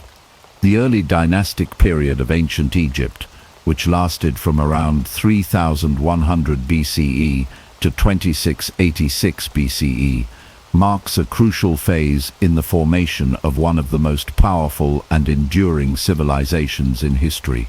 It is during this period that Upper and Lower Egypt were unified under the rule of the first pharaoh, Narmer, also known as Menes. This unification laid the foundation for Egypt's political structure and religious beliefs, while the establishment of the first dynasty helped to solidify the concept of divine kingship.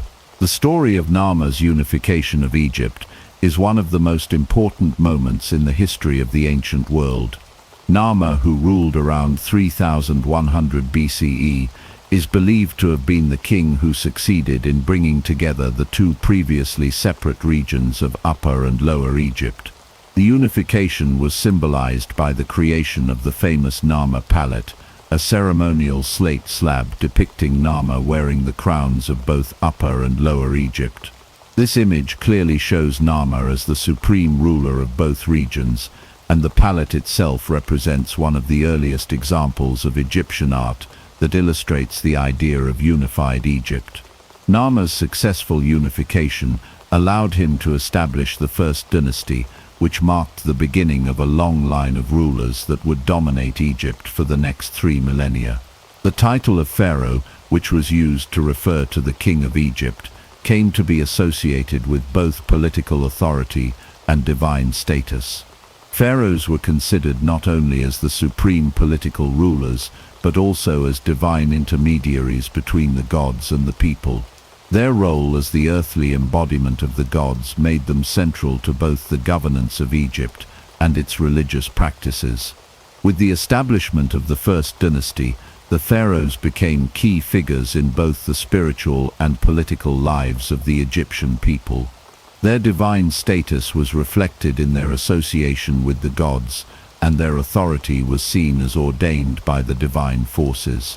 This connection to the gods played a crucial role in ensuring the pharaoh's legitimacy and power. The idea of divine kingship also helped to reinforce social order in Egypt, as the pharaoh was seen as a symbol of the gods' will on earth. Another key aspect of the early dynastic period was the beginning of pyramid building projects. Early on, the pharaohs sought to demonstrate their power, wealth, and divine connection through monumental architecture.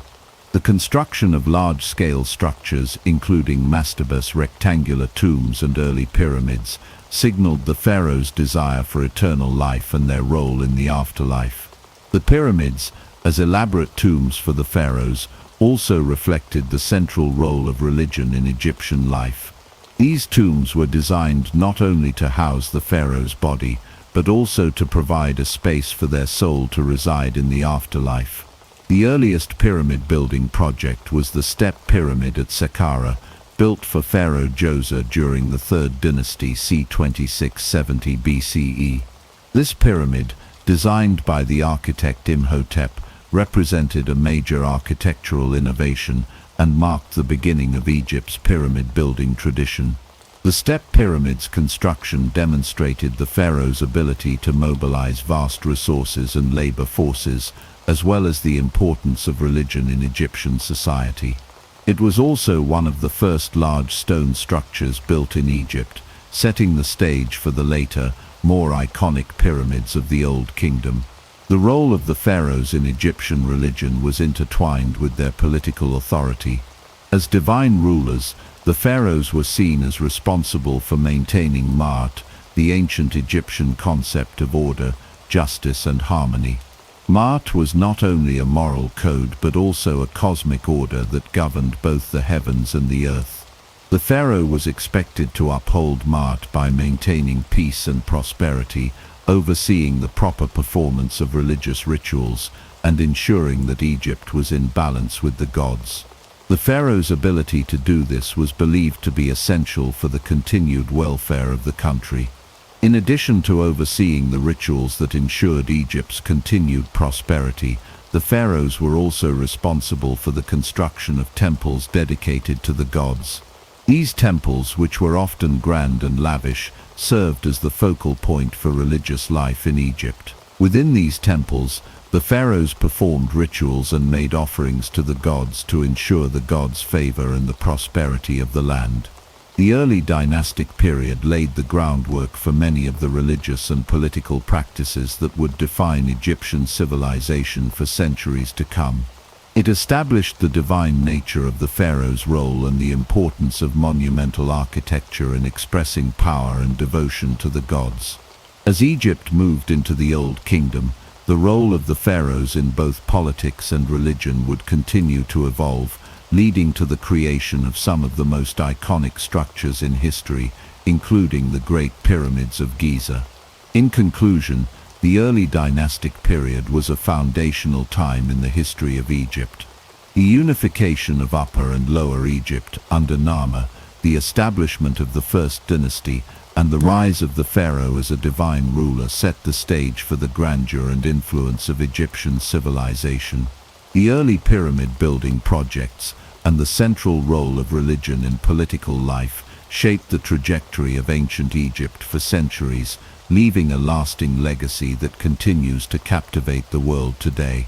The Fourth Dynasty of ancient Egypt, which lasted from around 2613 to 2494 BCE, is considered one of the most remarkable periods in the history of Egyptian civilization. This era saw the construction of the Great Pyramids of Giza, monumental achievements that not only symbolized the power and wealth of the pharaohs, but also reflected the deep religious beliefs that permeated ancient Egyptian society. It was a time when the pharaoh was seen as the divine ruler, a living god whose role was critical in ensuring the harmony of the cosmos and the prosperity of the nation. The Fourth Dynasty is most famously associated with the reign of Pharaoh Khufu, also known as Cheops. Khufu's reign marked the pinnacle of pyramid construction, with the construction of the Great Pyramid of Giza being his crowning achievement. This pyramid, the largest of the 3 pyramids at Giza,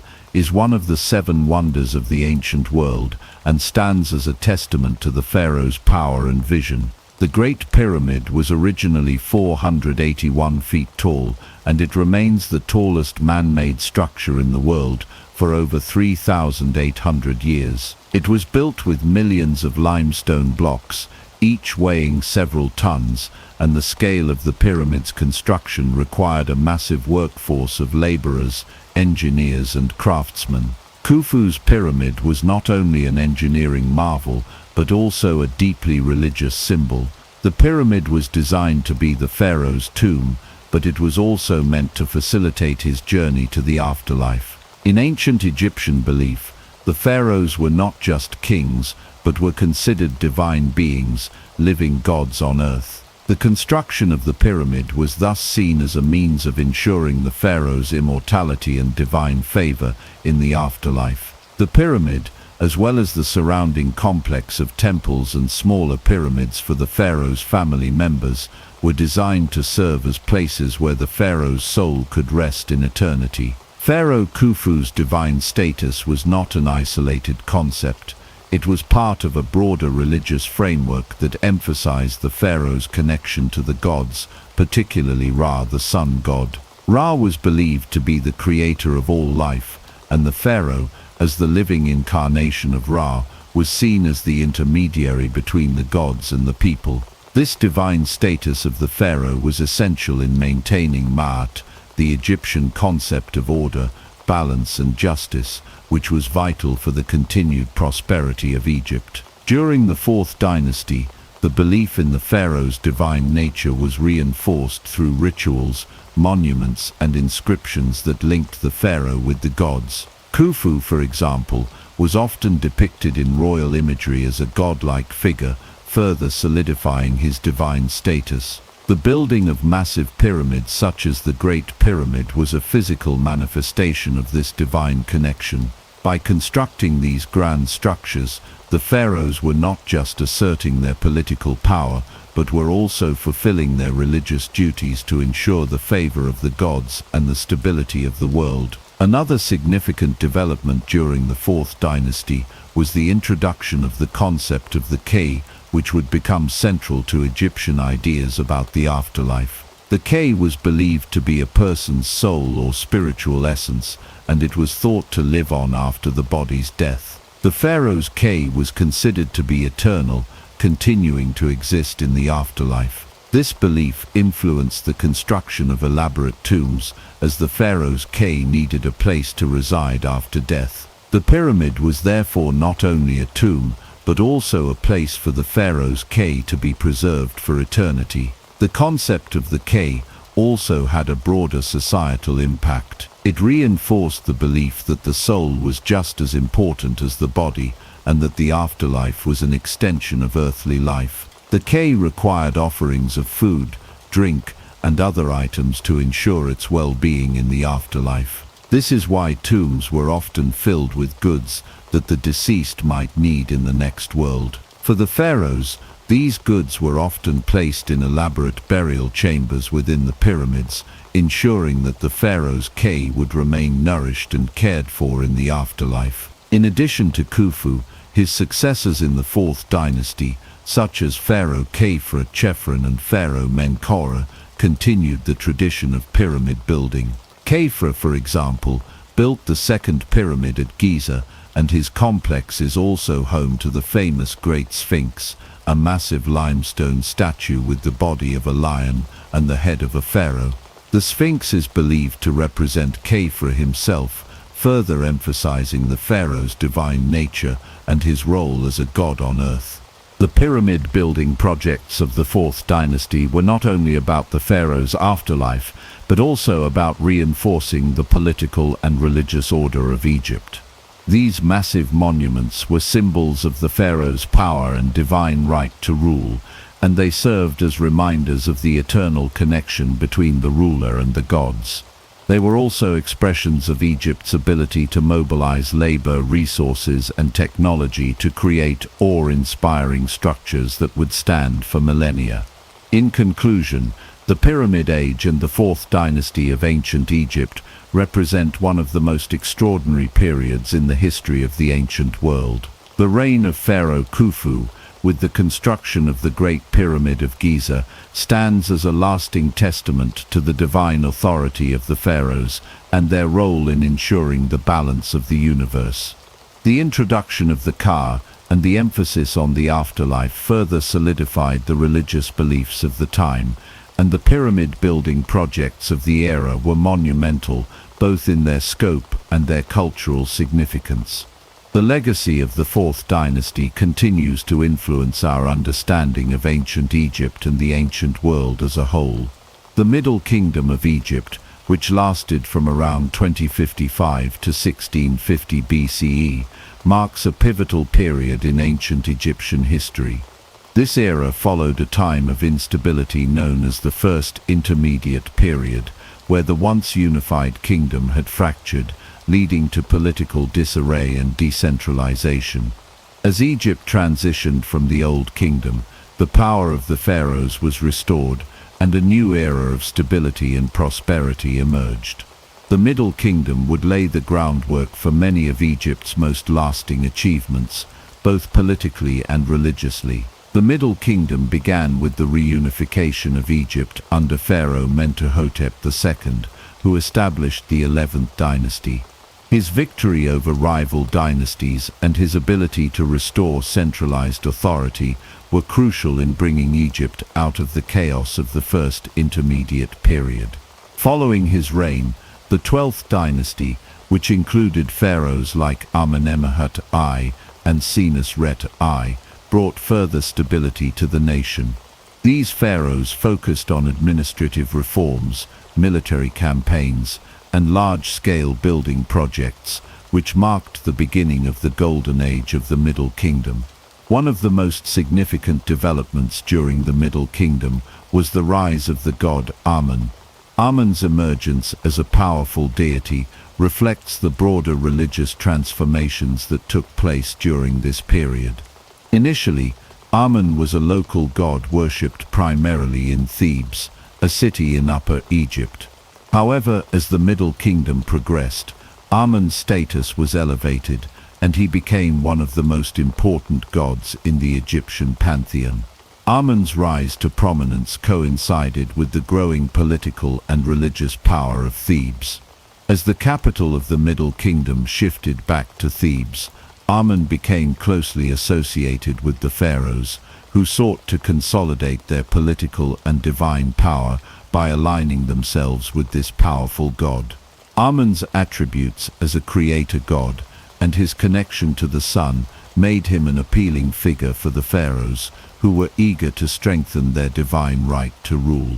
Over time, Amun's role expanded, and he was associated with creation, fertility, and kingship. The role of Amun in religious life reached its peak during the reign of Pharaoh Amenemhat II, who ruled during the 12th dynasty. Amenemhat II, like his predecessors, worked to strengthen the political and religious unity of Egypt, and he did so in part by fostering the worship of Amun. This religious alliance between the pharaohs and Amun helped to solidify the legitimacy of the ruling family, as it reinforced the idea that the pharaoh's power came from divine favor. Amenemhat II and his successors built grand temples dedicated to Amun in Thebes, which became a center of religious worship and political authority. During the Middle Kingdom, pharaohs were often portrayed as the earthly representatives of the gods, and they used their connection to Amun to further strengthen their rule. Amun was seen as a protector of the pharaoh and the nation, and his favor was crucial for ensuring the pharaoh's success in both war and peace. As the pharaoh's association with Amun grew, the god's cult became increasingly influential, and his high priests gained significant power and wealth. This growing influence of Amun would have long-lasting consequences for Egyptian religion. By the New Kingdom period, Amun would be firmly established as the king of the gods, a status he would hold for centuries. The rise of Amun also led to the development of monumental religious architecture, including the vast temple complexes that would be built in his honor, such as the Temple of Karnak. The construction of these temples became a symbol of both the pharaoh's devotion to Amun and the pharaoh's divine right to rule Egypt. Another important aspect of the Middle Kingdom was the development of literature and culture. The pharaohs of the 12th dynasty were not only great military and political leaders, but also patrons of the arts. This period saw the production of some of the most famous works of Egyptian literature, including the wisdom literature and the Tale of Sinuhe, a narrative that explores themes of exile, identity, and the divine order. These literary works reflect the values and beliefs of the time and offer insight into the social and religious landscape of the Middle Kingdom. The Middle Kingdom also saw the beginning of Egypt's expansion beyond its borders. Pharaohs like Senusret III launched military campaigns into Nubia and the Sinai Peninsula, securing valuable resources and asserting Egyptian power over neighboring regions. These campaigns were not just about territorial expansion. They were also a way for the pharaohs to reinforce their divine right to rule by demonstrating their power and influence over foreign lands. In conclusion, the Middle Kingdom was a time of consolidation for Egypt, both politically and religiously. The transition from the Old Kingdom to the Middle Kingdom brought stability after a period of turmoil, and the rise of Amun as a major deity played a central role in this process. The pharaohs' association with Amun helped to legitimize their power, and the god's influence would continue to grow throughout Egyptian history.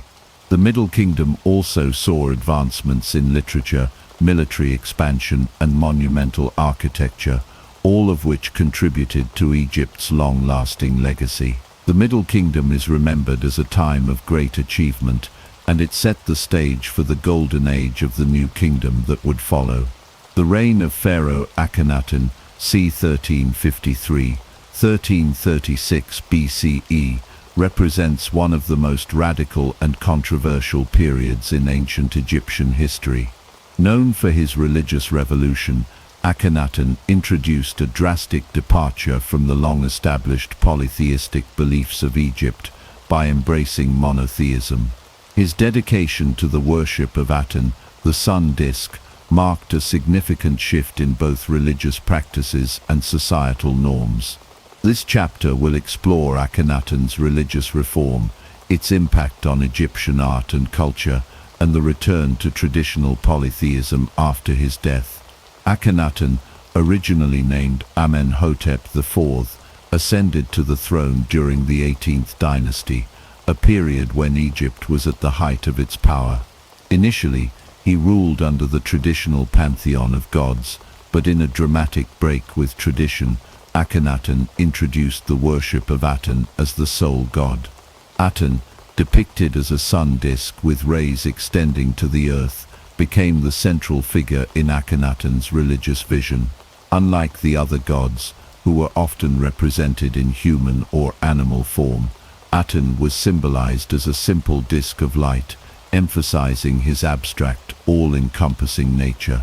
This religious revolution was not merely a change in the gods worshipped, it was an entire reorganization of Egyptian society and culture. Akhenaten built a new capital city, Akhenaten, modern-day Amarna, which was dedicated entirely to the worship of Aten. The city was designed with an open, airy layout, reflecting the god's association with the sun and the sky. Akhenaten's decision to move the capital away from Thebes, the traditional center of religious power, was a bold political statement as well. He aimed to shift both the political and religious center of Egypt to Aten, and away from the established priesthood of Amun, who had long held great influence in Egypt. Akhenaten's religious reform also had a profound impact on Egyptian art. Traditional Egyptian art had followed strict conventions with idealized depictions of the pharaohs and gods. However, during Akhenaten's reign, there was a radical departure from these norms.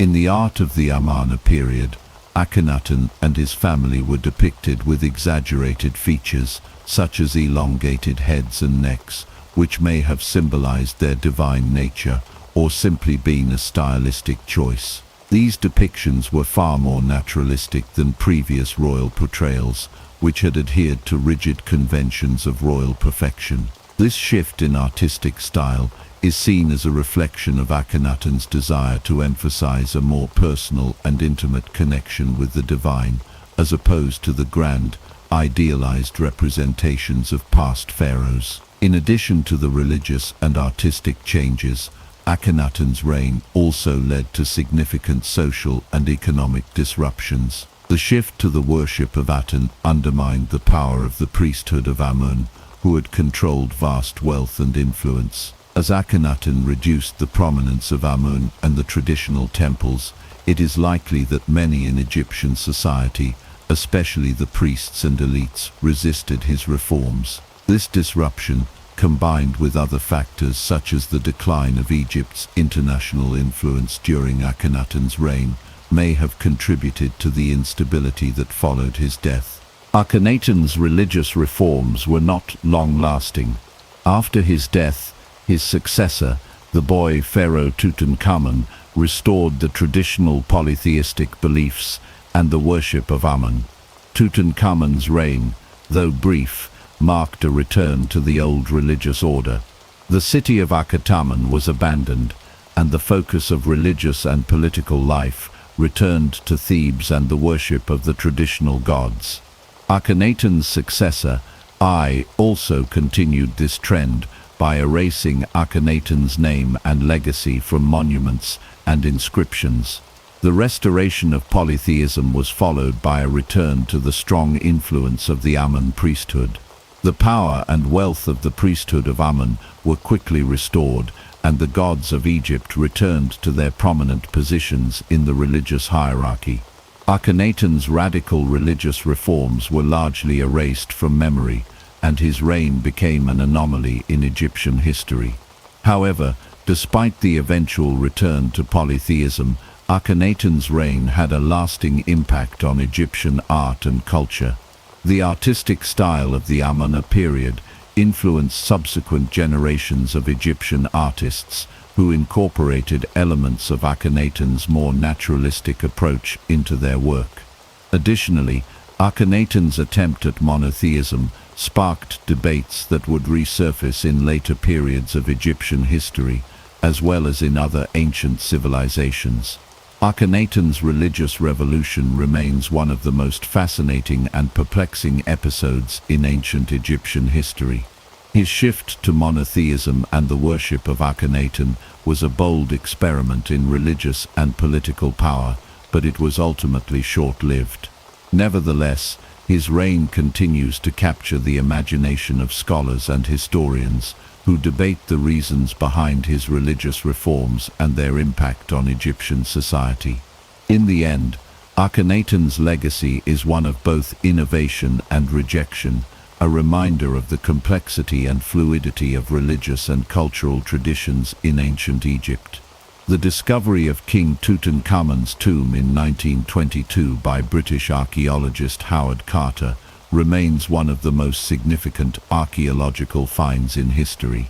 The tomb, located in the Valley of the Kings, contained an extraordinary wealth of treasures, including the famous gold mask of Tutankhamun, as well as countless artifacts that have provided invaluable insights into ancient Egyptian culture, art, and religion. This discovery not only brought King Tut to international fame, but also shed new light on the religious and political history of Egypt, particularly during the transition from the reign of Akhenaten to the restoration of traditional polytheistic worship. Tutankhamun ascended to the throne at a young age, likely around the age of 9 or 10, following the death of his father, Akhenaten, and the subsequent collapse of Akhenaten's religious reforms. Akhenaten's attempt to establish the worship of Akhines, the sole god, had been deeply controversial, and after his death, the return to the traditional religious order was inevitable. As pharaoh, Tutankhamun was a figurehead, with the real power lying in the hands of his advisors, such as the Vizier I and General Horemheb. Despite his youth and relative inexperience, Tutankhamun's reign was marked by the restoration of the traditional polytheistic beliefs that had been disrupted by Akhenaten.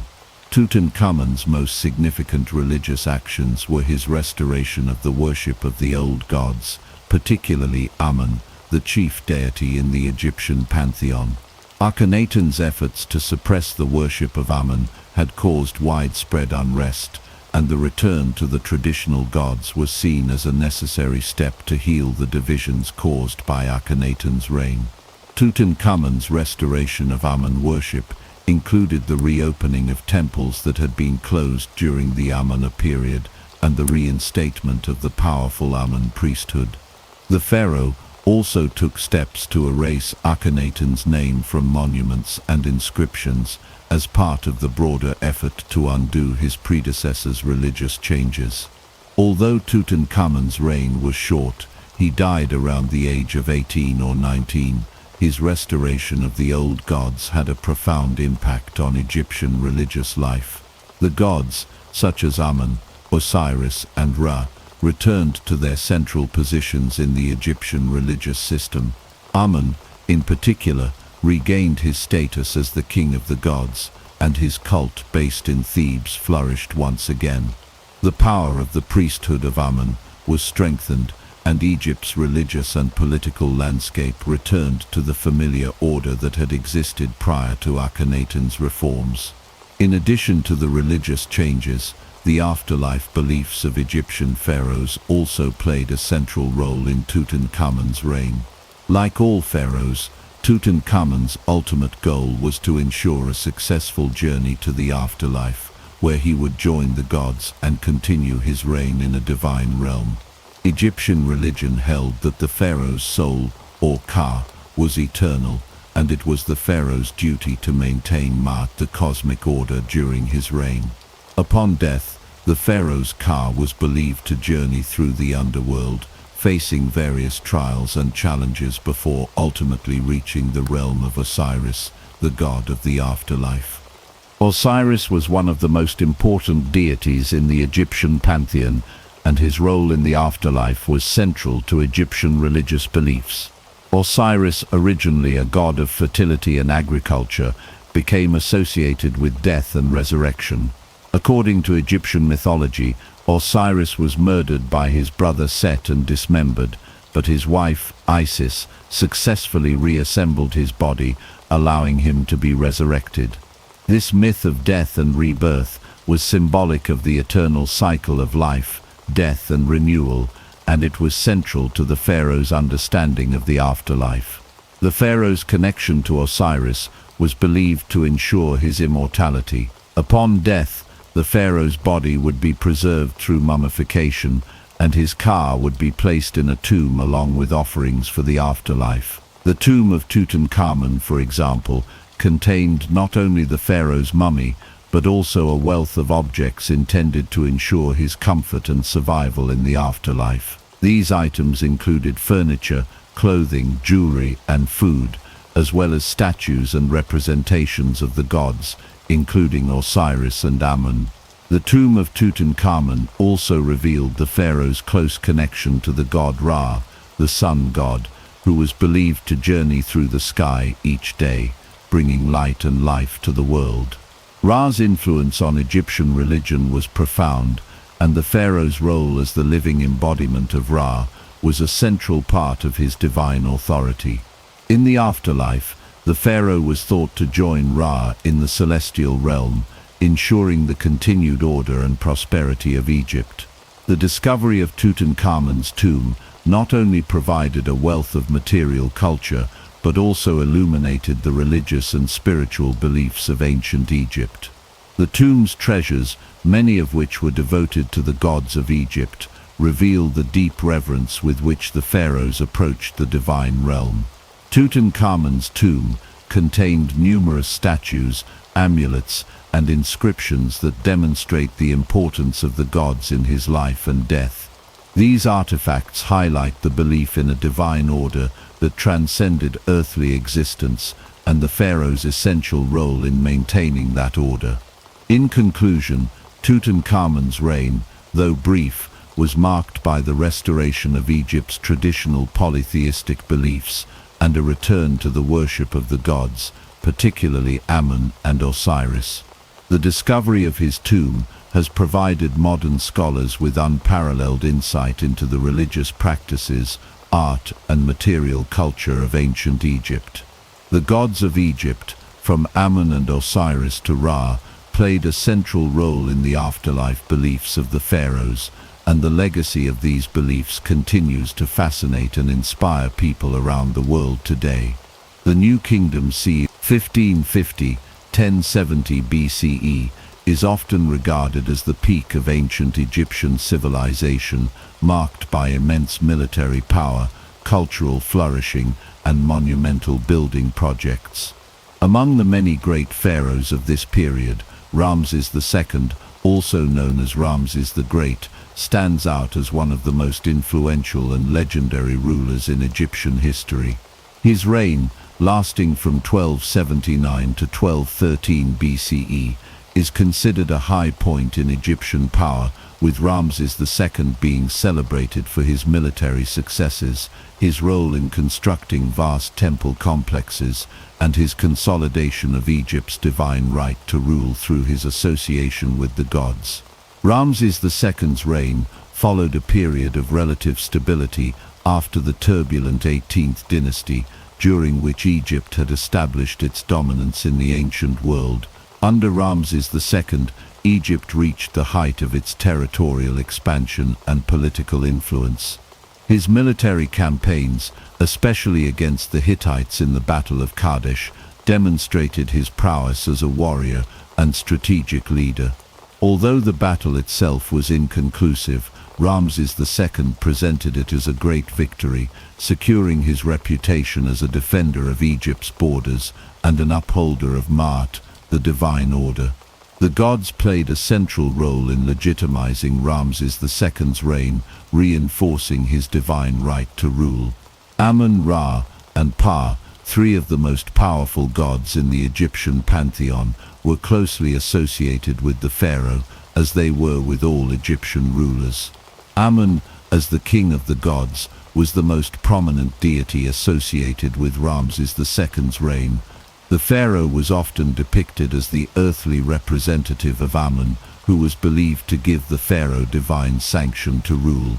The close relationship between Ramses II and Amun was evident in the construction of grand temples and monuments dedicated to the god, which not only served religious purposes, but also reinforced the pharaoh's authority and divine right.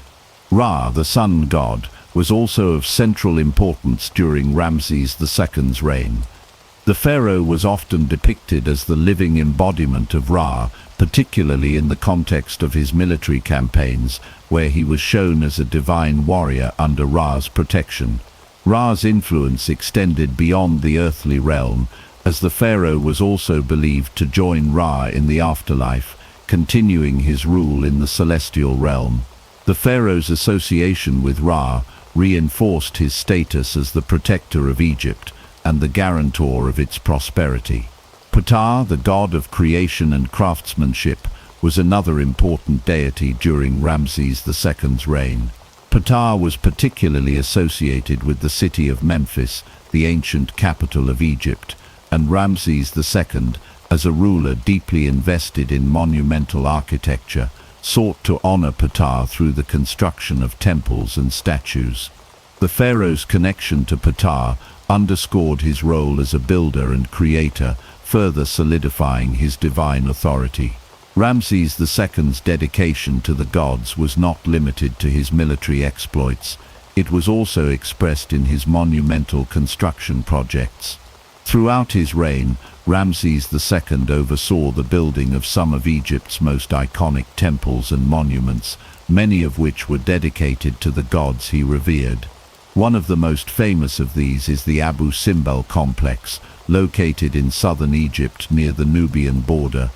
The temple at Abu Simbel, carved directly into a mountainside, is an awe-inspiring example of Ramses II's architectural ambition.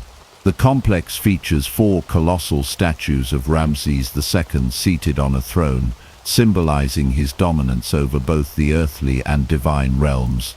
The Abu Simbel temples were not only a testament to Ramses II's grandeur, but also a demonstration of the pharaoh's role as the chosen of the gods. The temples were specifically designed to honor Ra-Horakhti, the sun god, and to celebrate Ramses II's divine right to rule. The most impressive aspect of the Abu Simbel temple is the fact that twice a year during the solstices, the sunlight would penetrate deep into the temple's inner sanctum, illuminating the statues of Ramses II and the gods, further emphasizing the pharaoh's connection to Ra and the divine. In addition to the Abu Simbel temples, Ramses II also commissioned the construction of several other monumental structures, including the Ramseum, a mortuary temple dedicated to his own memory, and the temple at Karnak, which was expanded and enriched during his reign. These monumental buildings not only showcased Ramses II's devotion to the gods, but also reinforced his legacy as a ruler who had ensured Egypt's prosperity and divine favor. Ramses II's reign was also marked by the flourishing of Egyptian art, literature, and culture. The pharaoh was not only a military and political leader, but also a patron of the arts. His reign saw the production of grand inscriptions and reliefs that depicted his victories, divine associations, and building projects. The artistry of the time reflected the grandeur and power of the pharaoh, with intricate carvings, paintings, and sculptures that continue to captivate audiences today. Ramses II's long reign, which lasted 66 years, was a time of unparalleled peace and prosperity for Egypt, but it also marked the apex of Egypt's imperial ambitions. By the time of his death, Egypt had become the dominant power in the ancient world, and Ramses II's legacy as one of Egypt's greatest pharaohs was firmly established. His military victories, religious devotion, and monumental building projects ensured that his name would be remembered for millennia. In conclusion, the reign of Ramses II represents the height of Egypt's power during the New Kingdom. The pharaoh's close association with the gods, particularly Amun-Ra and Ptah, reinforced his divine right to rule, and his grand building projects, including the Abu Simbel temples, stand as enduring symbols of his authority and devotion. Ramses II's reign was a time of military success, cultural flourishing, and religious consolidation, and his legacy continues to influence our understanding of ancient Egyptian civilization. The story of the British Empire's expansion begins in the late 15th century during the reign of Henry VII. At this time, England was a modest kingdom with limited influence beyond its borders. However, the successes of Spanish and Portuguese navigators, such as Christopher Columbus and Vasco da Gama, ignited an ambition within England to seek new routes to wealth and power across the seas. In 1497, Henry VII sponsored the Venetian navigator John Cabot, who sailed westward across the Atlantic. Cabot landed on the coast of what is believed today to be Newfoundland. Although Cabot's discoveries did not immediately lead to colonization, his voyages marked the beginning of England's overseas aspirations. They demonstrated that England too could find opportunities beyond Europe, setting a precedent for future maritime exploration. Despite these early efforts, England's progress in building an overseas empire was slow during the 16th century. Domestic political struggles and the formidable competition from Spain and Portugal limited English ambitions. However, the seeds had been planted, and by the reign of Elizabeth I, the spirit of exploration and expansion was reignited with greater intensity. Elizabeth I understood the potential of overseas ventures not only for wealth but also for national prestige.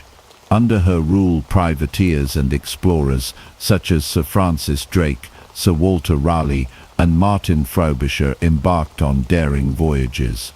These adventurers sought new lands, engaged in trade, and often plundered Spanish ships and settlements. Their activities blurred the lines between piracy and exploration, but significantly expanded England's maritime experience and ambitions. One of the key developments of this period was the establishment of early trading companies. The Muscovy Company, founded in 1555, aimed to develop trade routes to Russia and the East. Later, the Levant Company and the East India Company were formed, reflecting a growing English interest in tapping into the wealth of Asia. Although these companies initially focused on trade rather than colonization, they set the stage for England's later imperial expansion. The defeat of the Spanish Armada in 1588 was a turning point. It established England as a formidable naval power capable of challenging Spanish dominance on the seas. The victory boosted national confidence and cleared the way for increased exploration and colonial ventures. Throughout the late 16th century, English settlers made several attempts to establish colonies in the New World. Sir Walter Raleigh's efforts to found a colony on Roanoke Island, known as the Lost Colony, ended in failure. Nonetheless, these early attempts provided valuable lessons that would inform more successful colonization efforts in the following century. The late 15th and 16th centuries thus laid the foundations for England's future empire. Through a combination of daring exploration, privateering, trading ventures, and naval conflict, England began to position itself as a player on the global stage. While immediate successes were limited and often fraught with setbacks, the ambition to look beyond its own shores would soon propel England into an era of profound expansion and transformation. This early period of exploration under Henry VII and Elizabeth I was crucial. It fostered a maritime culture, cultivated navigational skills, and developed a spirit of enterprise that would drive the establishment of the British Empire in the centuries to come. What began with John Cabot's tentative voyage across the Atlantic would eventually lead to Britain commanding the largest empire the world had ever seen. As the 16th century drew to a close, England under Queen Elizabeth I faced a monumental challenge that would ultimately redefine its place in the world and set it on a path to unparalleled global influence. The Spanish Empire, the most formidable maritime force of the age, sought to crush England's rising power and restore Catholicism to what had become a firmly Protestant nation. The confrontation that followed would not only preserve England's sovereignty, but would signal the birth of a new naval power destined to reshape the world's oceans and international relations. Tensions between England and Spain had been simmering for decades. English privateers, often operating under semi-official royal commissions known as letters of marque, targeted Spanish treasure fleets returning from the riches of the New World. Figures like Sir Francis Drake became national heroes for their daring raids, which both enriched England and infuriated Spain. Religious divisions only intensified the hostility, with Protestant England and Catholic Spain locked in an ideological struggle as much as a political one. When Queen Elizabeth openly supported the Protestant Dutch rebels in their fight against Spanish rule in the Netherlands, King Philip II of Spain could no longer tolerate English interference and plotted a full-scale invasion. In 1588, the mighty Spanish Armada set sail, comprising around 130 ships, including some of the largest war galleons of the time, and carrying thousands of soldiers and sailors. It was one of the most ambitious military endeavors ever launched.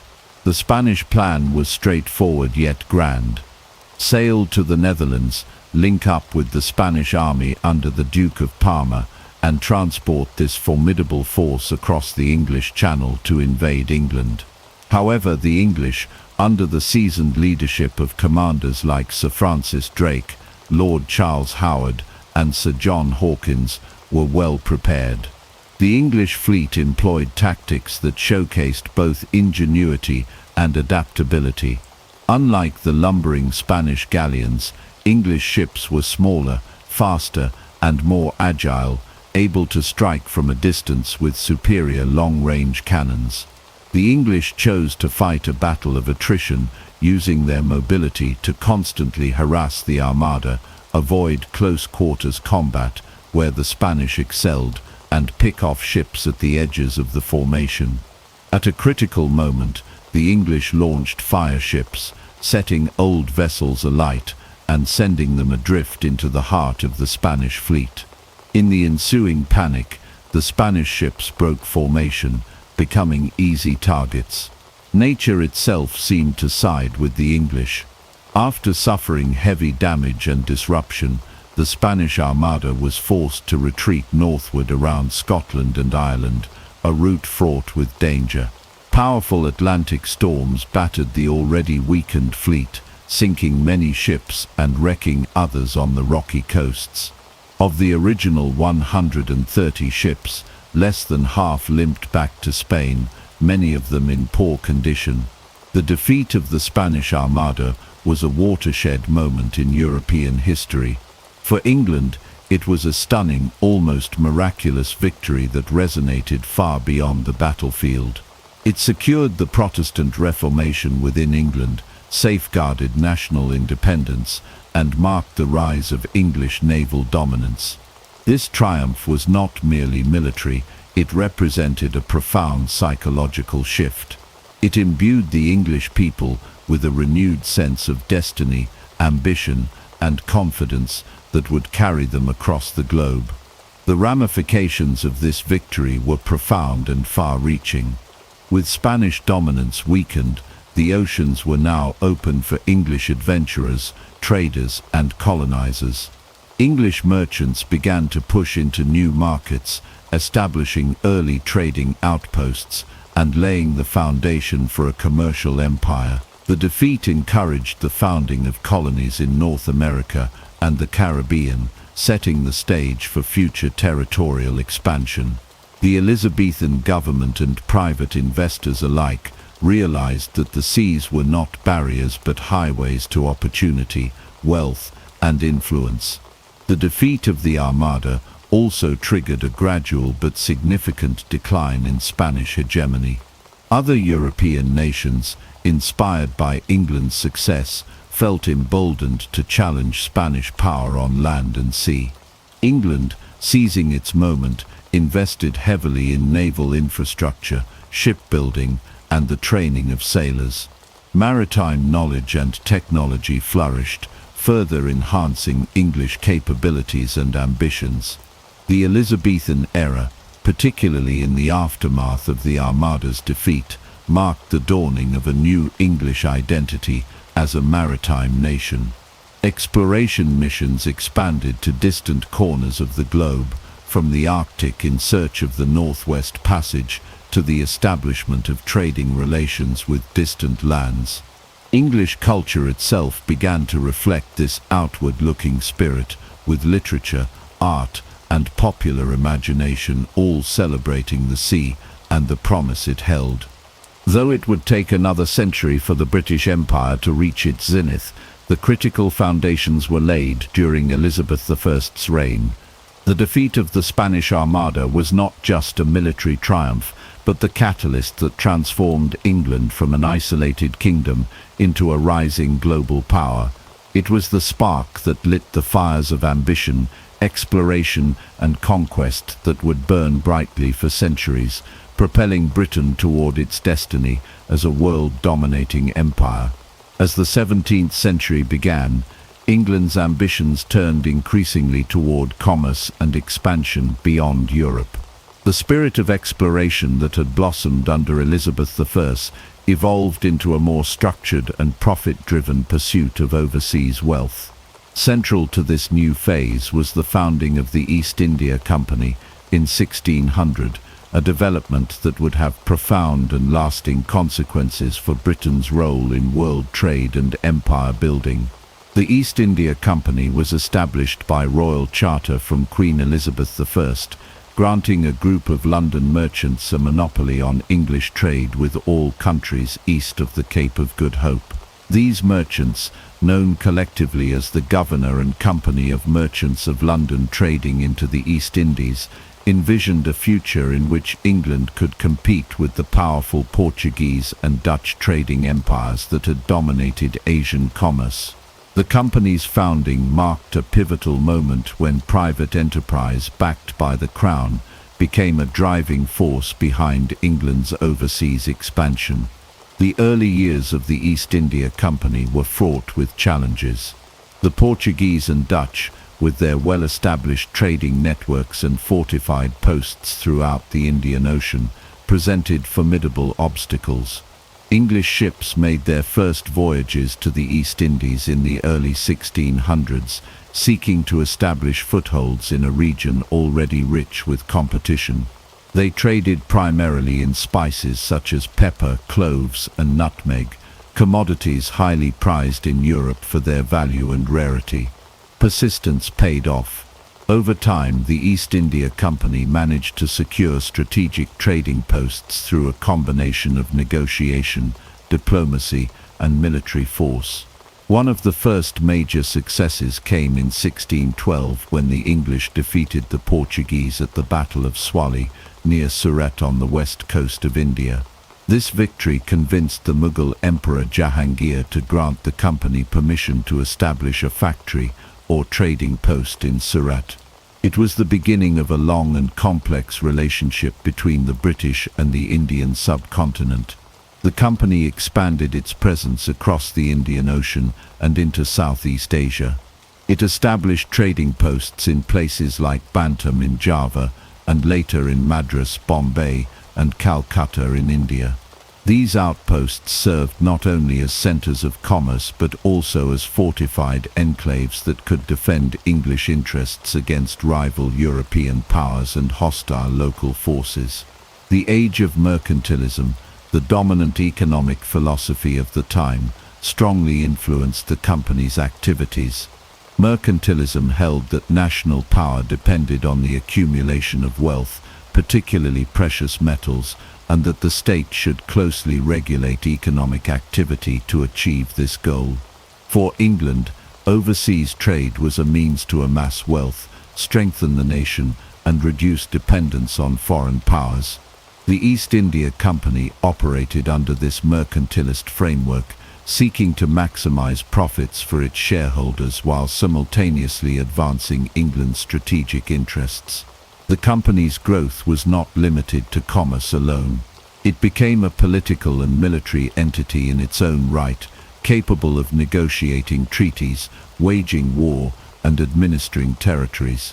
It maintained its own armies and navies, and its officers often acted with the authority of sovereign rulers in the regions where they operated. Over time, the company's influence expanded from mere trade to political control, setting the stage for the eventual British domination of India. Britain's entry into Asian commerce through the East India Company was transformative. It introduced England to the vast wealth of the East, including textiles, tea, and porcelain, which would become staples of British consumption and culture. It also created enduring links between Britain and Asia, links that would grow stronger and more complex over the centuries. The success of the East India Company inspired other ventures and demonstrated the immense potential of overseas trade and colonial enterprise. By the end of the 17th century, the East India Company had firmly established itself as a major player in Asian commerce. It had survived fierce competition, built a network of trading posts, and laid the groundwork for future territorial acquisitions. More importantly, it had transformed England's approach to empire, shifting it from sporadic exploration to systematic commercial and territorial expansion. The story of the British Empire cannot be told without acknowledging the central role of the East India Company, whose early endeavors in Asia marked the beginning of a new and powerful global presence for Britain. As the 17th century progressed, England's ambitions for overseas expansion took root in the fertile lands of North America and the lucrative plantations of the Caribbean. What had begun as voyages of exploration and tentative trade evolved into full-scale colonization, with profound consequences for the future British Empire and the peoples across 3 continents who would be drawn into its orbit. The first permanent English settlement in North America was established in 1607 with the founding of Jamestown, Virginia. Sponsored by the Virginia Company of London, a joint stock company chartered by King James I, Jamestown was a precarious endeavor from the start. The settlers faced severe hardships, including disease, famine, and conflict with the indigenous Powhatan Confederacy. Despite these difficulties, Jamestown survived, largely due to the leadership of figures like Captain John Smith and the eventual cultivation of tobacco as a cash crop. Tobacco would become the economic lifeblood of Virginia and a cornerstone of English wealth in the New World. Following Jamestown, English settlement spread along the Atlantic coast. In 1620, a group of religious separatists known as the Pilgrims set sail aboard the Mayflower and landed in present-day Massachusetts. Seeking religious freedom, they established Plymouth Colony, which, though small, became a symbol of the broader Puritan migration that would shape New England. The Puritans founded the Massachusetts Bay Colony in 1630, creating tightly knit communities governed by religious principles and fostering a distinctive American culture rooted in English traditions. Meanwhile, English ambitions turned southward to the Caribbean, where the climate and soil proved ideal for sugar cultivation. Colonies such as Barbados, established in the 1620s, quickly became some of the most profitable in the English Empire. Sugar was in high demand in Europe, and the plantations generated immense wealth. However, the labor-intensive nature of sugar production led to the rapid expansion of the transatlantic slave trade. Initially, European indentured servants worked the plantations, but over time, enslaved Africans became the dominant labor force, forever altering the demographic and social fabric of the Caribbean. The English involvement in the transatlantic slave trade began in earnest during this period. English ships transported enslaved Africans across the Atlantic to work on plantations in the Caribbean and North America. This brutal system, known as the triangular trade, connected Europe, Africa, and the Americas in a network of goods, human lives, and profits. Manufactured goods from Europe were traded for slaves in Africa, who were then sold in the Americas, with the proceeds purchasing commodities like sugar, tobacco, and cotton for return to Europe. The establishment of colonies in North America and the Caribbean marked a critical turning point. England was no longer merely a European power, but was becoming a global colonial empire. Settlements in Virginia, New England, and the Caribbean formed the nucleus of what would become a vast overseas dominion. Each region developed distinct characteristics. Virginia and the southern colonies relied on plantation agriculture and slave labor.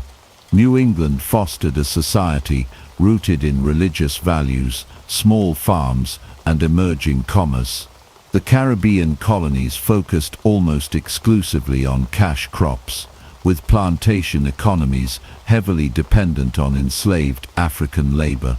This era also witnessed the development of colonial governments and legal systems modeled on English institutions. Representative assemblies like the Virginia House of Burgesses, established in 1619, gave settlers a voice in local governance, and planted the seeds of democratic practices that would later flourish in the American colonies. By the end of the 17th century, England had firmly entrenched itself in the Americas and the Caribbean. Colonies were expanding, trade networks were growing, and the flow of wealth into England was accelerating. These early colonial ventures laid the foundation for the British Empire's expansion in the following centuries. However, the prosperity of these colonies came at an immense human cost, particularly for the millions of Africans forcibly taken from their homelands to labor in foreign lands. The colonization of North America and the Caribbean was a complex, often brutal process driven by economic ambition, religious fervor, and geopolitical competition. It set in motion patterns of migration, commerce, and cultural exchange that would shape the Atlantic world for centuries to come. As England's empire grew, so too did the interwoven histories of Europe, Africa, and the Americas, forever linked by conquest, trade, and human endeavor.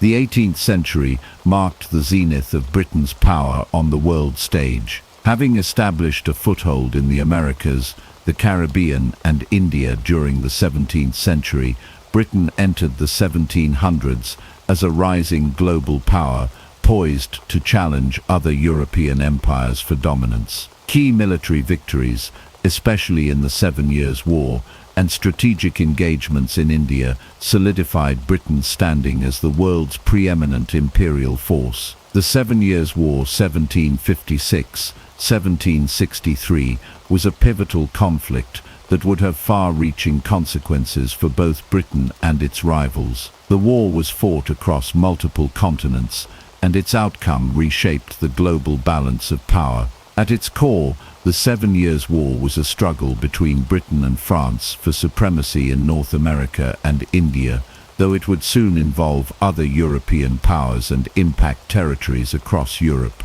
the Americas, Africa, and Asia. In North America, the conflict was known as the French and Indian War, where British colonists, alongside their Native American allies, fought against French forces and their own indigenous allies. The British sought to expand their territories, particularly into the Ohio River Valley, while the French sought to protect their valuable fur trading routes and Canadian colonies. The war was characterized by a series of bloody battles, but the turning point came in 1759 with the British victory at the Battle of Quebec. This decisive engagement forced the French to cede most of their North American holdings, including Canada, to Britain under the Treaty of Paris, 1763. The acquisition of Canada was a significant victory for Britain. It not only removed the French as a colonial rival in North America, but also gave Britain control over one of the richest and most strategically important regions in the Americas. In addition to the vast expanse of land, Britain inherited a significant number of French-speaking inhabitants in Canada, known as Canadians. Despite initial concerns about integrating the French population into British colonial rule, Britain opted for a policy of tolerance, allowing French Canadians to maintain their language, religion, and customs. This decision would help preserve the stability of Canada under British rule and later shape the development of modern Canadian society. While the British were expanding their empire in North America, the war also played a critical role in establishing British dominance in India. The Battle of Plassey in 1757 was a turning point in British fortunes in India, solidifying the East India Company's control over the Bengal region and opening the door for further territorial expansion. The battle itself was a remarkable victory, as a small British force, led by Robert Clive, defeated the much larger army of the Nawab of Bengal, Siraj-ud-Dowlah, despite being heavily outnumbered. The victory at Plassey was the result of a combination of factors, including strategic alliances, bribery, and the superior tactics of the British. Robert Clive's ability to divide and conquer, along with his manipulation of local politics, allowed him to win the support of key Indian leaders who were discontented with the Nawab's rule. The Battle of Plassey is often seen as the moment when Britain began to transition from a commercial trading power to a territorial empire in India. Following the victory at Plassey, the East India Company gained unprecedented control over Bengal, one of the richest and most populous regions in India. The company now had the power to collect taxes, administer justice, and even maintain its own army. This marked the beginning of British political and military domination over India, which would last for nearly 2 centuries. The success of the East India Company also triggered a broader expansion of British influence in India, as the company began to extend its reach into other regions through both diplomacy and military conquest. By the end of the 7 Years' War, Britain had gained substantial territorial possessions around the globe. In addition to Canada and Bengal, Britain also secured numerous Caribbean islands,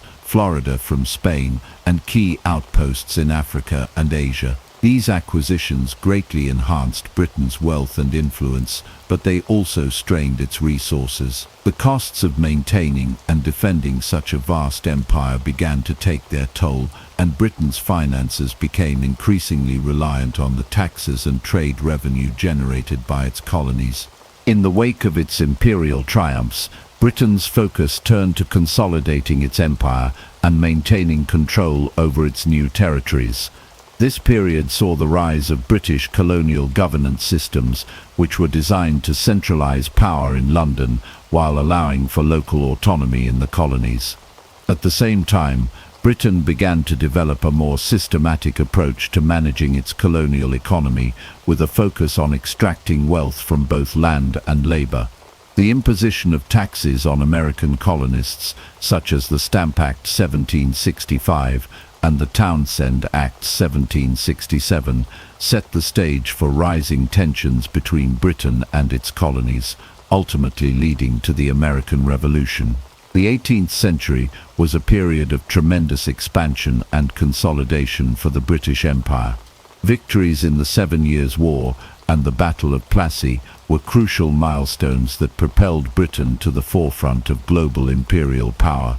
The empire was now spread across continents, encompassing vast territories in North America, the Caribbean, Africa, and Asia. Britain's economic strength, fueled by colonial trade and resources, was matched by its military dominance on land and at sea.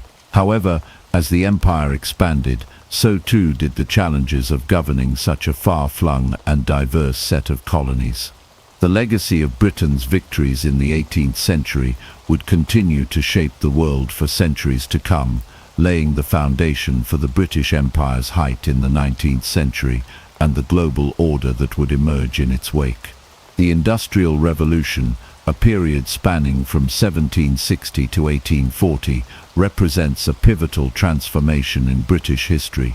This era marked the shift from an agrarian economy to an industrialized powerhouse, fueling Britain's dominance in the global arena. Industrialization provided Britain with unprecedented military, economic, and technological advantages, allowing it to not only expand its empire, but also to control vital global trade routes and reshape the global order. The roots of the Industrial Revolution in Britain can be traced to a unique confluence of factors. A stable political environment, the availability of natural resources such as coal and iron, and a growing population all contributed to an atmosphere conducive to technological innovation.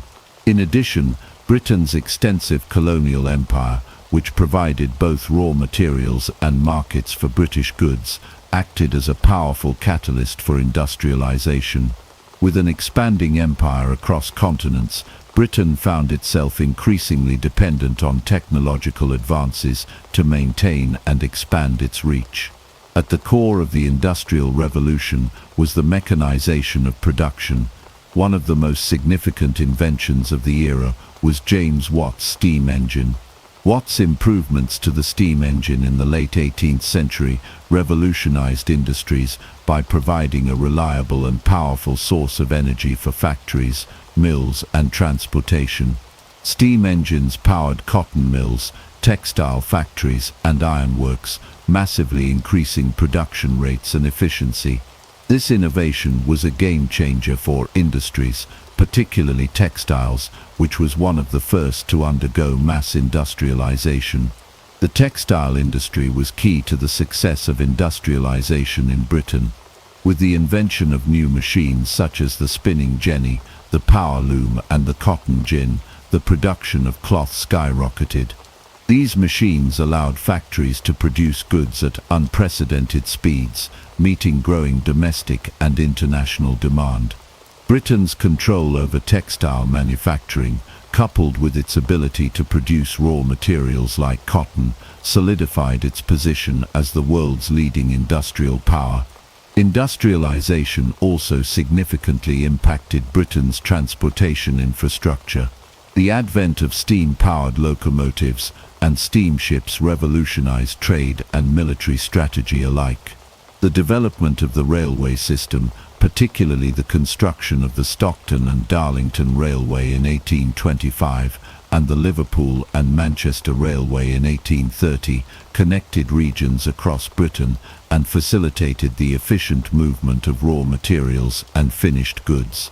Railroads enabled goods such as coal, cotton, and iron to be transported more efficiently, fueling industrial growth and expanding trade networks within Britain and its colonies. In addition to railways, steam-powered ships began to dominate global trade routes. These vessels could travel faster, carry more cargo, and navigate more reliably than sailing ships. Britain's merchant fleet, already the largest in the world, was further bolstered by the rise of steam-powered ships. This new technology allowed Britain to expand its trade networks across the globe, making it the undisputed leader in international commerce. The creation of steamships enabled Britain to maintain its control over vital sea routes, ensuring the smooth flow of goods between colonies, ports, and markets across every continent. The industrialization of the military also played a crucial role in maintaining British imperial power. The mass production of weapons, ships, and war materials allowed Britain to project its military power across the globe. Steam-powered warships, which were faster and more maneuverable than their sail-powered predecessors, gave Britain a strategic advantage in naval warfare. The ability to produce ironclad ships, capable of withstanding heavy artillery fire, further solidified Britain's naval supremacy and allowed it to protect its empire and trade routes effectively. The British Empire's expansion during this period was not just about territorial conquest, it was also about controlling the global flow of goods. With its newfound industrial power, Britain was able to dictate terms in international trade. The empire's factories produced finished goods, which were then exported to colonies and foreign markets. In return, Britain's colonies supplied raw materials like cotton, sugar, and tobacco, fueling the industrial machine back home. This system of trade, often referred to as mercantilism, allowed Britain to amass incredible wealth and expand its economic and military power. One of the key regions that benefited from industrialization was India. The British established an extensive railway network in India, which helped to consolidate British control over the subcontinent. The railroads allowed for the efficient transportation of raw materials like cotton, tea, and opium, which were then shipped back to Britain's factories. This system allowed Britain to exploit India's resources and integrate its economy into the larger imperial framework. The construction of railroads and the expansion of British industry in India also had a lasting impact on the Indian economy and society, laying the foundations for modern infrastructure in the country. Industrialization in Britain also led to the rise of a new class of industrial capitalists and financiers. Wealth generated from the empire and from industrial enterprises helped to fund further imperial expansion and economic growth. British banks, including the Bank of England, played a key role in financing the construction of railroads, the expansion of colonies, and the growth of industries that supported imperialism. The financial sector was central to Britain's ability to maintain its global power, facilitating the flow of capital and investments necessary to sustain its empire. While industrialization undoubtedly strengthened Britain's position as a global superpower, it also brought significant social changes. The rise of factory work led to the growth of cities and the development of an urban working class. Factory workers, including women and children, often worked long hours in poor conditions for low wages. The wealth generated by industrialization was not evenly distributed, with the working class suffering while industrialists and landowners amassed fortunes. This led to significant social unrest and the rise of labor movements that sought to improve working conditions and wages. Despite these challenges, industrialization undeniably transformed Britain into the dominant global power of the 19th century. The innovations of the Industrial Revolution gave Britain unparalleled military strength, economic power, and control over global trade routes. By the mid-19th century, Britain's empire spanned the globe, and its industrial and imperial power seemed invincible. The combination of technological innovation, economic dominance, and military might allowed Britain to maintain its status as the leading superpower, a position it would hold for much of the 19th and early 20th centuries. In conclusion, the Industrial Revolution was the engine that powered Britain's imperial ambitions. By transforming Britain into the world's leading industrial and military power, it allowed the nation to dominate global trade, expand its empire, and project its influence across the globe. The innovations of this period were not just technological, but were deeply entwined with the growth of the British Empire, making the Industrial Revolution a defining moment in world history and securing Britain's position as the preeminent global power of the 19th century. The story of British rule in India, known as the Raj, is one of the most transformative and complex chapters in the history of the British Empire. The period from 1858 to 1947 saw Britain exerting direct control over India, shaping its economy, society, and infrastructure in ways that would have lasting consequences for both India and the empire itself. This chapter explores the historical trajectory of British involvement in India, the impact of the Indian Rebellion of 1857, and how the British Crown consolidated its power in the subcontinent, fundamentally altering India's future. Before the British Raj was officially established in 1858, India had been under the control of the British East India Company, a powerful corporation granted authority by the British government to trade and govern in the subcontinent. The East India Company's rule had expanded gradually, with British forces gaining control of large portions of India through military conquest, diplomacy, and alliances with local rulers. However, the company's grip on India was not without significant resistance, particularly from various Indian rulers and communities who sought to maintain their independence. The tensions between the British and the Indian population came to a head in 1857, when what is often referred to as the Indian Mutiny or the Sepoy Rebellion erupted. The immediate cause of the rebellion was the dissatisfaction of Indian soldiers, or sepoys, in the British East India Company's army, due to the introduction of new rifle cartridges rumored to be greased with animal fat, which offended both Hindu and Muslim religious sensibilities. However, underlying this specific grievance was a broader sense of frustration with British rule, as Indians were increasingly subjected to economic exploitation, political disenfranchisement, and social upheaval. The rebellion began in the town of Meerut and spread quickly to other parts of northern and central India, with Indian soldiers, civilians, and even some rulers joining the fight against British authority.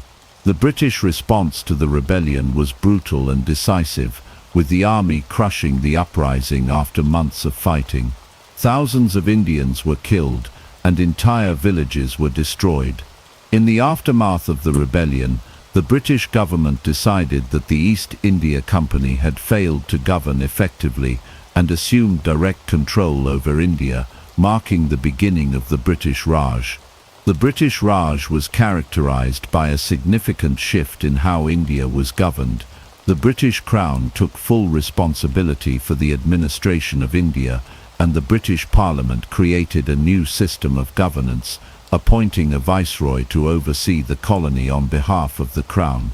This transition from corporate to state control meant that India was no longer ruled by a private company, but by the British government itself, with direct representation in the form of the viceroy and the establishment of a new colonial bureaucracy.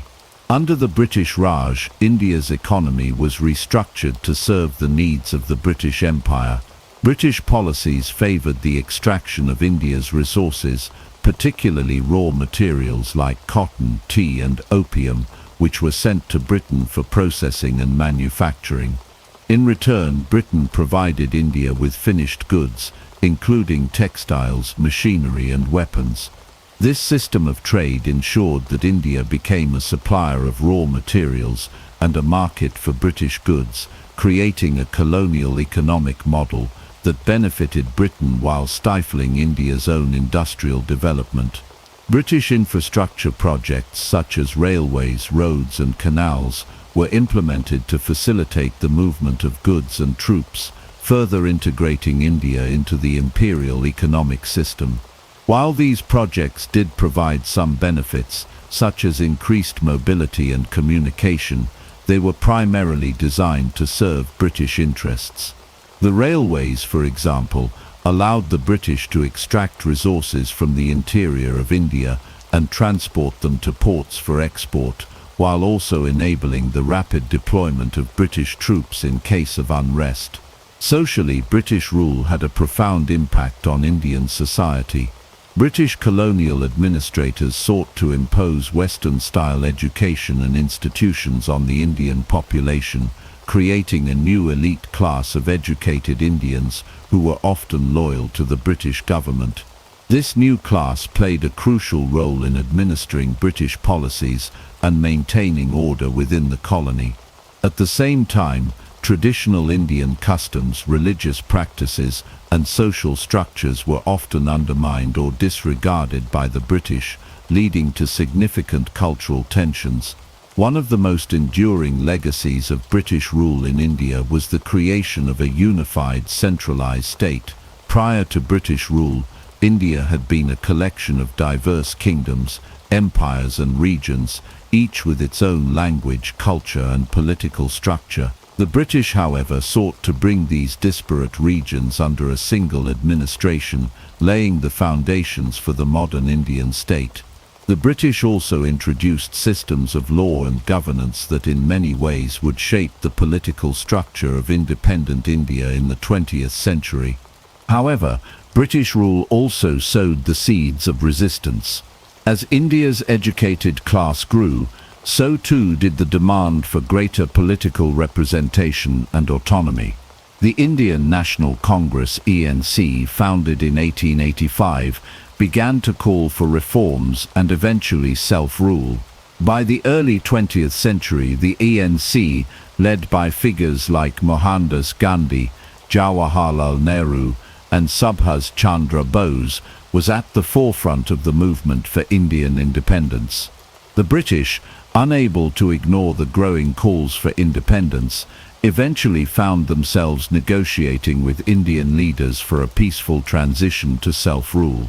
The struggle for Indian independence reached its peak in the first half of the 20th century, culminating in 1947 with the partition of India and the creation of the independent nations of India and Pakistan. The partition was accompanied by widespread violence, mass migrations, and deep-seated communal tensions that would shape the region for decades to come. India's independence marked the end of British rule, but the legacy of the Raj continued to influence the political, economic, and social landscape of South Asia. In conclusion, The British Raj was a period of profound transformation for India. While it brought about significant changes to the country's economy, infrastructure, and political systems, it also led to social unrest, resistance, and ultimately, the quest for independence. The legacy of British rule in India is a complex one, with both positive and negative aspects that continue to shape the relationship between India and Britain today.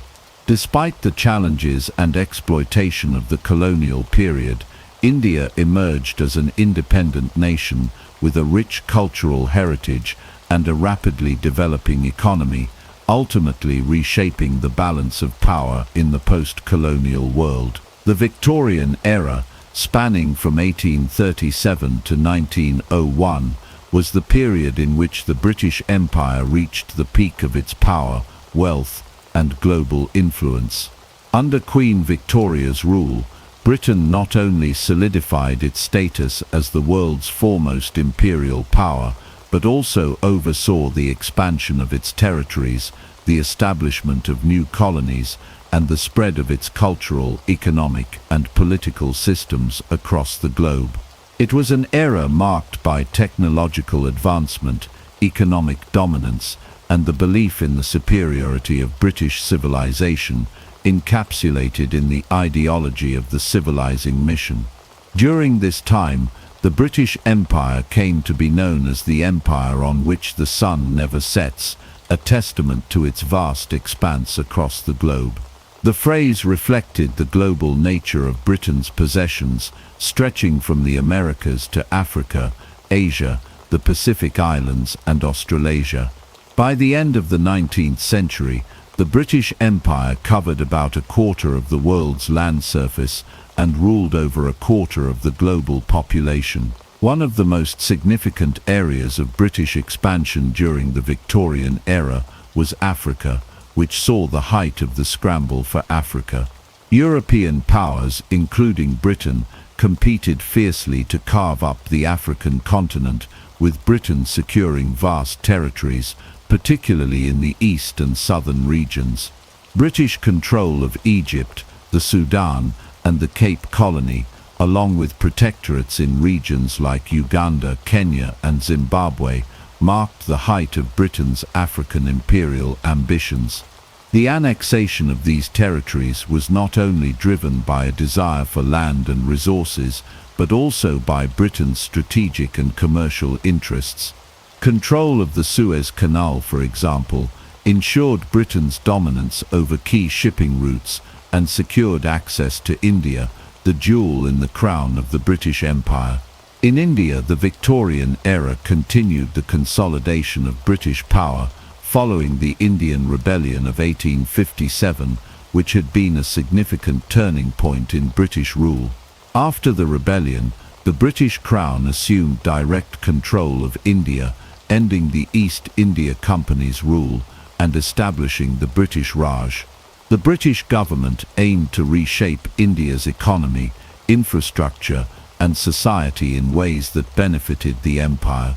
The construction of railways, roads, and telecommunication networks facilitated the extraction of raw materials, such as cotton, tea, and opium, and their transportation to British ports for export. The Raj also saw the imposition of British legal and political systems, along with a growing British presence in Indian cities and towns. Despite occasional unrest, Britain's control over India remained largely unchallenged throughout the 19th century. Technological innovation during the Victorian era played a pivotal role in supporting Britain's imperial expansion and strengthening its global power. The Industrial Revolution, which had already transformed Britain's economy, continued to drive technological advancements that enhanced Britain's military capabilities and infrastructure. The development of steamships, railways, and the telegraph revolutionized the way Britain could project power and communicate across its vast empire. Steam-powered warships and ironclad vessels allowed the Royal Navy to maintain dominance over the world's seas, while the construction of railways across colonies enabled the rapid movement of troops, goods, and resources. The Victorian era was also a period of intense cultural and ideological expansion. The British believed in the concept of the civilizing mission, a justification for imperialism based on the belief that British rule would bring enlightenment, order, and progress to backward societies. This ideology was often used to legitimize the expansion of the British Empire into regions that were seen as underdeveloped. British colonial officials and missionaries portrayed British civilization as superior and worked to impose British values and institutions upon colonized peoples. The civilizing mission was evident in the spread of education, Christianity, and Western legal systems across the empire, as well as in the establishment of colonial governments and infrastructure. However, beneath the surface of imperial grandeur, there were significant contradictions and tensions. The British Empire relied heavily on the exploitation of resources and labor from its colonies, often with little regard for the welfare of the local populations. In India, for example, the British imposition of taxes, land reforms, and policies that favored British industry led to widespread poverty, famine, and social unrest. The Victorian-era imperialists were confronted with the realities of empire, including resistance from colonized peoples and the challenges of governing vast, diverse territories. The late Victorian era also saw the rise of new movements that questioned the morality and sustainability of empire. The increasing influence of the British working class and the rise of socialist and anti-imperialist ideologies challenged the foundations of imperialism. However, at the time, these voices were often sidelined, as the British ruling class remained committed to the idea of empire as a force for good and civilization. Despite these challenges, the Victorian era cemented Britain's position as the dominant imperial power of the 19th century. The British Empire continued to expand throughout the era, reaching its zenith in terms of territorial control, economic wealth, and global influence. The legacy of Victorian imperialism, both in terms of its technological achievements and its ideological justifications, would continue to shape British policy and imperial ambitions throughout the 20th century. The British Empire, in the Victorian era, not only defined the character of the nation, but also left an indelible mark on the history of the modern world. The period between 1914 and 1945 was a time of immense change for the British Empire, marked by the devastating effects of the two world wars and the rise of nationalist movements that sought independence from colonial rule. The global conflicts and the ideological shifts of the 20th century significantly weakened Britain's control over its empire, while simultaneously fostering an environment in which the long-simmering desire for self-determination among colonized peoples reached a boiling point. The impact of these events would reshape the geopolitical landscape and set the stage for the eventual decolonization of much of the British Empire. World War I 1914-1918 was a cataclysmic event that took a tremendous toll on the British Empire, both in terms of human lives and financial resources. The war was fought on multiple fronts, and Britain found itself entrenched in a brutal, protracted conflict that drained its military and economic strength. The loss of soldiers, the destruction of infrastructure, and the severe economic burden placed on Britain during the war exposed cracks in the imperial system. At the same time, the war required the resources of the empire, and colonies like India, Australia, and Canada contributed vast numbers of soldiers, funds, and supplies to the British war effort. Despite the sacrifices made by colonial subjects, the aftermath of World War I saw growing discontent with British rule in many parts of the empire.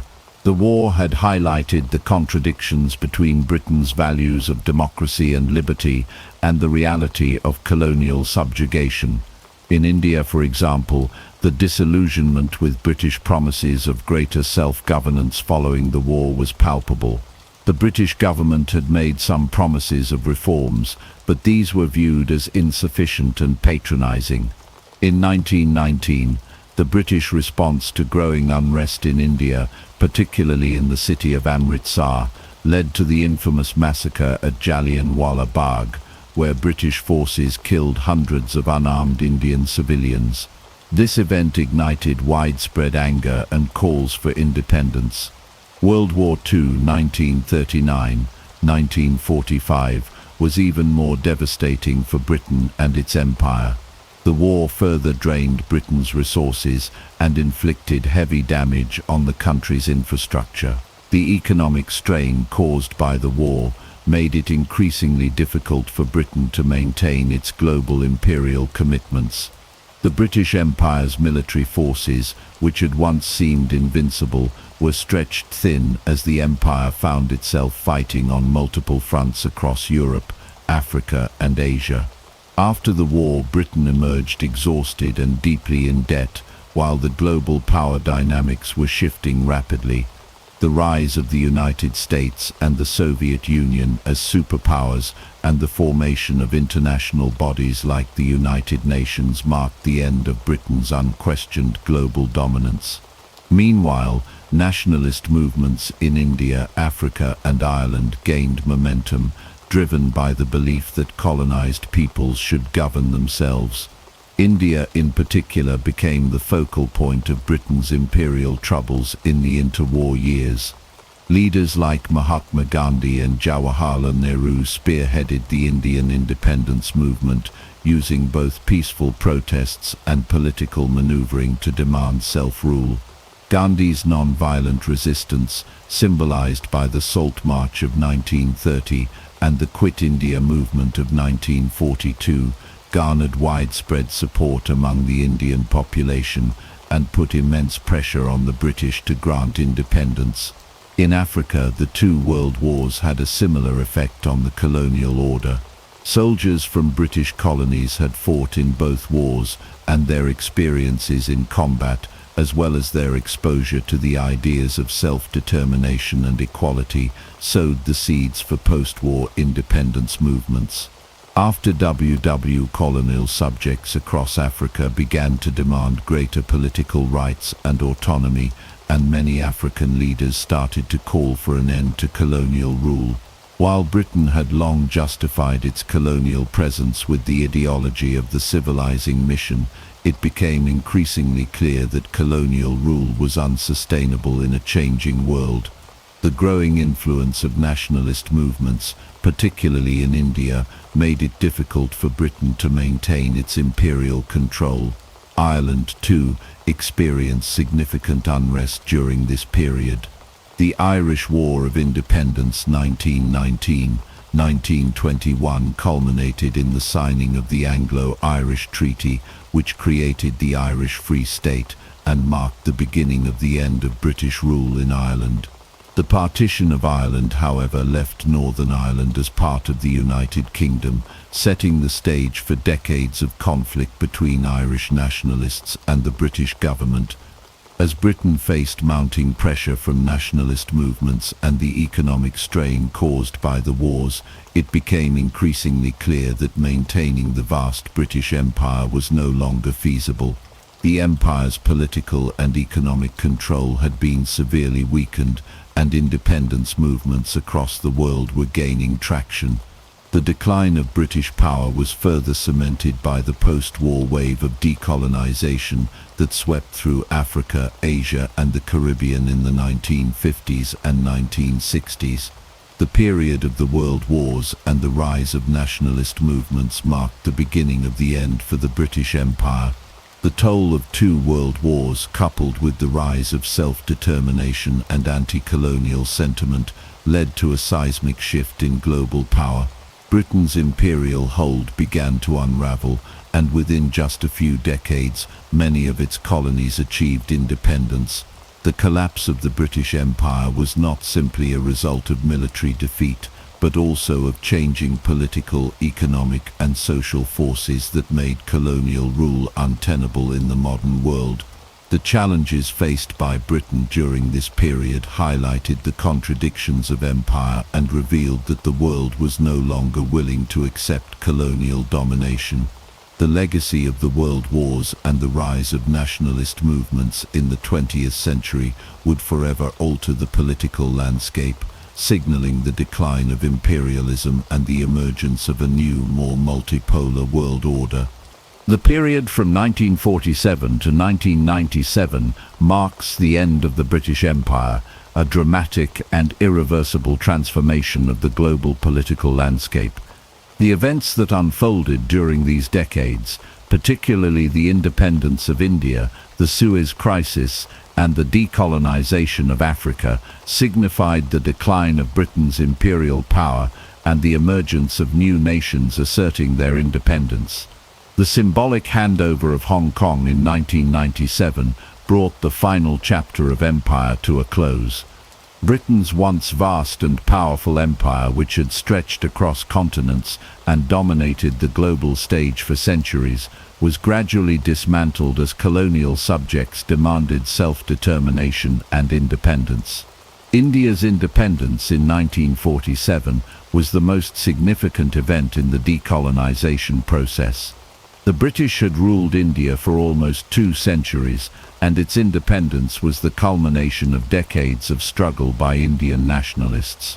Leaders like Mahatma Gandhi, Jawaharlal Nehru, and Subhas Chandra Bose spearheaded the movement for self-rule, using both non-violent resistance and political negotiation to push for independence. The British decision to grant India's independence was influenced by several factors, including the growing resistance movements within the country, the financial strain of World War II, and the changing global atmosphere after the war. The process of decolonization in India was far from smooth. The partition of India in 1947 created 2 independent nations, India and Pakistan, which led to widespread violence, displacement, and a deepening of religious tensions. The partition left millions of people on the move, as Hindus and Sikhs migrated to India while Muslims fled to Pakistan. This mass displacement and the subsequent violence claimed the lives of hundreds of thousands and left lasting scars on both nations. The Suez Crisis of 1956 marked another pivotal moment in the decline of British imperial power. The crisis was triggered when Egyptian President Gamal Abdel Nasser nationalized the Suez Canal, a vital waterway that had been under British and French control. In response, Britain, France, and Israel launched a military intervention aimed at regaining control of the canal. However, the military action was met with widespread international condemnation, particularly from the United States and the Soviet Union, who saw the British and French intervention as an example of outdated colonialism. The failure of the Suez Crisis demonstrated that Britain no longer had the political and military power to act unilaterally in global affairs. It was a humiliating defeat for Britain, and it marked a clear signal that its imperial influence was waning. In the following decades, the process of decolonization accelerated, particularly in Africa. British colonies across the continent began to demand independence, and by the 1960s, many African nations had achieved self-rule. Countries such as Ghana, Kenya, Nigeria, and Uganda gained independence from Britain, often through a combination of negotiations and armed struggle. The decolonization of Africa was not without its challenges, as newly independent nations grappled with issues of governance, ethnic tensions, and economic development. However, the wave of independence movements across Africa was undeniable, and it was a clear indication that Britain's imperial power in the region was rapidly eroding. The British government's approach to decolonization varied across regions. In some cases, Britain was able to negotiate peaceful transfers of power, while in others, the process was marked by violent resistance and conflict. The British withdrawal from Africa was particularly complicated, as the empire had been deeply entrenched in the region for over a century. The Mau uprising in Kenya and the violent suppression of independence movements in places like Cyprus and Malaya highlighted the growing tensions between the British government and its colonial subjects. The final symbolic moment of British imperial decline came in 1997 with the handover of Hong Kong to China. Hong Kong had been a British colony since the Opium Wars in the 19th century, and its return to Chinese sovereignty marked the end of British colonial rule in Asia. The handover was a carefully negotiated process, and the agreement ensured that Hong Kong would maintain a high degree of autonomy under the principle of one country, two systems. The event marked the formal end of the British Empire, a momentous occasion that symbolized the transition from imperial domination to a new era of international relations. The process of decolonization was complex and multifaceted, influenced by global political dynamics, economic factors, and the aspirations of colonized peoples. As former colonies gained independence, they were faced with the challenges of nation-building, economic development, and establishing stable political systems. The British Empire's legacy was a mixture of triumphs and tragedies, with lasting impacts on the political, social, and economic landscapes of the former colonies. In conclusion, the period between 1947 and 1997 marked the final phase of British imperial rule. The independence of India, the Suez Crisis, the decolonization of Africa, and the handover of Hong Kong were key events in the dismantling of the British Empire. While Britain's imperial power had once spanned the globe, the winds of change blew across the empire, heralding the end of an era. The legacy of British colonialism remains a complex and contentious issue, but the end of empire also opened the door for new possibilities for former colonies to chart their own courses in the world.